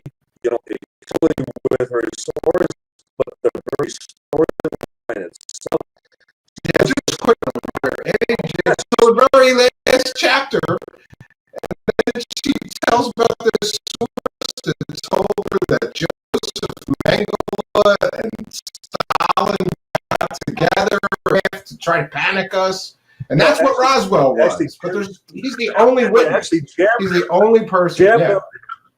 Jammed them into a Horton Brother flying wing. Oh, that's what it was. You're right. I apologize. Recovered by the Russians. And first of all, historically, Joseph Mengele was not captured by the Russians.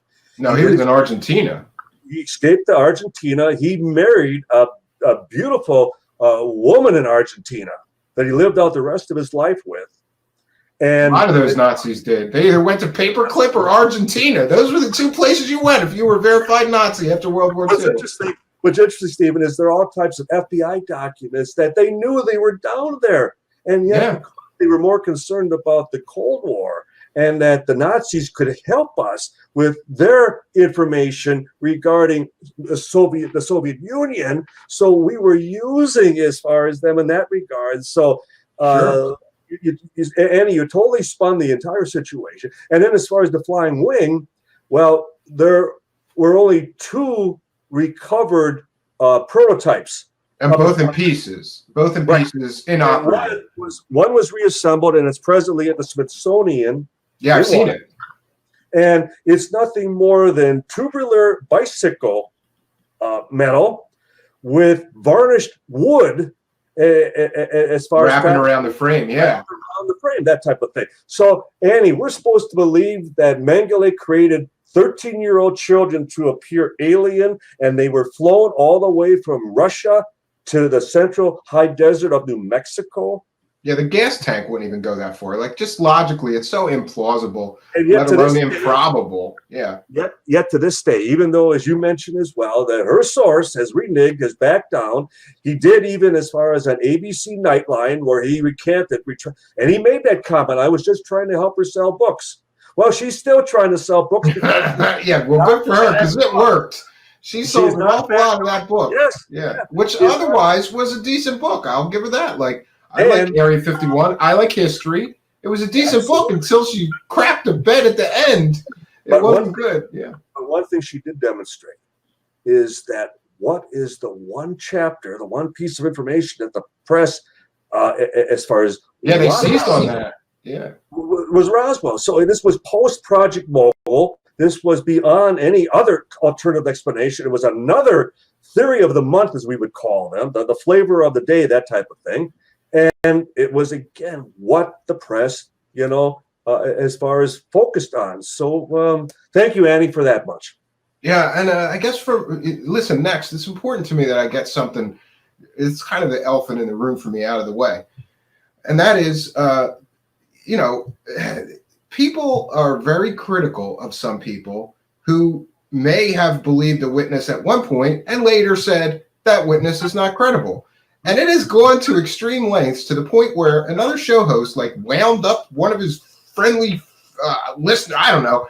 And there was this big Twitter thing earlier that you and Kevin Randall and everybody on my series are paid government disinformation agents. I don't believe that. I'm just telling you what people said. And this was revolving around, of course, your one-time association with, what's the witness here? Hold on 1 second. Frank Kaufman? Frank Kaufman, yes. Yeah. I even got an article here called Every Circus Needs a Clown, which is written by Timothy Printy. We're not going to go into that, but listen. I said to that person, Kevin Randall came on the series and talked about what happened there. He's already explained it, but if you would like to, because this person, listen, I don't like when people come on Twitter and crap all over my guests. That's slander to me.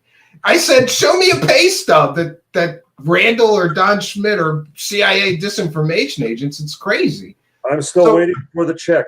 Yeah, me too. I'm apparently the mastermind behind this whole thing, Mr. Schmidt. So do you want to talk about this guy just so that we can clear the air about what happened with him and his inclusion in some of your material and your later? And to me, it takes a man to say, I made a mistake. We were misled. Here's what happened. And we disavow that person's testimony now. I think that shows you're human and that you're willing to accept that you made a mistake, because some guys would just double down and they wouldn't admit that was a problematic witness. Like the skeptics who it will never matter what the proof, no matter what the evidence, they will never accept it. Because again, they are the ones demonstrating their preconceived position that anything but ET, but they will never accept that Roswell or any other case would demonstrate that not only we are not alone, but that we are being visited. They will draw the line there. Sure. So who are the most closed-minded? Who are the least objective? And who are the ones that, I mean, I've never crossed paths with Tim Prenti. I've never met him down in New Mexico. My God, I've been to New Mexico almost 200 times. We've talked to most of our witnesses face to face, and we're talking about over 600 that we've interviewed, either directly or indirectly involved over the last 32 years. They're just about all gone now. But we're the ones who made all of that effort. We're the ones that have had the 5 archaeological digs at the crash site to find whatever we find. If we should find I just want to say, to your credit and Tom Carey's and Kevin Randall's and a few others, if you guys didn't go down there and chase, literally, I've heard you describe it as chasing the Undertaker. Mm-hmm. There's a time limit here, friends. These people are old, and most of them are dead now. But at the time when you started in the 80s, they were, a lot of the first-hand witnesses were still alive. Absolutely. So you and Tom Carey and Kevin Randall, you go racing down there to try to get on record testimony from all these witnesses before they die. And if you guys hadn't done that, we wouldn't know half of what we know about this event. And I don't think anybody could ever, prove that as a faulty statement, because we were the only ones doing it. When I first approached Stanton Friedman, who was a dear friend, and we often feuded, we were often at odds with one another, but it wasn't personal as much as it was just disagreeing on policy, disagreeing as far as investigative notes, that type of thing. Stan was not an investigator. He was not a researcher. He was an archivist. Sure. And so he would fall short. Like, Stan, you had a particular witness. Why didn't you tell me about that? I would have talked to them. I would have gone and actually interviewed them. Well, I didn't think it was that important. Well, it's all important, because if we can document their presence back in 47, if there's any chance that they may have been involved or they could lead us to somebody else, we can't just, now they're gone and we missed an opportunity. And I can't tell you, Stephen, how often we would find somebody and, they just died a year ago. We had one particular situation where we called and we're speaking to the wife, and she's asking if we could call back because she's just returning from the funeral. Yeah, that's terrible. And there's nothing more frustrating. And the skeptics have never been in that boat. They have no idea what it's like to have doors slammed in your faces, to have phones slammed in your ear, and the thought that you're spending all this time and effort when there was no internet 32 years ago. There was no Rolodex as far as or CD-ROM that you type in somebody's name and it would give you the address. We had to physically track these people down. We had to actually, as far as we did credit checks, we went through motor vehicle, we went through air certification, hoping that many of them who were pilots in the service would have continued licensing as far as private pilots, that type of thing. We would compile reunion lists. We used government computers at times, and we used a hacker with the VA who provided us with a lot of names and addresses. But we still did it. And sure, we were skirting the rules at times, because to us it was more important to find these people and to provide them with an opportunity to finally speak out while there was still time. And because, as you mentioned, Stephen, we were racing with the Undertaker. Well, anytime you're in a race, there's a good chance you're going to stumble and fall. Because it's one thing to be on the sidelines. Hey, your stride isn't the way I like it, or you're going in the wrong direction, or you're going too fast, or you're going too slow. Well, why don't you come in the race? Why don't you get in here and follow? or see if you can even catch up to me. And then let's see how you do. All this Monday morning quarterbacking as far as whether I hear you. Yeah, I hear you. And we have a real problem right now with the younger generation of people that call themselves researchers, but all they do is, I call them right-click researchers. If it's not on the internet, they can't. I'm amazed at the stuff I could find just by picking up the phone and people I could talk to. Nobody does that anymore. When you speak to witnesses who become emotional, when you sit there, and there was a particular witness that we had worked on for over a year. When I say worked on, between his wife and Tom Carey and myself, just trying to get him to open up. And mind you, this is a witness who we can document. His pictures in the Roswell Army yearbook, 1947. So what's the skeptic going to say? Well, that doesn't prove they were there. Well, see, again, what are your standards? They're at the base, and still, well, you got to pull them out of the scenario because they can't be there because maybe they're legit. So they're there. We can document that. And the wife describes to us that we have not slept in the same bedroom for 40 years because of his nightmares, because he'll jolt up in the middle of the night over and over again, and he screams out, he yells out, because he can't get the face out of his mind. He can't get what he saw back at that hangar in Roswell back in 47 out of his memory. And then when he finally opens up and talks to us, and he sobs like a little boy, he cried. I mean, the tears just stream down his face. And these people who have never interviewed a witness in their lives would just sit back and go, well, he's a liar. He's a liar.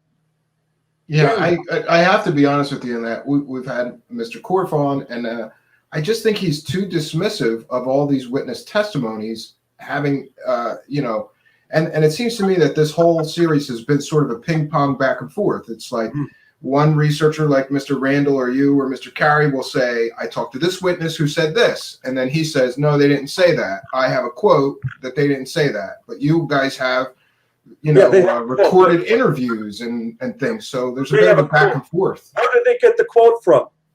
Where did they get the quote from? They took it off the internet. And I'll guarantee you it was taken. Well, I haven't announced this yet, but what I'm going to do, Mr. Schmidt, after this series is over, is I'm going to go through your books, Mr. Randall's books, and your books with Tom Carey and Cal Korf's books. And for each person, I'm going to create a spreadsheet, and we're going to try to get to the bottom of each of the witnesses. So it'll be a little harder for him to just be dismissive and say, they didn't say that, they said this, or to be so dismissive. One of your books that I really found fascinating was Children of Roswell, because I have a hard time believing that towards the end of their lives, a bunch of people just started making up stories about aliens or seeing aliens out in the desert and told their kids this. There is not a skeptic alive that can rule out all of the Roswell deathbed testimonies, each and every one that are admissible in a court of law, and say that it only applies to witnesses who are describing details about Roswell, but yet then every other deathbed testimony is acceptable. We can't have it both ways. Can't have it both ways, but they want it both ways.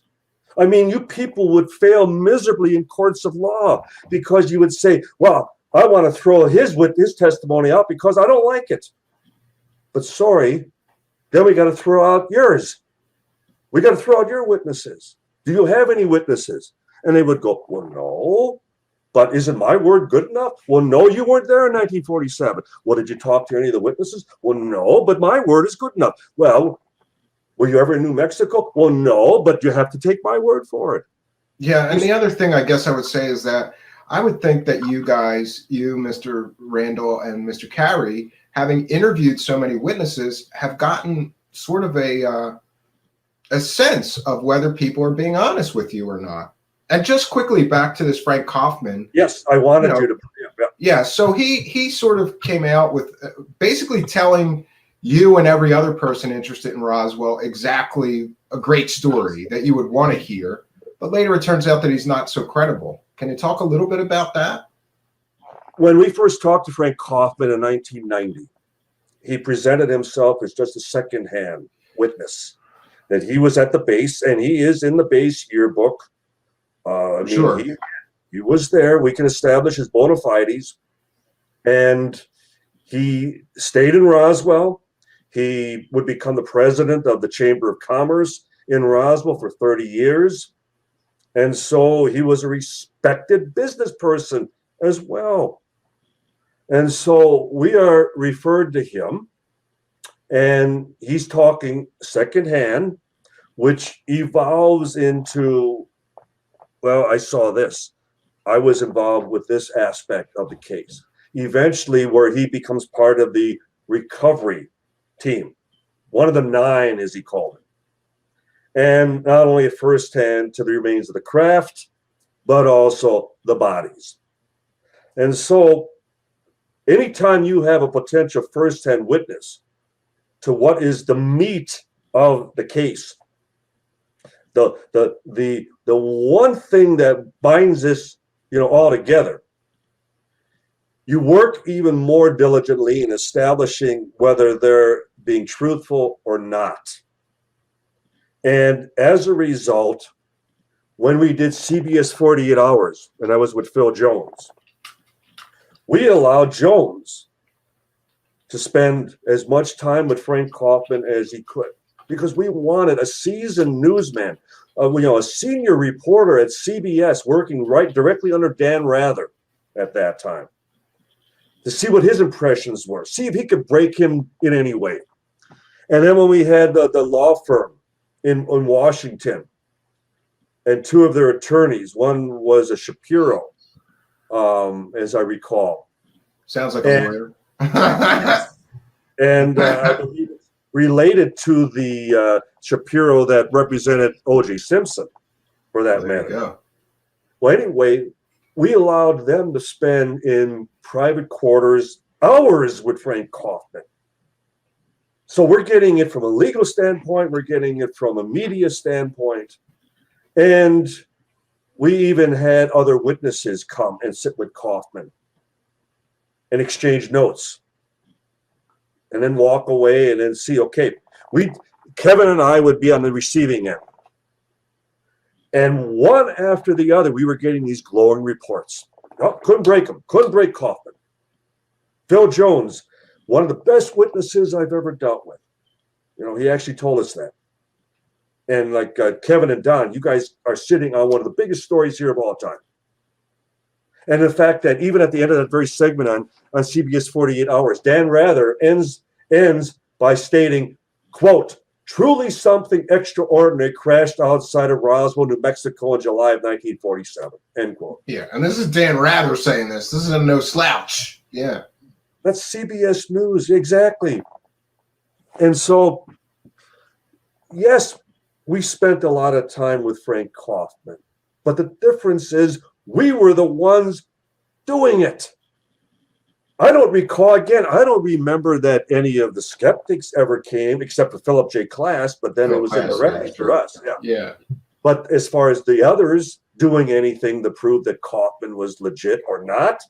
And did you have sort of a friendly relationship with Phil Klass, you guys? Like you kind of knew, like he's the yin to our yang. We can't hate the guy for believing something else, or trying to check our work or our research, right? No, it wasn't like contentious between you guys. You were on a lot of shows together and different things. We even debated. Kevin and I were invited to their PSYCOP, when it was still PSYCOP, Committee for the Scientific Investigation of Claims of the Paranormal, their annual convention at the Harvey Hotel in Dallas in, I believe, 1992. And Kevin backed out the week before because he felt we were going into a lion's den and they would eat us up. And I went alone. And good for you, because you had to know that was going to be contentious, right? It was originally, you had the entire audience, as well as Phil Klass was the moderator. And then the debate was originally to have been Robert Young, who I knew personally through correspondence. And then at the time, Captain James McGaha of the Air Force. And so I knew it would quickly turn into 3 against 1, because the main debater of the opposition then became Phil. Yeah. And I stood my ground, and I had reporters. I had a reporter from Associated Press that even felt that I had won the debate because I stuck to the witnesses, I stuck to the issues, I stuck to what I could, verify for, again, the people I had actually talked to. And all they could do is, well, they didn't really mean that, or they were fabricating, that testimony. And I know Kaufman came up, and at the time, I didn't consider him, I don't believe we considered him a star witness, but nonetheless, we kept investigating his information. And so we were the ones that after he passed away, now mind you, Stephen, after he had been diagnosed with terminal cancer, I went at my own personal expense. Now here's the other point. Kevin lives in Iowa. I live in Wisconsin. Kevin and I are in driving distance to one another. But New Mexico is not a cheap flight, yeah. No, and it's still a 24-hour drive. So we're covering our phone expenses, which at the time, you were getting charged long distance by the minute. So we're I remember because I used to be calling BBSs in other countries, and then my father got the phone bill. And boy, was that was a tough time for me. I was there, and our phone bills were averaging $1,000 a month between the two of us. Wow. And then we were making all these trips. We were going to New Mexico 5-6 times a year. We were going to state of Washington and Oregon and Montana and Minnesota and out to Washington and down to Florida and down to Kentucky and to New York and Michigan, Minnesota, Texas. We were going repeatedly. Wherever there were witnesses, we were going and interviewing them personally because we felt it was that important. And so, yeah, you can wave Kaufman at us like it's some mortal sin that disqualifies our entire investigation. But we were interviewing hundreds. Yeah, and I consider it like the throwing out the baby with the bathwater. Okay, you've got one witness that fabricated that you can show, yeah, this guy fabricated his involvement, but that doesn't negate the other 500 or 600 witnesses that you talked to. Of course not. And the main point being, who are the ones that proved Kaufman to be? Yeah, actually, it was you guys that pretty much proved that he was fabricating, and then sort of backed away from it. We were the ones who, at his home after he passed away, in his office, and I'm pulling out the desk drawers and I'm reaching under and seeing if there's any, and I find the satchel of all the original documents, and we found the old circa 1947 typewriter, and we found all the old, as far as the collection of the old onion skin paper, the parchment paper that he was using to create what appeared to be legitimate documents, that type of thing. He was forging signatures. He had a copy machine. He was doing cut and paste stuff. The point being, we did that. So we're policing ourselves. I don't need anybody again from their computer sitting there and saying, well, we should have, could have, would have. I mean, Yeah. Well, I think you've explained it adequately. And like I said, I, for one, I said, you shouldn't have a problem with researchers who make mistakes and then try to correct them. The bigger problem is the people that double down when they know that, I can't tell you how many people that I've talked to, like just a quick example in particular, like somebody was using a convicted child molester as proof of an alien story. And I said, I'm sorry, but I don't think that a child molester is a credible witness and should be believed. And they went on with, still using him as a source. So I wanted to get to the... Quickly, you make another good point. And I'm not going to reveal any names. I'm not going to even hint. But nonetheless, it was one of the skeptics years ago, in an effort to discredit one of the lady witnesses, she started to receive pornography, unsolicited, from this individual, with the hope that she would either accept or invite, and then he would turn it around and accuse her. Okay? Yes, I don't want to go any further, but again, those are the tactics that I've witnessed. Bill Brazo Jr. receiving a phone call on Christmas Eve in the presence of his gathered family, you know, celebrating Christmas, and one of the skeptics calling up at 8 o'clock that evening, calling him a liar and challenging him to come, you know, and do some debate with him someplace. And you're a liar if you don't accept this challenge, you know, you're a liar. And well, okay. Yeah, because it again, people pretty passionate about this one way or the other. It's the tactics that they often have relied on. And if you or I would ever resort to such, you know, an effort, tactics, tactics as far as to discredit a witness, I guess it says more about us. Well, I wanted to go down some of the things that I talked about with our other guests and experts here. Specifically, I wanted to ask you about the debris and the debris switch and the famous photos. Mm-hmm. Because I believe from your books and Kevin Randall's books and Stanton Friedman that there's a claim that this debris in the famous photos is not what the actual wreckage was, that there was a cover-up. They brought in this weather balloon debris to show the press. And we have both Marcel and later Dubose, right, who claimed that there was actually a debris switch and that wasn't the actual Roswell debris that was shown in these famous photos.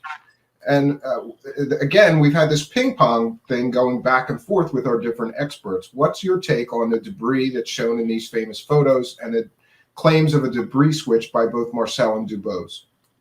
Well, again, we were the ones. Ramey had long passed away. There, you're picturing Brigadier General Roger Ramey, who was head of the 8th Air Force. He was the very boss of the base commander at Roswell at that time, Colonel William Blanchard. So you're going up a chain of command.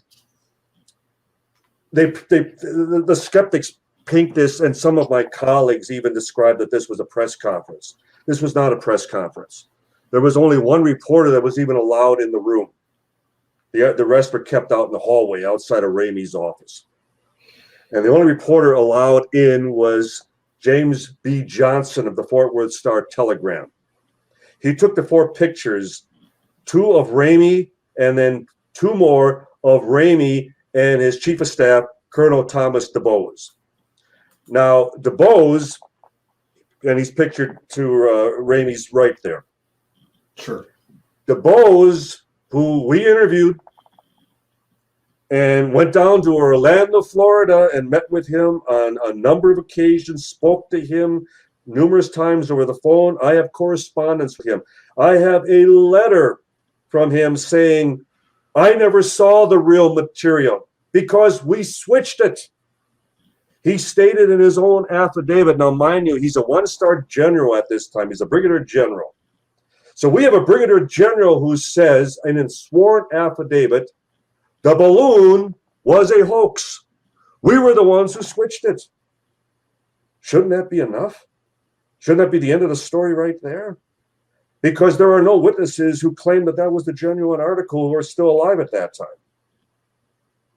And so Irving Newton, who was the weather officer, he was in the last picture taken, and that was by the public information officer, Charles A. Cashin, who took that particular picture. He was just ordered over by Ramey to come identify the weather balloon. Is this a weather balloon? Well, of course it was. It's a weather device. So Newton made a positive identification of that wreckage. And it was flimsy foil. You see the black clump at the Ramey's foot. That was rotting neoprene rubber. In fact, I've always had this huge problem with the fact that Army intelligence officers would see this out in the middle of a field and not know what it was. Of course, it doesn't make any sense to me that seasoned Army Air Force people would not know what that was. That they would mistake it. You know, in the famous quote, Marcel said, "What I saw was not made on this earth." Precisely. That's a far cry from something that's so common. They had to have seen weather balloons before, maybe even debris from weather balloons that crashed. Right? Exactly.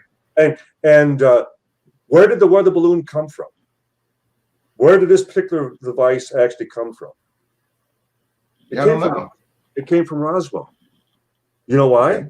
Because they were assembling and launching them twice a day in conjunction with bomb drop exercises outside the city limits. They would launch them from atop the bank building, which was 6 stories tall at that time, highest building in Roswell.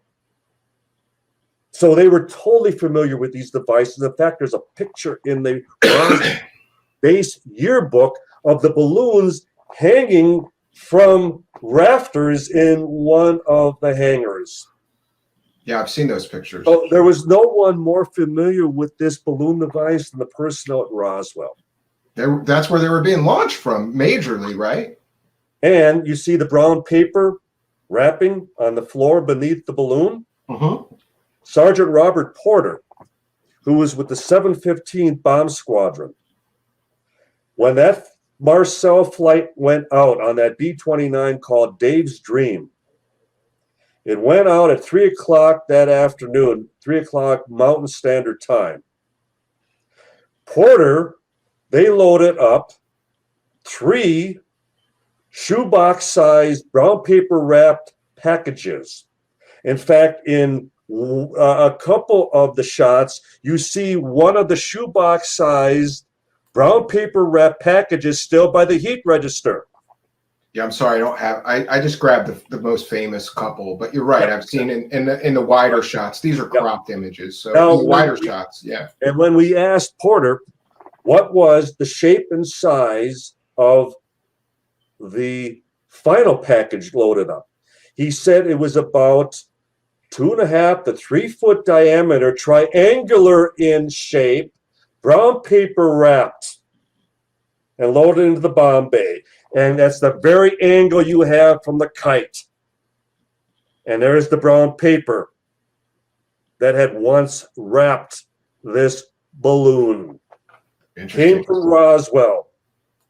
It was nothing more than an off-the-shelf weather balloon device that a 5-year-old child would have recognized. And General Ramey, if we want to go again via documentation, by 1:30 that afternoon, 2.5 hours before Marcel even arrives in Fort Worth, Ramey is fielding phone calls from the press, and he's describing the weather balloon already in his office. That's convenient. It didn't arrive yet, but it was already there. It's a matter of documented fact. You skeptics, go. It's in all the newspapers at that time. General Ramey is claiming that balloon device is already in his office hours before it supposedly arrives from Roswell. Wow, I've never heard that before. That's new to me. And I wanted to ask you, of course, about your thoughts on the Ramey memo and some people's attempt to decipher what was actually written. And again, there was something in his hand here, and it's been called the Ramey memo. This is a bad picture, but there's another picture where you can almost see what's written on the image, and people have blown it up, tried to get scans of the negative. This image for a second here. I want to just touch on it. Yeah. It's tantalizing because even in this, it seems like you can almost read it, right? That's General Ramey's thumb. Look at the thumbnail. Okay. It's got a jagged rip at the tip. You see how his thumbnail is torn? Yeah. What's the significance of that? What's significant is that he also has his tie on. And he still has his cap on in his own office. This came together so quickly that even opening up that balloon and ripping it to shreds, again, this is speculation on our part, but it suggests how. Oh, yeah, he could have screwed up his nails, ripping stuff up, right? That he didn't even have time to repair his nail. That's another thing I've never heard before. It also, again, if I would have forensic experts look at this, those are the things that they would look at. They would look at, if you look at the shots of the balloon, let's look out the window. You can see that the pictures are taken at different times of day based on the shadow coming through the window. That's why we know. That's why we know that Marcel was photographed first. And he was not photographed by a reporter. He was photographed by, again, the public information officer, Charles Cashin. And then he was ordered by Ramey not to say a word to any of the press out in the hallway. He was to just report back to, as far as his headquarters overnight. They kept him overnight, and he doesn't return back to Roswell till the next evening. They keep him as far as under essentially cloak and dagger for the next 2 days. Well, the story died pretty quickly once they threw up the weather balloon explanation, right? As planned. Yeah, and what do you think of the validity of some people's deciphering of what's on this memo? Do you think that's really valid, or do you think that it's a case of people seeing what they want to see in some cases? I know David very well, and I have the highest regard for his research. I'm talking about Dr. David Rudiak. And mainly for the fact that nobody has spent more time working on the Ramey memo than Rudiak has. Yeah. I mean, we're not just talking about an afternoon of analysis. We're not just talking about doing a certain magnification and some new as far as electronic enhancement of the image. And let me tell you what I believe it says after looking at it for all of a couple hours. Rudiak has spent years.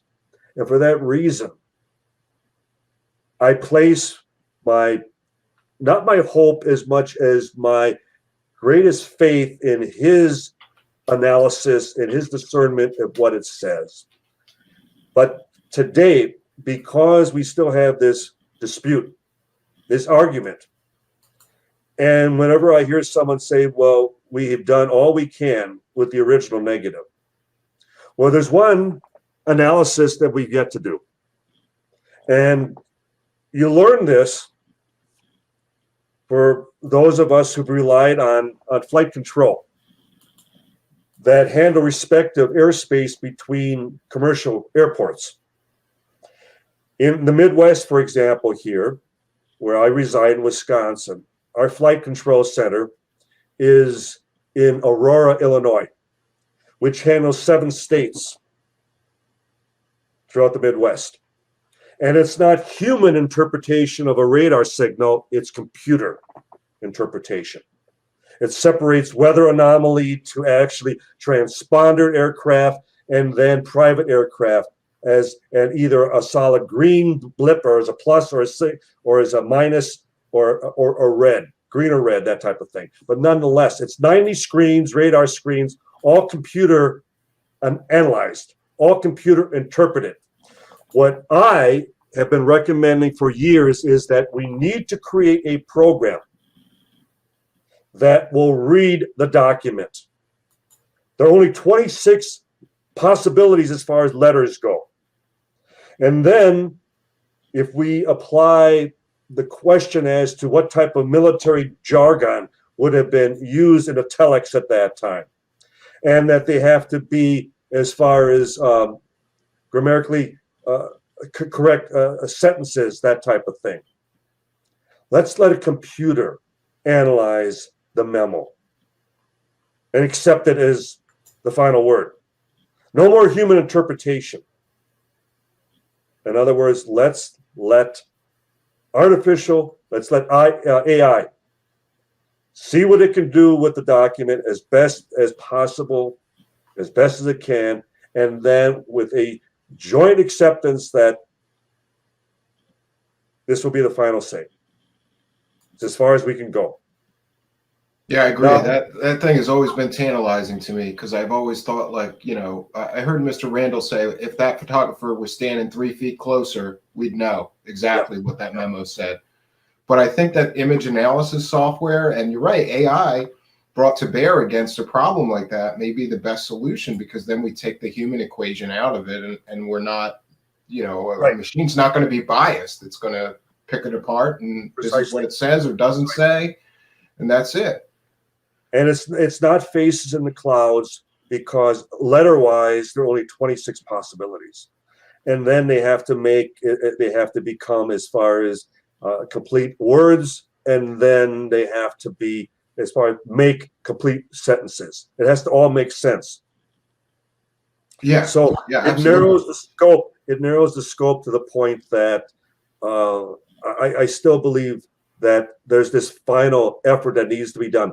And I pretty much got the idea from Studio Macbeth with Ray Downing in New York when they were doing the 3D imagery of the Shroud of Turin.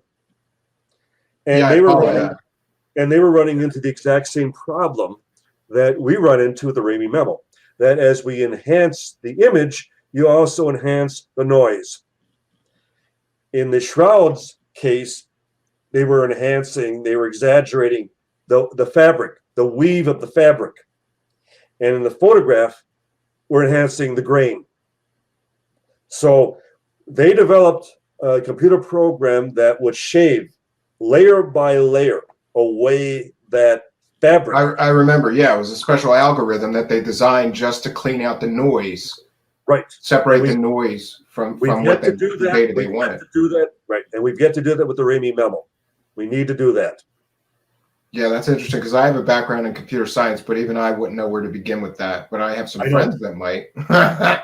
So yeah, I can ask around and see what people think. Good. I happen to have a DVD or a CD-ROM somewhere of that high quality scan of this thing, and I've never done anything with it. Next, I wanted to talk to you a bit about what I believe is probably my favorite book you've written, because to me, it's just so convincing, and that is this Children of Roswell book.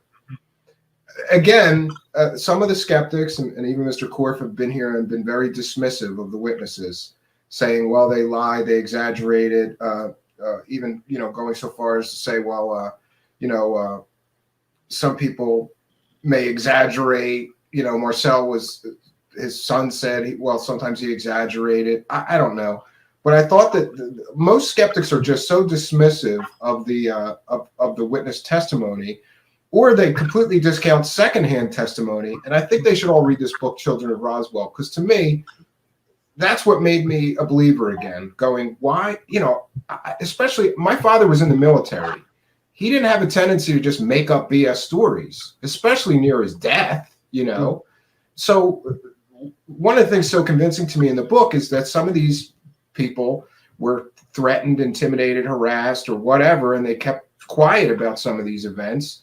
And then later in life, they talked more openly about it. Can you talk a little bit about some of the children of Roswell? Of course. Just imagine either one of us being in this situation where our father is lying on a gurney as they are making final preparations to take him in to the OR for open heart surgery. And he's very frail, and there's a very good chance that he's not going to survive. And he waves us over before they put him to sleep. And he says, I need to tell you something that happened while I was still in the service.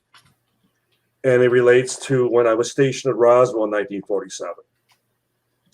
And then they go on to describe that I was part of the recovery team.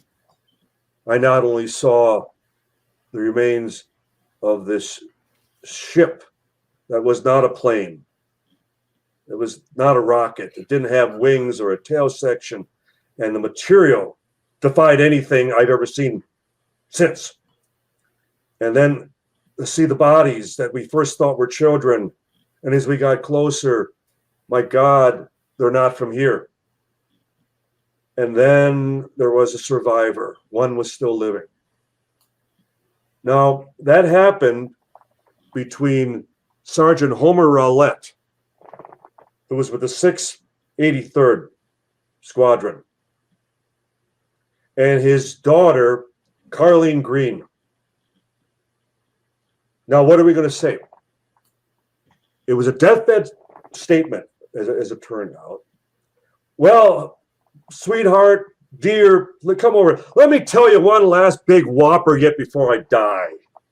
Yeah, that's why I don't find this dismissive attitude of skeptics towards these people to be plausible or probable. Because again, if we throw out Roswell deathbeds, we have to throw out all of them. And yeah, but, and also you only gave one example from your book. Yeah. Your book is filled with these sorts of secondhand accounts from children of people that were directly involved with the Roswell event. And in your book, you didn't just accept their word. You went and checked that their father or the person that told them this actually was there, stationed there. You checked their military records. Exactly, and was witnessed by others who were also involved. And yes, Rowlett was there in the field with us. He was there. He was involved. And then Rowlett had actually told his son the identical story before he went into the hospital. So he made sure that his son also knew, unbeknownst to his sister. Edwin Easley was the provost marshal.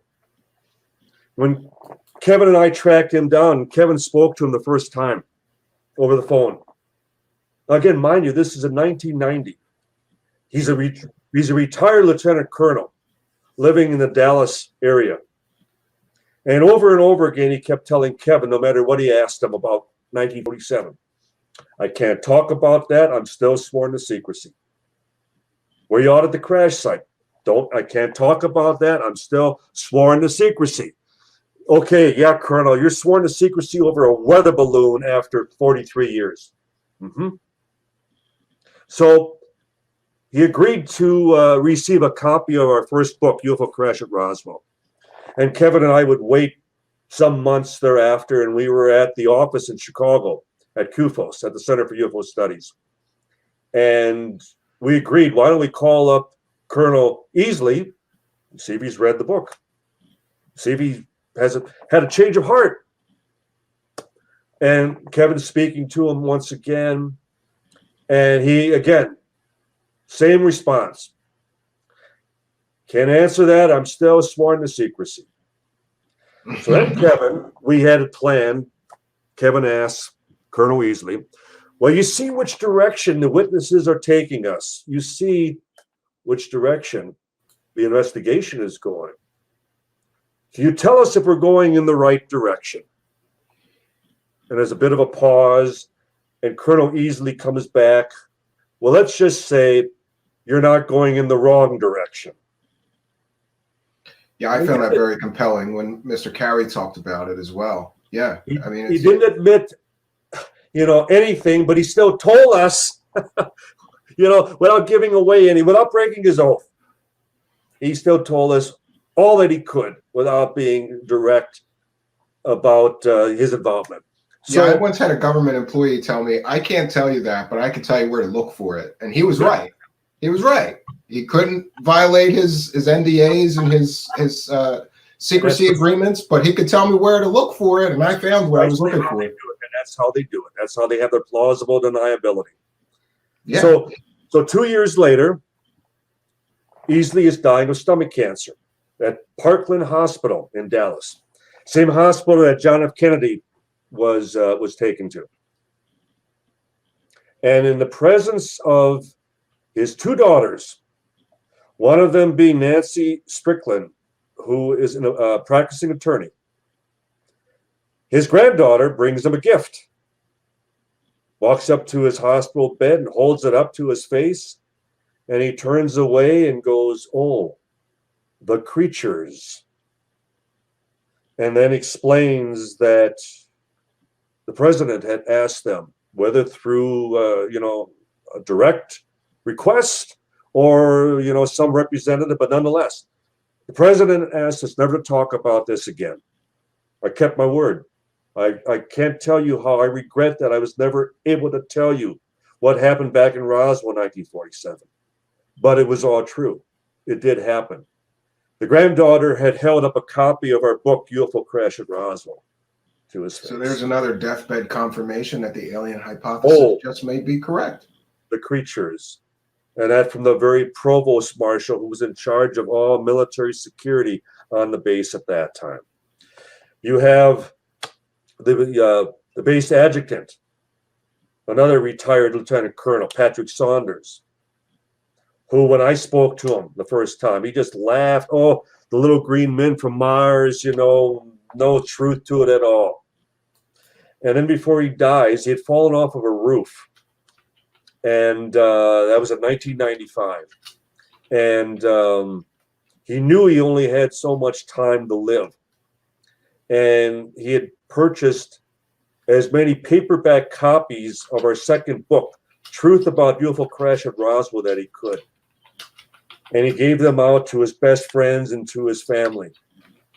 And I don't know if I have the quote exact, but it was basically on the inner leaflet of the book. He wrote,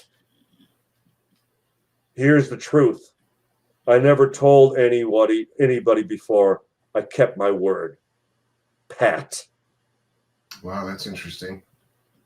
Again, if I'm a detective, an intelligence investigator, if I'm any legitimate investigator who was just allowing the evidence take me to whatever the final resolution is, how could I just dismiss that and say, well, he was just lying?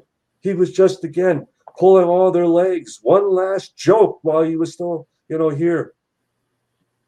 Easily, all the creatures, he was just having a quick laugh at the expense of his two daughters and his granddaughter. Yeah, it doesn't make sense to me. And the volume of the witnesses and even though they're secondhand witnesses, I still found that book to be really compelling. It was one of those that I couldn't put it down until I finished the whole book, and then I was sad that it was over when I was done reading it. So, and some of them, like Frankie Dwyer, who was the daughter to the fire crew chief Dan Dwyer, stationed at Roswell, and her having actually held in her hands a piece of the memory material. And the fact that we can document the fact that she had her tonsils taken out days before. She had a dental appointment that very afternoon. She stopped at the firehouse to visit with her dad. Her dad wasn't there because he and another fireman by the name of Ed Reeves were north of town at the crash site.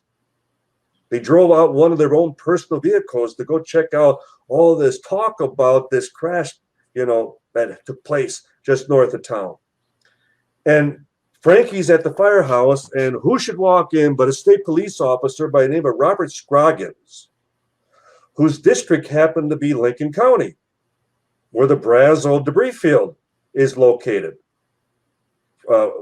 Mac Brazel, the ranch foreman who first reported the crash when he went to the sheriff's office, Sheriff George Wilcox, who then in turn reported it to the Roswell Army Airfield.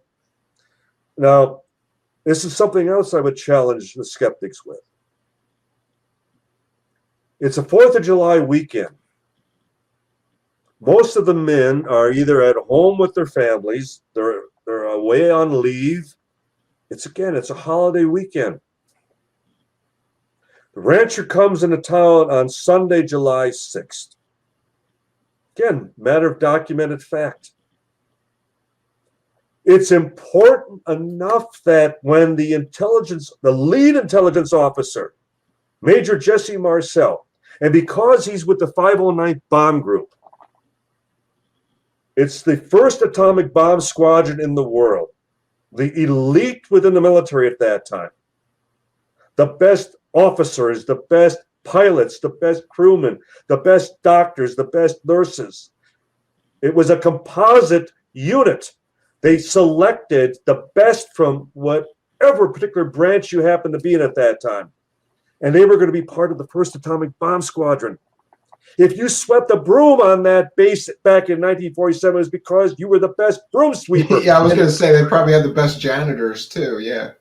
Because you all had top security clearances. Everyone on that base had a top security clearance.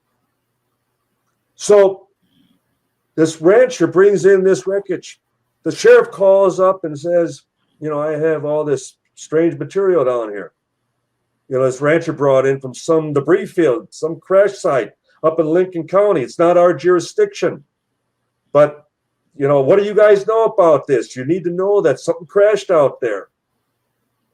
Well, it's important enough for what we remain convinced is the actual reason because it wasn't a weather balloon or an aircraft or anything else recognizable. The fact that they alert the base commander who's at his home, it's important enough that they disturb him on a holiday weekend to show him this wreckage. And it's important enough for him that he doesn't just send a couple of low-ranked grunts, a couple of enlisted men, just go check it out, see what you find. No, he sends out his head of intelligence and he sends out his head of counterintelligence in the event it's something foreign, because nobody can identify this wreckage. I defy any skeptic to demonstrate why they would have sent out the counterintelligence lead officer. For no other reason except for the fact that unless it was a foreign design and they needed someone who would recognize that, would be able to identify that. No other reason to send him out there. But yet he was. Yeah, he may be familiar with Russian or German or foreign aircraft, right? And the point is, a regular intelligence officer. Exactly. And the head of counterintelligence, Captain Sheridan Cavitt, he even admitted to the Air Force Colonel Richard Weaver that he was sent out there. He was out there. Marcel identified him for being out there. Master Sergeant Louis Rickett, who was Cavitt's subordinate, said that Cavitt was out there. The point being, you sent out some of your highest ranking officers because, again, you're demonstrating how important this potentially was in their eyes at that time. And it wasn't just driving out of town a few miles and checking it out. It was at that time a 4-hour drive one way. And by the time they got out there, it was dusk. They had to spend the night in that old Heinz house in that one-room shack, and it wasn't until the next morning. And then they spend the better part of the day filling up the 2 vehicles. And it's important enough that Marcel, on his way back to the base, his home outside of, within the Roswell city proper limits at that time, is 10 miles away from the base. He wakes up his wife, Riyadh, and his son, Jesse Jr., at 2 o'clock in the morning, takes them to the kitchen, and he's got all this wreckage scattered on the floor because he wanted to show them what he knew. And I doubt he would have showed them a weather balloon or even bothered to stop if it was simply a weather balloon. That's another point of the story that's always bothered me. Now, let's even quickly go back to even the ranch itself. When Kevin and I were out there the first time, and we went to the actual ranch headquarters, the main ranch house, and there was a water tank just full of water, but you could look over the side and there were just big chunks of rubber and foil and other debris floating throughout this water tank. The tank probably was about 15 feet in diameter, as I recall. It's no longer there. And when we asked the ranch foreman, his name was Jeff Wells at that time, what is all this? And he goes, oh, it's all the balloons that have been recovered here for decades. Throw them in a water tank? Water tank.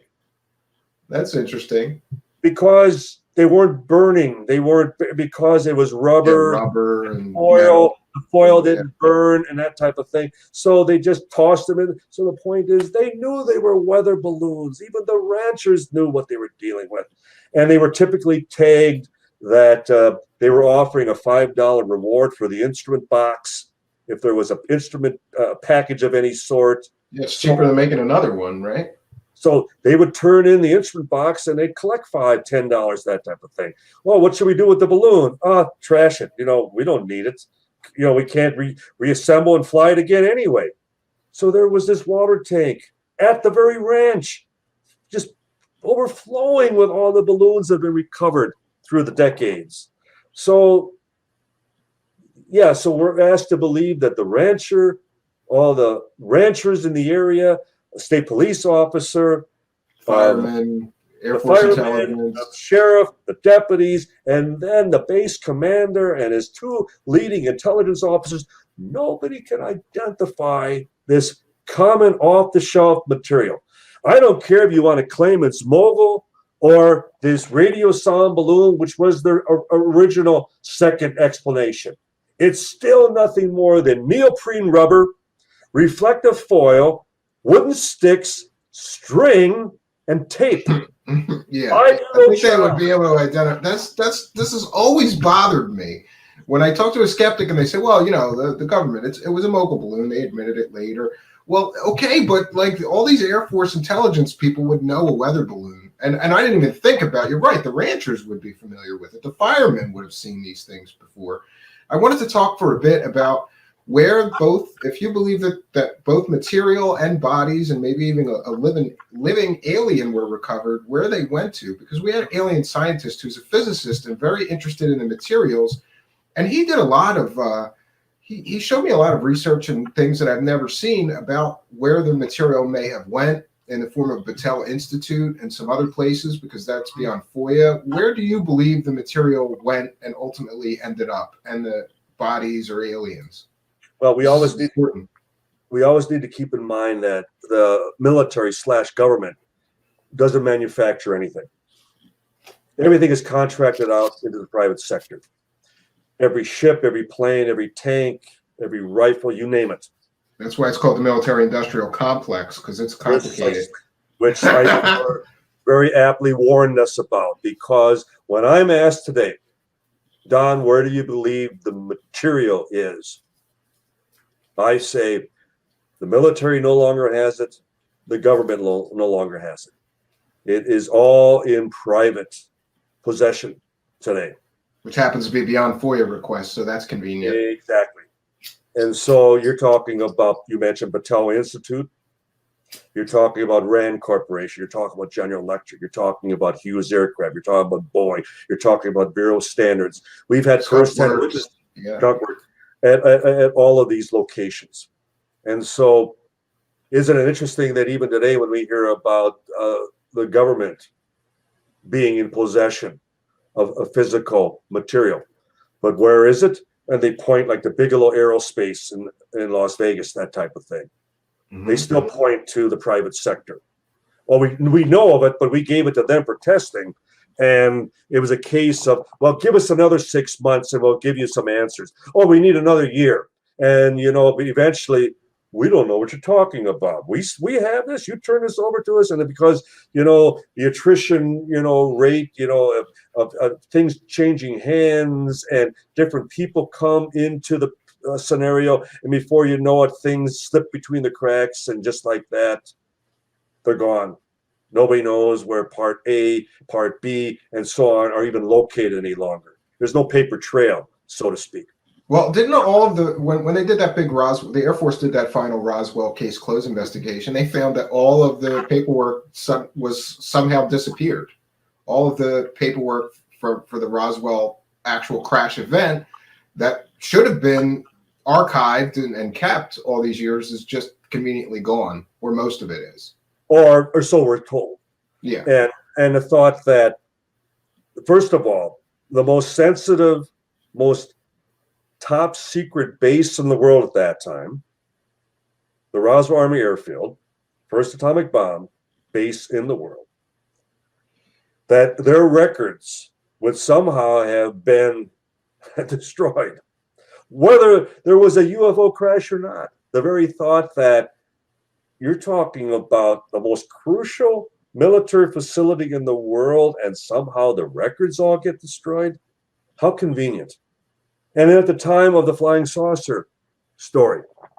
Even just a tragedy of history, because, you know, the Enola Gay and the first atomic bomb drop and everything, all took place at the base. So you would think just for history's sake, they should have kept everything.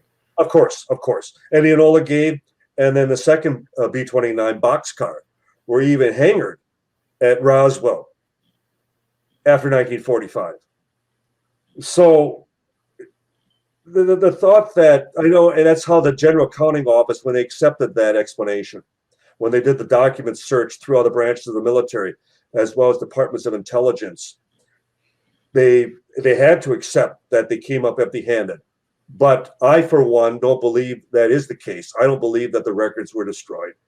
As we've been able to name, for example, all the photographers that were brought into Roswell that kept a storyboard record of just every second of that recovery operation.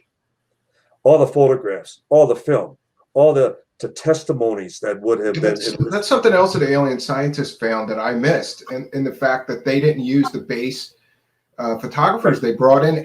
Why would you fly in outside photographers to photograph weather balloons? Why would you bring in outside doctors, outside nurses? Why would you bring in outside MP units? Why would you bring in, as far as all these outside officers that came in? And Stephen, when we were doing our initial searches for crucial witnesses, and we focused like on the 1395th, which was the MP squadron at the base in 47, thinking that, well, certainly all the base security would have been involved, whether they were cordoning off as far as the outside roads or the perimeter of the site itself, and the transportation, the vehicles coming in and out, and the security on the base. Well, and then when we were finding these people and learning that most of them were never involved, and finding that there were units that came in from other bases. Yeah, that makes no sense. Well, but then it did make sense for this reason. Because it was something that, again, is standard procedure within the military. Yeah, I was going to ask, do you think this was done for compartmentalization purposes? Exactly. So that, Exactly. Because when the dust clears, you have 95% of the personnel at Roswell who have been shut out. They have been banned from any involvement. They've been told to stay out of it. They've been told, don't report to the base hospital. Don't report to your normal sentry duty at building P3, building 84, which all the wreckage and the bodies transited through, that type of thing. They were not ordered shoot to kill. So in case somebody actually was fatally wounded, that they'd have to live with that. They'd have to fraternize and still coexist with the same personnel on the base. When you have outside people that come in and take charge, and after everything is quiet, there is nobody to talk to, nobody to exchange notes with, because they've all gone home. They've all split up, and they don't have anyone to talk to once they return back to their normal assignments. So it's really, when you think about, quite ingenious, because it's the compartmentalization, it's the way of shutting down all the buzz, all the rumors. It's the way of preventing this minutia of talk, evolving into the point that you lose control of it. And I say I'm one MP that's assigned from one barrack. And I go back, I report, I finish my line of duty for the day, and I go back. I have nobody to talk to. Who's going to corroborate what I just experienced? But if the whole unit was sent in, just imagine. You got 50 men all describing the same thing, talking, sharing, their perspectives, their comprehension of what they had just experienced, that type of thing. So it is the total compartmentalization of the military. And that's why secrets are able to be kept, because it's the same reason they don't tell the president anything more than they have to. Sure. Because he's part of that. He's also part of that compartmentalization. The less the president knows, the safer he is. Yeah, plausible deniability sometimes. Look at Iran-Contra. Yeah, he just said, well, my advisors didn't tell me they were doing that, so I'm not responsible. Then when we get to the alien bodies, which is always the big crazy part of the story, is this other crash site and recovered bodies and maybe even a live alien. Where do you believe they would have taken both the live alien and the cadavers? We've had first-hand witnesses, not only photographers like Frederick Benthal that was brought in to take pictures of the bodies out at the actual crash site. We've had firsthand witnesses at hangar P3 within that B-29 hangar, and we've had firsthand witnesses at the base hospital.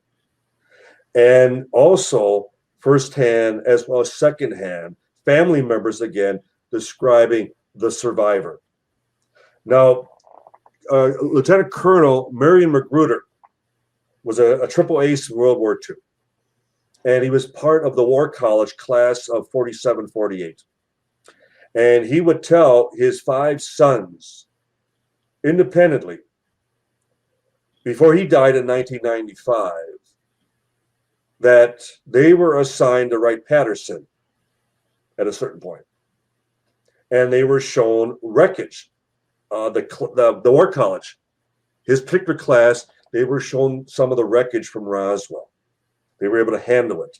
He described the exact same properties that, many of our other witnesses, the memory, the fiber optics, that type of thing. And then they were taken into another room and the lights came on, and behind a glass wall sat what clearly was something not human. Interesting. And they were told it was the survivor from Roswell. He felt very sympathetic towards it. He felt as though we were treating it like a captured animal in many respects. And we were then able to document. We have the documents. He was stationed, he was assigned to write Patterson in April of 1948. So in other words, just 10 months later. Yeah, this is really interesting and amazing to me, like that we may have had a living alien in our custody, And I've heard various stories that the alien sort of telepathically communicated or something like that. I know. He knew his fate, like his comrades were gone, and And we've heard that from, what they would call the abduction, experiences, where the abductees feel that they have received telepathic communication with these beings. So that it would appear to be consistent with what we've heard as far as with Roswell, with the survivor, that they felt that there was some type of communication that took place telepathically. I don't usually go into those areas because, again, that's so subjective. Yeah, and it's a lot of speculation sometimes too. Yeah. But why do you believe that they would have shown off the alien to these other officers? Because it was the war. For what purpose? Yeah, because it was the War College and it was the best and the brightest. Yeah, and those classes, what they're being trained in specifically is foreign espionage. They're beyond as far as our regular intel officers here within the States. What the War College intel officers then is that they then work undercover within foreign circles, and they secure as much information and they spread as much disinformation as possible. In other words, they keep things very fluid as to hardcore information. And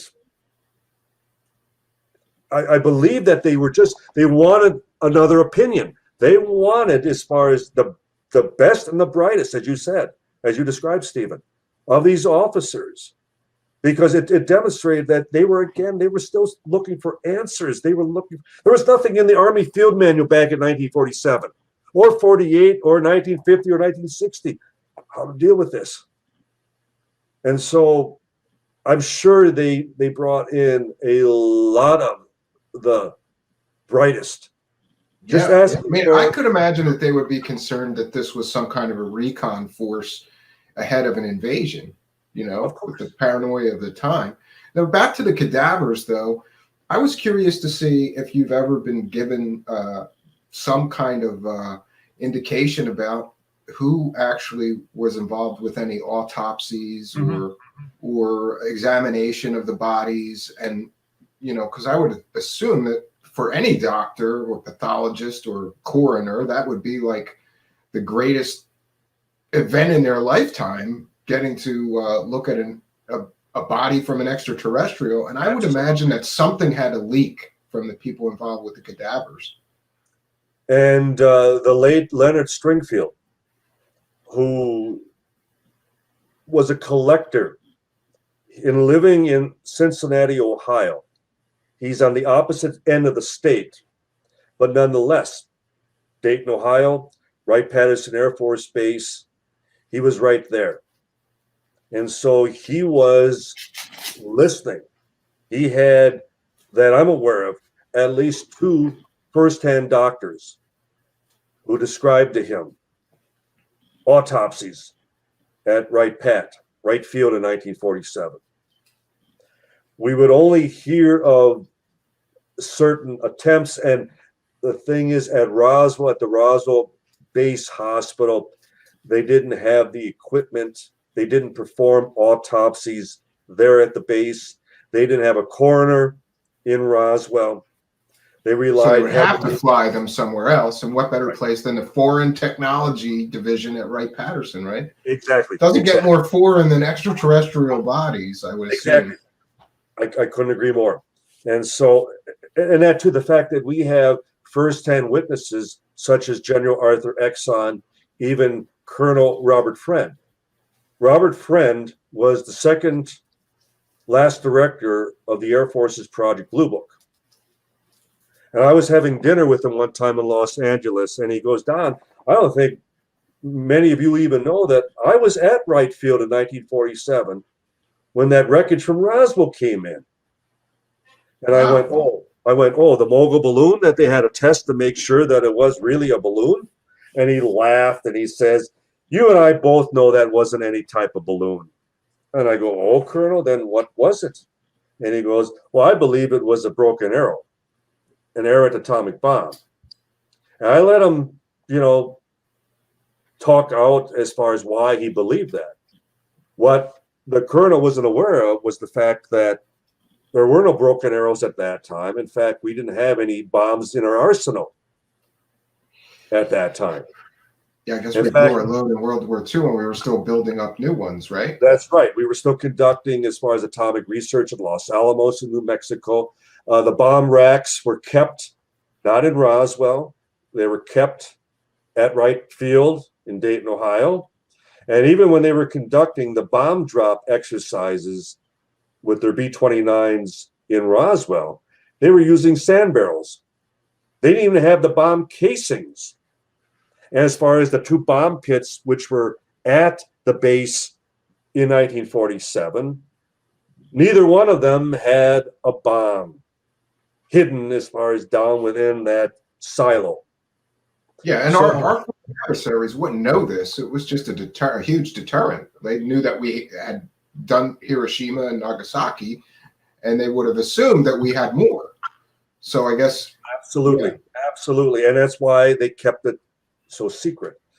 Well, but I don't really want to keep you too much longer, but if you don't mind, we have a great audience watching. If you don't mind, we can take some questions for you from our live chat. It's not often that we get some experts. Absolutely. So any questions for Mr. Schmidt or myself, just put them in all caps so that we know that they are intended for him. You can ask anything.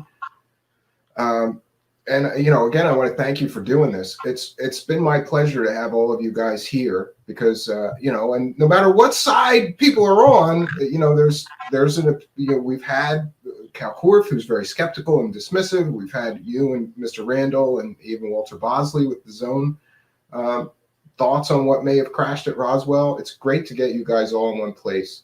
Okay, here we go. This is a great question. Any speculation about why it crashed? Mm-hmm. We have confirmed that the very night, July 2nd, through the Stallion Weather Lookout Center that evening, that there was a severe lightning storm that came off of the southern tip of the Capitan Mountains. And so even the ranchers described to us that between the thunderclaps, now this is high desert, been out there many times. You don't want to get caught out there in a storm because the lightning strikes the ground.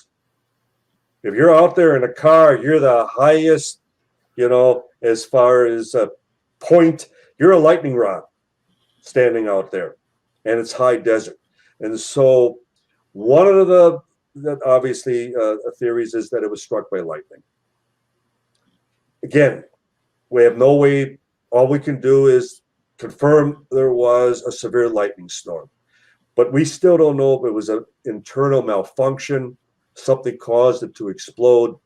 I guess we'll never know. We'll never know.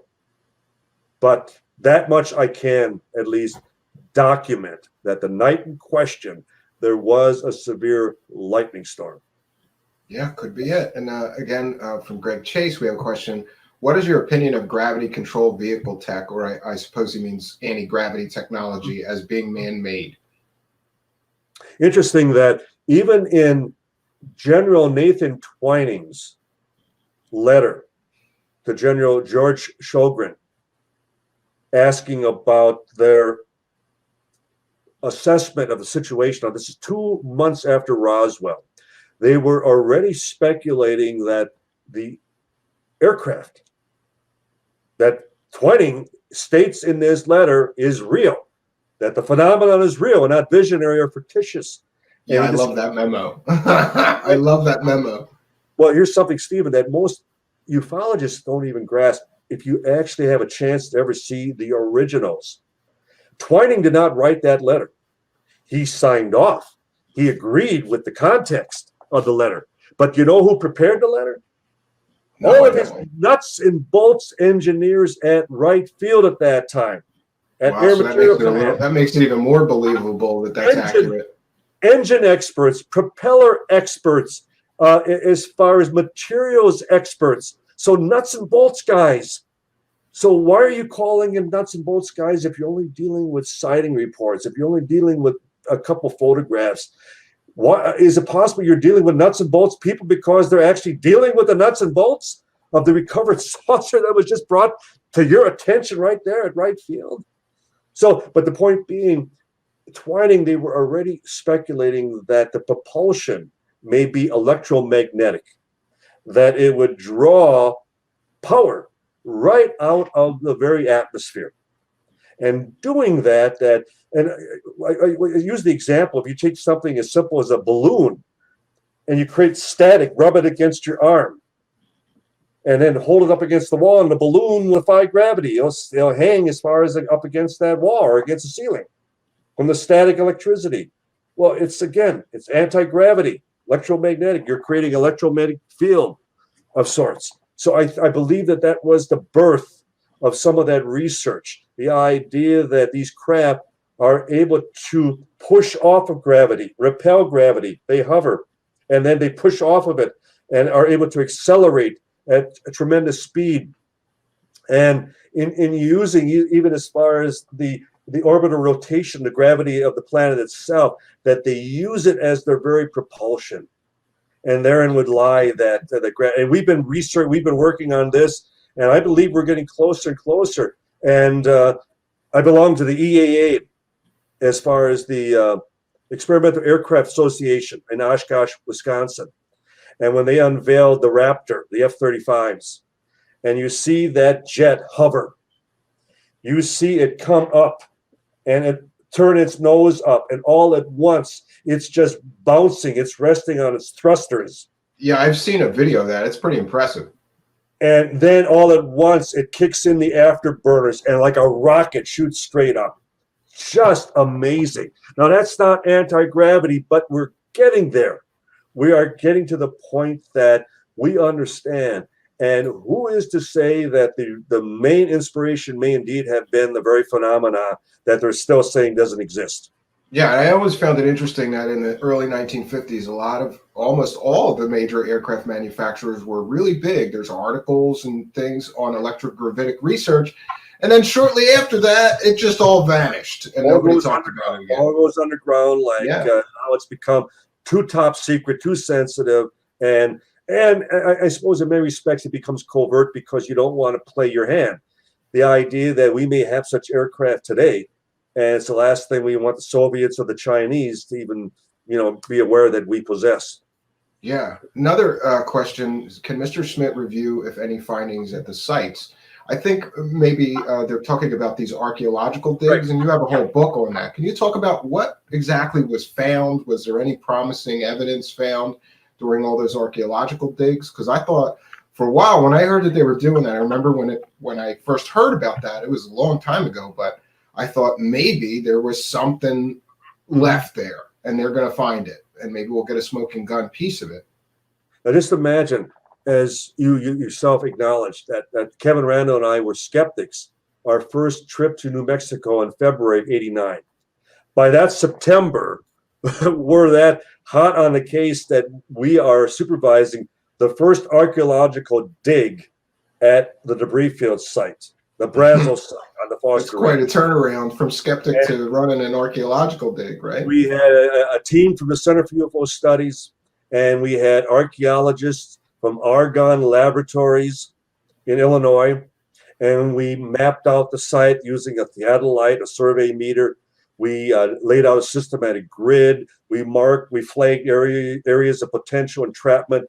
We got ready with the hope that with funding, we'd be able to come back and conduct a full-scale, archaeological dig. Well, we approached in 1995, 6 years later, the contract archaeology department at the University of New Mexico in Albuquerque. And that was Dick Chapman was the head of the department at that time. And with the hope that they would be willing to even do the dig, that we would have a university as far as sponsored dig. Sure, yeah. No less a UFO crash site. And they accepted, they agreed. Well, we still had to come up with the money. So in 2002, so 7 years later, with the Sci-Fi Channel, that's when we went in and we did the full-scale dig, second one. But we were able to go in with a backhoe, and it's an area that witnesses had described a furrow, a gouge, after the military recovery had been completed. And it was about 10 foot wide, hundreds of feet long, but it had filled in through the years. It was no longer visible from the surface. So we flagged that site where witnesses, again, independent of one another, told us they saw that furrow. And the backhoe operator, he's even an archaeologist. He's worked over in Egypt. He's worked in Africa and other areas. He's got the touch, as they would say. He works with a ground engineer, and even the engineer said that when they were digging perpendicular to the flagged gouge area, that the shovel was jumping like it was hitting loose sediment. And when it was pulled aside, there it was, just below the surface, a symmetrical V, exactly where the eyewitnesses said it was. And so I guess something it was impacted. filled in later? So something had actually skipped across the ground, and that the wind and rain erosion had filled it all in through the decades. With new sediment, There it was, below the surface. Now, since that time, we had another dig in 2006. We had another one in 2013 and another one in 2015. And with assistance from a geologist, Frank Kimbler, who was working this site quite diligently with just his metal detector in finding fragments, metal fragments, and were analyzed, and some of them turned out to be mostly aluminum, but with one strange alloy that shouldn't be there, and that was melithium. Okay. And that's not a very common thing to mix with aluminum, right? No, because it's mixed strictly with steel. It's a hardening agent for steel. And as a result, there's not a registered combination of the two that we know of, that we could find anywhere here on planet Earth. Now, again, it doesn't prove it's extraterrestrial. No, we agree. But it's interesting. It's did they do any tests on the isotopic ratio of the aluminum? Oh, yes. Because we should be able to. But so it came back earthly. Well, except for the molybdenum. the molybdenum. I pronounced it wrong the first time, molybdenum. And it was 3%. Doesn't sound like a lot, but that is a lot in conjunction with the aluminum, because it should make it as brittle as glass, as a hardening agent for steel. And yet, there it is. Well, that's now, interesting. we didn't claim it was there, but 3 separate labs have, doing the radioisotope testing, have confirmed its presence. Interesting. So we, I know on the History Channel. Yeah, I remember seeing that, and I was on the edge of my seat, like, what are they going to find? You know. And then they claim that they're picking up something buried beneath the surface that is sending back, it's creating a magnetic signal. It's repelling as far as that subterranean radar. And then the Ben Smith, the CIA operative, former CIA operative, suggests, you mean like a balloon? Okay. Well, I wish they would have talked to us, because if we go back to the Ramey photographs in General Ramey's office, and that rotted clump of rubber at his feet on his office floor, if you were to know anything about weather balloons, especially those particular balloons, the rubber, especially when exposed to the elements, starts to break down within days. Yeah, it wouldn't be there 40 years, 50 years later. Within weeks, it becomes like powder. And the reflective foil, unless it's one large intact sheet, how did it bury itself, and who buried it, and how did it remain intact after all these years? So it was wishful thinking. It was kind of a, because they build it up and they tear it down, and unfortunately that's how a lot of these shows are.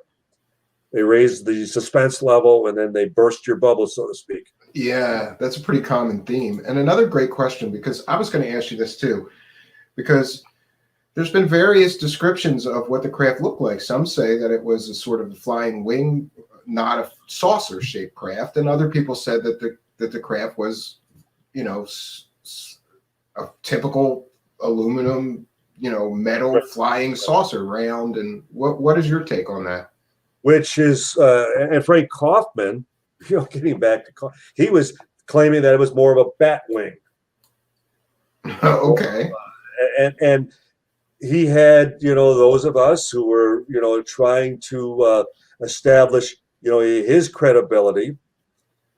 We were trying to pin it and tie it in with what Kenneth Arnold had described on June 24th, that they weren't saucer shaped, they were more crescent shaped, but that they maneuvered through the air like saucers skipping across the water. And that's where, famously. It was Bill Bichette, who was reported with the Oregonian newspaper. Bill Bichette, who then coined the very phrase "flying saucer." So wasn't it flying disc was used before that? Flying disc, yeah, flying disc, exactly, Stephen. And even the William Rhodes photographs from July 7th show that heel-shaped object, 2 pictures over Phoenix, Arizona at that time. But the witnesses at the impact site, the debris field is debris, whether it was the outer. It's all pieces, so you're not going to see what it. Yeah. But the impact site, where you had what appeared to be an escape pod, a capsule, egg-shaped, about the size of a Volkswagen Beetle. So it was hardly, you know, an intact ship.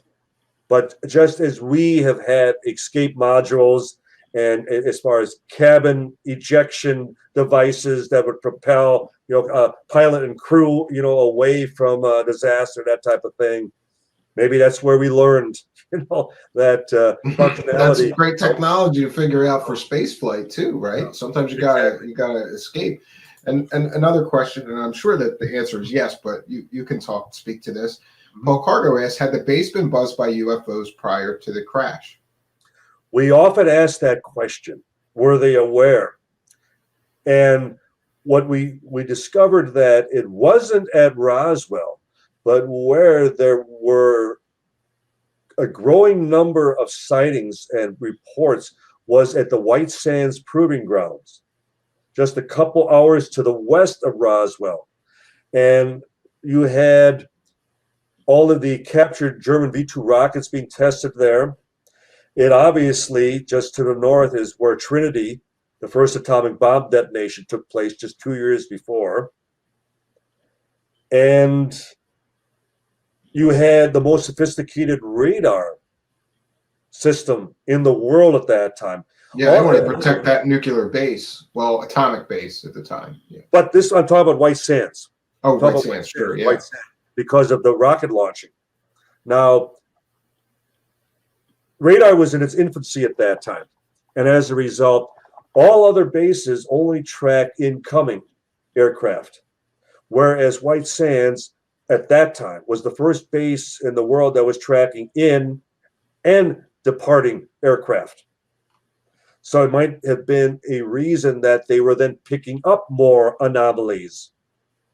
And then hence, there were a number of newspaper reports at that time of objects that were witnessed and tracked over White Sands. Nothing around Roswell, except you had the Dan Wilmot sighting the afternoon of July 2nd. And he and his wife on the west side of Roswell saw an object that was moving beyond Roswell and towards the northwest, towards Lincoln County, which then would become, the site of where this object explodes and then rains debris down that very evening. Interesting. Well, I'm about done with I could keep you here for another 5 hours, but I won't do that. I want to thank you so much for doing this. When you weren't really, I know you're a very busy guy. So for those who don't know, Mr. Schmidt is so busy that it took him a while to get back to me. And I kept going. Every day I would check my email going, please, Mr. Schmidt, get back to me because you've got to be in this series. We can't end it without Mr. Schmidt's participation and involvement. And it's not just me. All of the viewers kept asking me, you're going to have Don Schmidt, right? So thank you for your persistence. I wanted to tell everybody too, it's very easy to find Mr. Schmidt's books on Amazon. You just type in Don Schmidt and all of his books pop up. And I don't know, Mr. Randall's written a ton. How many books have you written on just Roswell? Can you go through quickly? UFO crash at Roswell, truth about UFO crash at Roswell, Witness to Roswell, the journal, and then I did UFO crash at Roswell 2, which was the chronological pictorial. We did the first edition of Witness to Roswell. Then we did the revised edition of Witness to Roswell. We did the Children of Roswell, as you mentioned. We now have done Roswell, the ultimate cold case file, Roswell Dig Diaries. So when you type in Don Schmidt into Amazon, you get just a treasure trove of and I have been. There's just a few left that I haven't read of yours, so I'm gonna work on those because. And I think you could verify, Stephen, that in each book we cover a whole new aspect. Yeah. Every time I think like, well, you got another book, and then you get the book, and it's like a different sort of approach. Like Witness to Roswell is firsthand witnesses, Children of Roswell is secondhand children of people, families, people that were involved, and I know you wrote the book with Kevin Randall. That was first, right? Which was made into the Roswell movie. Yeah, that's another thing. That's one of my favorite movies. I think at the end they went. Next time you watch it, you gotta watch for Kevin's cameo. I've seen it. I've seen both of yours. You're in it too. You're in the movie. You're like a bartender, right? I'm a bartender in a scene with Kyle MacLachlan, Xander Berkeley, Martin Sheen, and Kim Grice. Yes, that is awesome. Well, I want to encourage my audience. If you want to learn more about this event, I can think of no better place to start than Mr. Schmidt's books. It's been an honor and privilege to have you here. I can't tell you how happy I am that you could do this. Thank you, Steve. And I promise next time you ask, I will. No, it's quite all right. It's quite all right. I know you're a busy guy, so I was just hopeful. Like we got to get Mr. Schmidt to finish.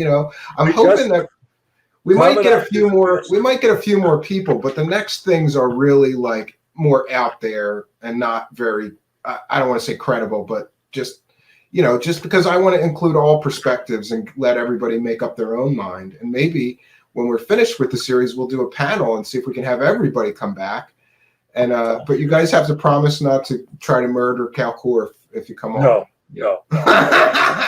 If That's going to be contentious. Yeah. If I could survive doing the debate at PsyCop. Yeah, I think you'll be okay. I think him and Mr. Randall have a long-standing beef going, though, so that's going to be a big back and forth. I guess it's competitive doing this Roswell book stuff, and everybody wants to be right. If I had to waste my time, and I think a lot of it becomes a distraction. And it would be no different than I probably have over 200 letters that I received from Phil Class through the years. And you know how many I actually responded to, Stephen? 2. Whereas Kevin responded to every one. And it's like every time you're taking the time to do that, it takes away from the investigation. And that's why I don't have the time, and I won't waste my time. I don't blame you. I don't blame you. It's a distraction. It doesn't progress anything, good or bad. But let's end it on this note. And I've said this before. Oh yeah, wait a minute. Actually, yeah, I'm so glad that I'm going to solo you, and I would like for you in 5 minutes or less, if you can, because I've heard you do this riff before that I think is one of the things that convinced me about this and who flew I've heard you do this, so I'm going to solo you, and I would really like it if you can wrap up your appearance here by giving us 5 minutes or so of your very best evidence and why you believe the alien hypothesis. This again coming from the perspective of having been a total skeptic and allowing the evidence to take us to whatever the final resolution would happen to be regarding the case. And to listen to first-hand witnesses describe one after the other, whether military or civilian, handling material that defies conventional explanation. And I don't care what the alternative explanation, they never deal with those accounts. Whether you're talking about, something top secret or a balloon, and how ridiculous, a balloon not demonstrating anything that would resemble what the eyewitnesses have described. And then you have all the outside personnel that come in. Like one of the nurses who was at the base hospital told us at that time, because they were told to stay away. They were told not to report back to the hospital for their normal duties at that time. And she said to us, clearly something big had happened. Well, a recovery of a weather balloon, again, is as mundane as it raining during the monsoons at that time of year. They wouldn't have, shut down the base. They wouldn't have directed as far as MPs shoot to kill anybody as far as crossing a particular, as far as perimeter. They wouldn't have had the transporting of wreckage that went for testing and analysis at different facilities around the country. They wouldn't have called up the funeral home asking as far as what should be done as far as the preservation of bodily tissue and fluids regarding something that we can't document, an accident at that time involving anyone, any bodies that would have necessitated such inquiries at that time. And so either you have the military and the civilians involved all reading from the same script, because they all experienced this from their different vantage points, their different backgrounds, but yet they reacted the same way. I don't care if it's the ranchers and their hired hands, their wives, their children, or all the way up to the base commander at Roswell, who would have been the second pilot dropping the atomic bomb on Japan. And the reason that he wasn't sent on that mission was because they had higher hopes, higher plans for him. They kept him stateside because he was their golden boy at that time. This was no knee-jerk reaction when they put that press release out on July 8th, where they announced to the world that they had a flying saucer. knee-jerk reaction. Washington already had the material in hand already Sunday, July 6th. They had all day on Monday the 7th and till that next morning to put together this whole, as far as cover-up scheme, and it worked. They got away with it. And then they shut down Roswell. All the violations of the First Amendment rights. They threatened them with the loss of the licenses that they should never talk about this again. And then they start abducting civilians. I mean, please explain to me why in God's name, if the rancher, Mac Brazel, has merely misreported, misidentified a weather balloon device, why would they violate his civil rights by kidnapping him and holding him out at the base for 5 full days? And then until he recants his story, until he is then ushered to the newspapers, to the radio stations, to retract the original flying saucer story. And then and only then, after they have his assurance that he'll never say a word about the truth of the matter, they release him. And he's a broken man. He's never the same. We've talked to his hired hands. We've talked to his family, and they all said how he was a broken rancher. He was never the same after all this.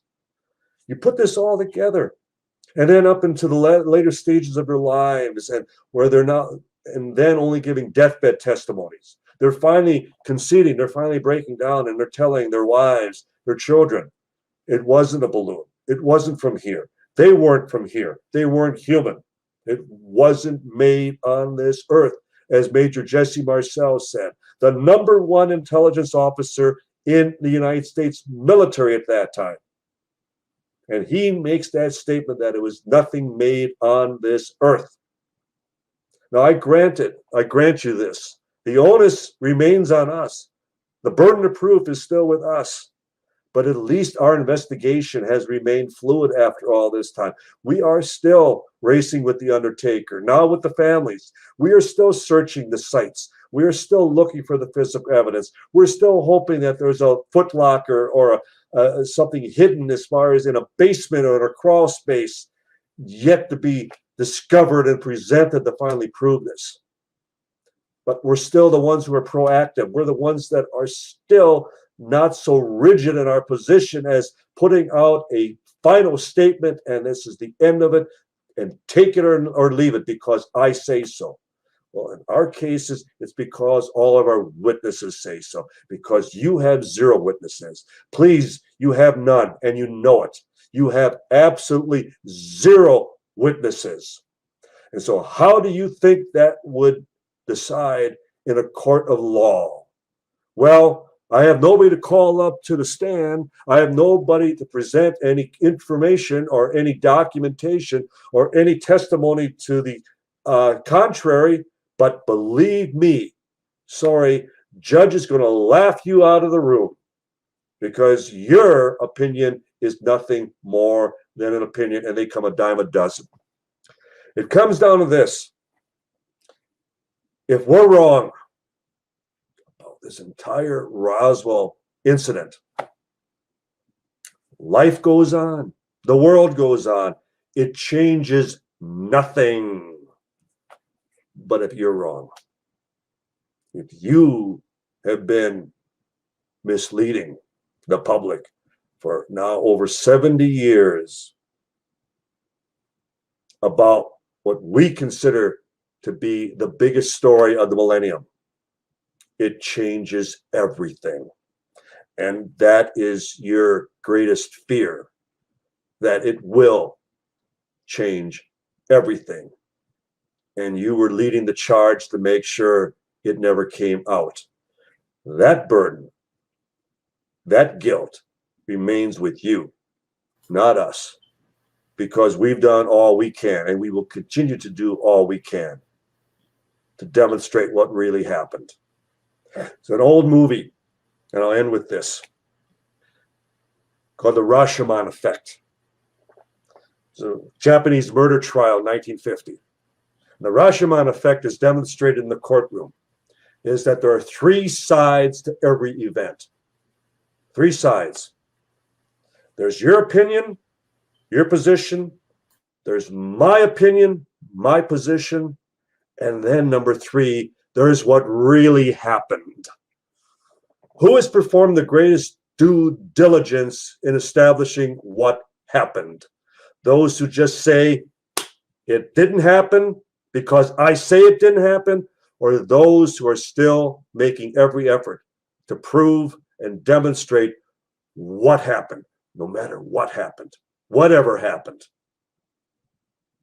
And there too, I think history will judge us much kinder than it will those who just flatly and summarily dismissed what, again, potentially is the greatest story in the last 1,000 years.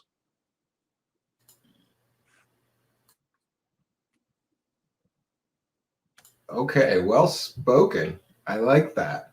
Longer than 5 minutes, but no, that's quite all right. I wanted to give each. I missed in my notes to do this for each guest, and I'm gonna see if I can't get them to do the. I missed it with Mr. Randall and Mr. Korf as well, probably. But we'll probably. I'm hopeful that we could do some sort of panel show, because I think that would be amazing and be well attended, and I hope that you will participate in that if we can get everybody's schedules to jive. Count me in. Absolutely, and I want to thank you once again. It's rare that we get a guest of your caliber and status, and it's been a pleasure. So I'm going to throw you out of here. There's nothing you need to do except close out your browser, and you'll be good to go. Otherwise, you'll stay in my backstage. We're going to do an intermission, and then I'm going to have like a discussion with the audience for the next hour or so. Well, have fun with that. But okay. Yeah, I need to. All right. My wife for the evening, so it is. All right. Thanks, Mr. Schmidt. You have a good Stephen. evening. All right. Bye-bye. My pleasure. Wow, what a great evening this has been, friends. So this is what I'm saying. It's just been like ping pong back and forth. And, we hear from the skeptical side, and then we hear from more of the believer side. And I can't say I disagree with Mr. Schmidt, when he talks about the volume of work that he has done.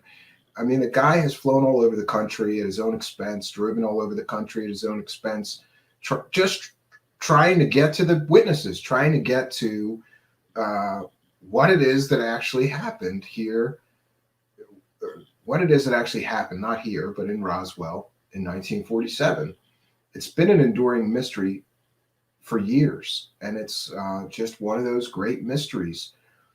I'm hopeful that someday a smoking gun is going to come and prove definitively exactly what happened, and it will be such an amazing thing if that happens, and also sort of end a debate, because I think eventually some evidence is going to surface that will be beyond debate. At least I'm hopeful about that.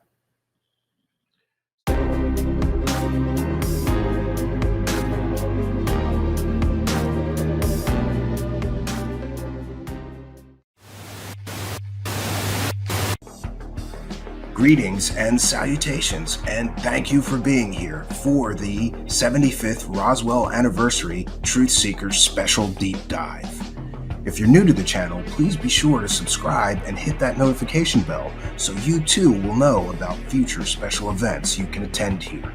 I wanted to take a moment to thank all of our kind and generous benefactors, because people all over the world send a few bucks in pledges, either through PayPal or through the super chat down there in the live chat, the money button, super stickers, we have and take Cash App pledges as well. I want to thank everybody who has signed up to be a Patreon member, because for as little as $1 a month, you can get some extra content from us here. Additionally, I'd like to thank the channel members who get a bunch of YouTube benefits as well as all the Patreon benefits for as little as $5 a month. I also wanted to mention that I have something strange for my friends. These are Roswell wreckage replicas, which I have been making here. I also wanted to mention that for today's special event, we have prizes for those of you pledging $30 or more, either through Cash App, PayPal, or Super Chat. And this is a gift that we will be sending everybody who pledges $30 or more. This is a Roswell debris replica, and it's designed to look exactly as Jesse Marcel and his son had described. This is the so-called I-beam wreckage. This is a replica, of course, and I'm happy that I'll be able to offer these to anybody pledging $30 or more to our show today. This is just a special free gift that we're going to be giving you kind and generous people for supporting our show. Well, friends, let's get back into it.